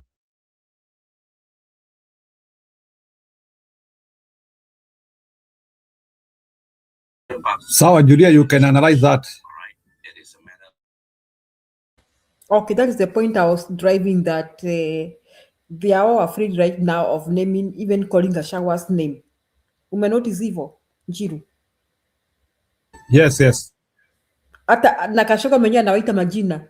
Ruto, sijui nani, DCI. There's just something that is going on, that is cooking, that we don't know.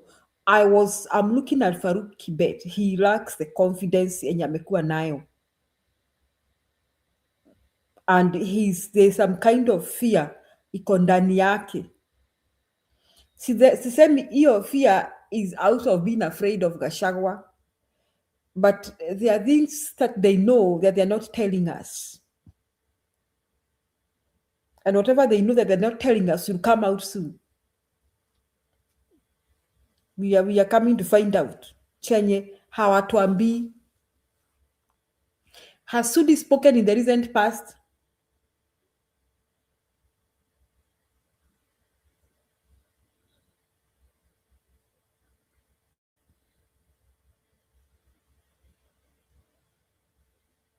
Julia, ni kama umepotea.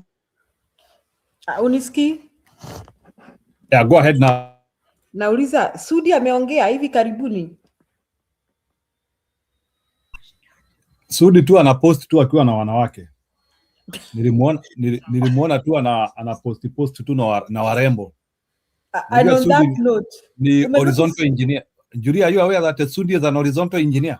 Sudi na Farouk, notice that everything Farouk says about women. See, they are that way. They are immoral guys, horizontal engineers. They are so vulgar and so immoral. Yani, they are the bulls of Auckland. Hawajui wakuna ukimwi, ama ukimwi haipendagi apati watu kama wao.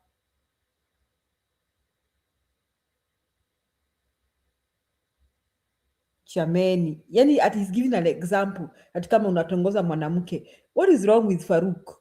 Anything he thinks about is just women. How to tongoza women. That is what his mind lives. That is his retro head.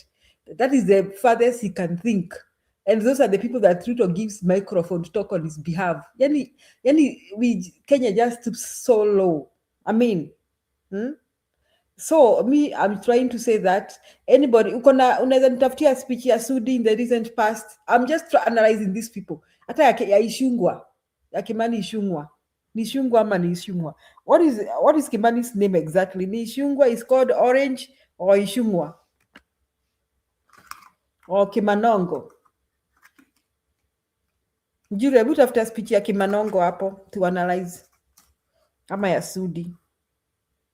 No, Sudi is more annoying. Hey, yani najuria umeanzia kuitisha hawa wajinga siku hizi. I'm trying to tell you there is something doing in the house of the hill. You just read the body language of these people. There is something brewing. Naitwa nani? Kemani? Penye moshi pana moto.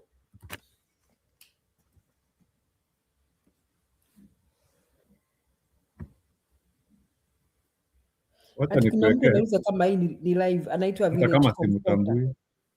Ati Village Comfort anauza kama hii ni live Jiru. Ati kwani mlirudi? Na watu wote wa Kikuyu na pia kwa niaba ya marafiki wako wengi ambao unafanya nao kazi kwa bunge la kitaifa, niseme pole sana kwako ndugu Owen, kwa baba askofu, ndugu yako, sisters wako and your other brother Felix, na kwa jumla kwa familia ya Baya yote. Niambie poleni sana na Mungu awape faraja na awape nguvu ya kuweza kuendelea na maisha bila mama, vile mama angevyotaka.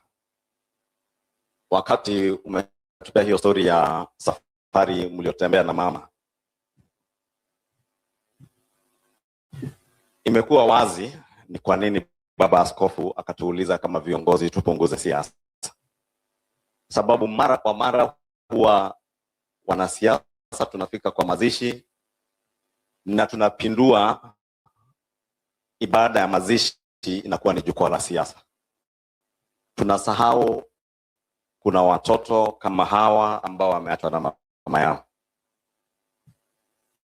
Tunasahau kuna familia ambayo ina uchungu na uzito na ambao wametembea safari ndefu ama fupi na yule ambaye amewaacha. Kwa hivyo tunataka tuweke hiyo heshima baba askofu, ili tufanye yale ambayo alituleta kuomboleza pamoja na ndugu zetu Owen, baba askofu na familia yao, na tuwaombee Mwenyezi Mungu sio tu ailaze roho mama mahali pema, lakini pia awape nguvu ya kuweza kuendelea na maisha. Ni mambo mazito ambayo umesenena hapa. Mama kuweza kuwaita pamoja na kuwaaga kama familia sio jambo rahisi, lakini pia ni baraka kubwa sana. Na hiyo inaonyesha imani ambayo mama alikuwa nayo kwa Mwenyezi Mungu. Akajua ya kuwa uhai alionao ni Mwenyezi Mungu alimpea, na itafika wakati aondoke awache, na ndio akawaita kuwaaga. And we must thank God for that, and thank God for giving her that strength to even put together her family, not just to say goodbye, but also to do what when you have told us, kukwambia wewe sasa ndiye baba wa hili boma. Charity, wewe ndiye mama wa hili boma lake. Baba askofu, wewe ndiye wa kuhakikisha ya kuwa kila mtu anakaa vile mama na mzee wangetaka muishi, na tutawaombea Mungu ili muendelee kuishi hivyo. Ndio baba askofu, mimi nilikubaliana na yale ulisema hata kabla tufike, sababu nimeona hata huko kwetu kesho tunaenda kumpumzisha ndugu yetu na rafiki yetu mheshimiwa wa Olkalau, lakini nimeona wanasiasa wengine wakitishiana vile watakuja kuonyesha ubabe wao kwa ibada kama hii ya wafu. Na sio tu upotovu wa nidhamu, ni kukosea familia heshima, kukosea yule aliyetuacha heshima, na hata kumkosea Mwenyezi Mungu heshima, kuja kuleta ubambe wa siasa kwa hafla ya mazishi. Kwa hivyo niliona jana mwingine hata anamtisha rais, anamwambia ujue unakuja nyumbani. Sasa jameni, nikajiuliza, sio wewe umefiwa, hata huna uhusiano na yule amekufa, hauna uhusiano na wale wamefiwa. Wewe umeona ni nafasi ya kuja kuleta ubambe wako wa kisiasa. Nikasema Mwenyezi Mungu awaguse na wasaidia wanasiasa ambao baba askofu nimesikia ukiulizwa hapa uwaombe. Tusifanye hafla za mazishi ni jukwaa la kisiasa. Hao wanasiasa pia utawaona, na mzee Atwoli ametushauri vizuri. Siasa ni maisha. Mzee Moi alituambia, aliyekuwa akifanya kazi na mzee Atwoli, siasa mbaya, maisha mbaya. Siasa nzuri, maisha mazuri. Na kama siasa ni maisha, tusifanye siasa za ukabila, sababu zitaharibu maisha. Tusifanye siasa za chuki. Na tukumbuke pia mambo matatu ambayo yanaweza kuharibu nchi yetu ikaisha kabisa. Ni ukabila, hizo siasa za chuki, na ufisadi. Nimeona wale tu watu wameleta meli ya mafuta. Lita moja ya mafuta imeongezewa shilingi 43. Serikali imechukua hatua ya kuwashika wale ambao wanahusika na hayo mambo. Lakini sababu tunataka kueneza siasa za chuki na ukabila, nimesikia wengine wakisema wale wa Kalenjin, wanaambia wengine, vile nimesikia kiongozi mwingine amesema Mheshimiwa Osoro, Wajaluo, sijui baba Raila Amolo Odinga alitoka hapa na mambo machafu. Haufikiri familia ya mzee Raila wanahisi nini unapotamka yale matamshi unatamka? Sprout Daddy? I'm Aaron, but here's your daddy. Smart founders know something most people miss. Get your domain name even if you're not ready to launch your business with Wix. Wale ambao wamelagai wa Kenya. Na mimi baba askofu upenda kusema ukweli sababu haubadiliki. Ile kampuni moja ya One Petroleum ambayo imeleta mafuta gushi, ambayo haijafikisha kiwango cha mafuta ambayo inafaa kutumika na Wakenya, na ikaletwa ikiwa na shilingi 43 kwa lita, pesa zaidi ya ile ya G2G. Hiyo kampuni wameshika wanasiasa wawili na mmewasikia. Wawe sasa wanatumia vyombo kama hizi kueneza siasa za chuki. Mimi nataka niseme tujichunge kama Wakenya. Tusikubali siasa za ukabila, chuki na mambo ya ufisadi ya haribu nchi yetu. Ndio maana baba askofu nimeona niseme hayo kwa uchache sana ili nikubaliane na wewe. Na niwaombe kama kanisa mtusaidie. Sababu mimi napoangalia wengine wanasimama kwa madhehebu, kwa madhabahu kanisani, wanatupa cheche za maneno za matusi, siasa za chuki, na niliwaona hata jana walikuwa kwa madhabahu kwa kanisa, lakini hatuwakosoi. Na pia kama kanisa, baba askofu, msiwe na wasiwasi kutukosoa kama sisi kama wanasiasa.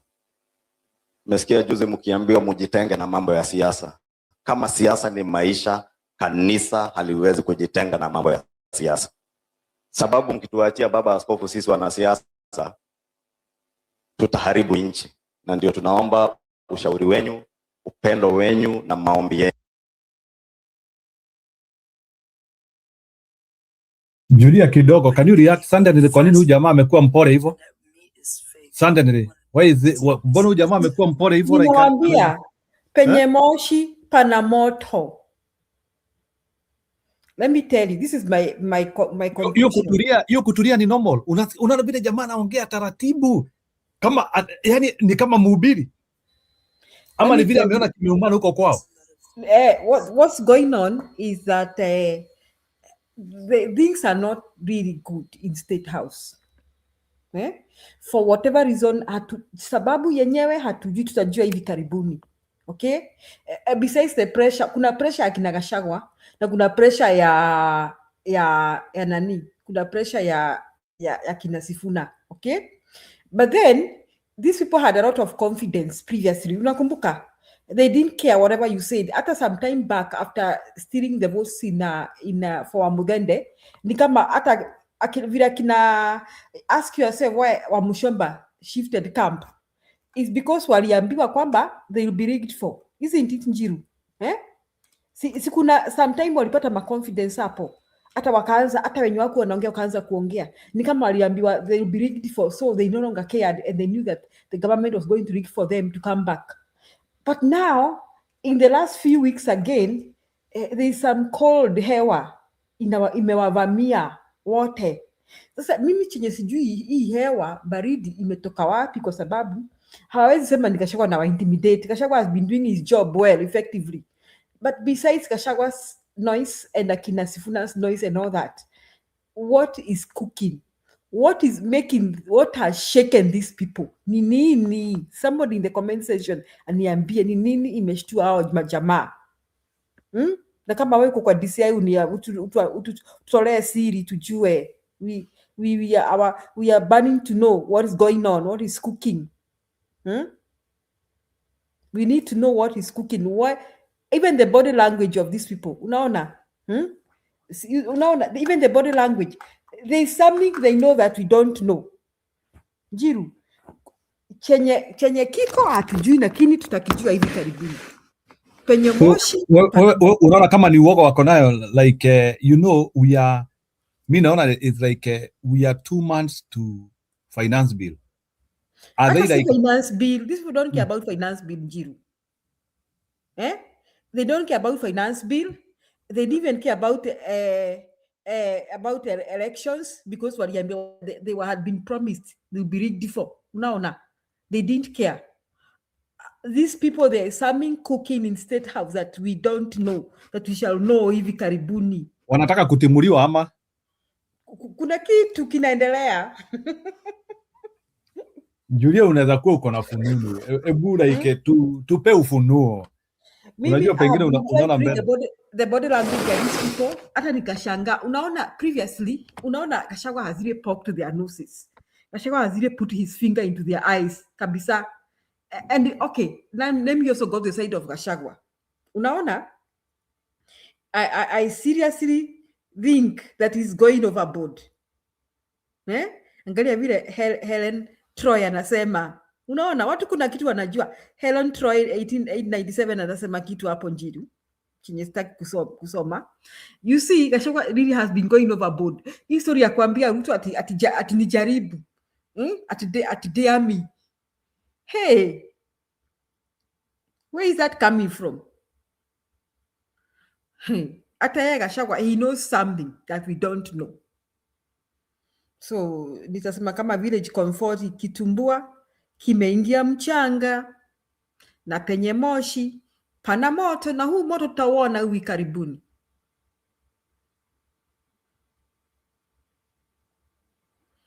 So Njiru, let's wait. And those of you who have been praying like me that God brings down Kasongo's government, continue praying. And all the other things you have been praying for Kasongo, continue praying. Mungu anasikia maombi yetu. And those who have been praying like me that God... Ni sawa. Julia, naona wewe ni yule mtu ambaye, so kumbe bado mnaendelea na wale mapasta wenyu, which is okay. Tuko na maombi, tunaomba, we are even praying that God avenges the blood of the Gen Z that is crying to him from the ground. Iyo damu iliyomwagika ya Gen Z alipishe kisasi.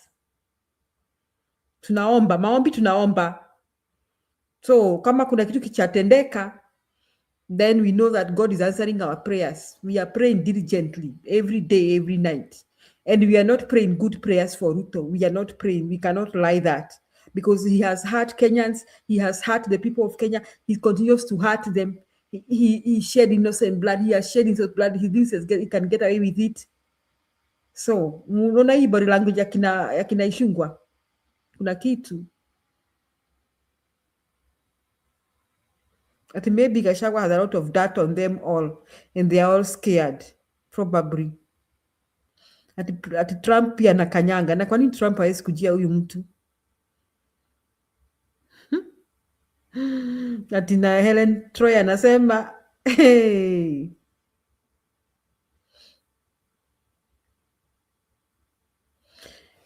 Unajua kitu maybe unataka kusema maybe akina Ishungwa anaona kama huyu mtu anararua Ruto hivyo na sisi watu wadogo.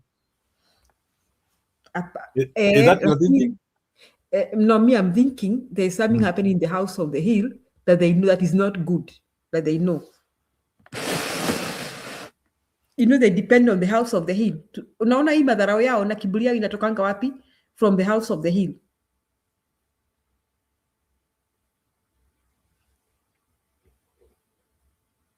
Yes, Village Comfort, God answers prayers. We are praying for our country. And we are not praying out of hate. We are praying because of the things Ruto has done against the people of Kenya. And anybody who works and supports with him, in fact, may they fall into the same pit they dig for others, all of them, Ruto, Akina Kindikina, all those who work and support him.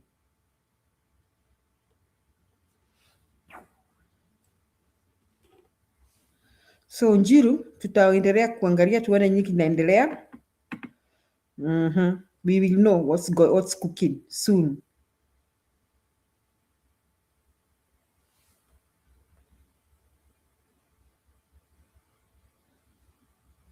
Sector. Aya, ni sawa Julia, I think nimepata what you are saying. Maybe wacha tufunge kituo sasa, tujitayarishe for activities tomorrow. By the way, Village Comfort, kama uelewi, tuko na show mbili siku hizi. We are having a earlier show and then show ya jioni. Julia, unaweza peana benediction? So mimi niseme wa Kenya, those who are praying for Kenya, continue praying for our country, don't give up. Aluta continua. The Bible says that if my people humble themselves and seek me and call upon me, I'll hear them and I rescue them. So maombi yetu si kwa sababu ya chuki. Sisi hatuna chuki na watu. Tunaombea nchi yetu kwa sababu nchi yetu imenaswa na timu majambazi. Na kiongozi wa timu majambazi ni nani? Ni Kasongo. Na wale wote wanamfanyia kazi na wanafanya kazi nao na wanamfuata na wanaunga mkono. Kwa sababu anybody supporting Kasongo is evil. Anybody even kuja hapa kumtetea, you are very evil. I'm sorry to say that, because you two cannot work together unless they agree. Okay? So I hope that God protects our people na Mungu alinde Gachagua as they continue fighting for Kenya na tuendelee kutetea nchi yetu wherever we are. Tuendelee provide civic education. People need to be registered as voters, and people need to check whether they are registered. Already the portal is open. You can check. You can just put your ID number and put your year of birth. Utajipata hapo, utajipata penye uko registered. We must do what is humanly possible to be registered, to tayari, and then we see how we can prevent Kasongo from stealing our votes. And so we pray that God does something. Mi hata maombi yangu ni kwamba asikue kwa register, asikue kwa ballot. If something can happen, you know, things happen. Mungu anaweza jibu maombi yetu. So Aluta, continua, the struggle continues. Asanteni wa Kenya.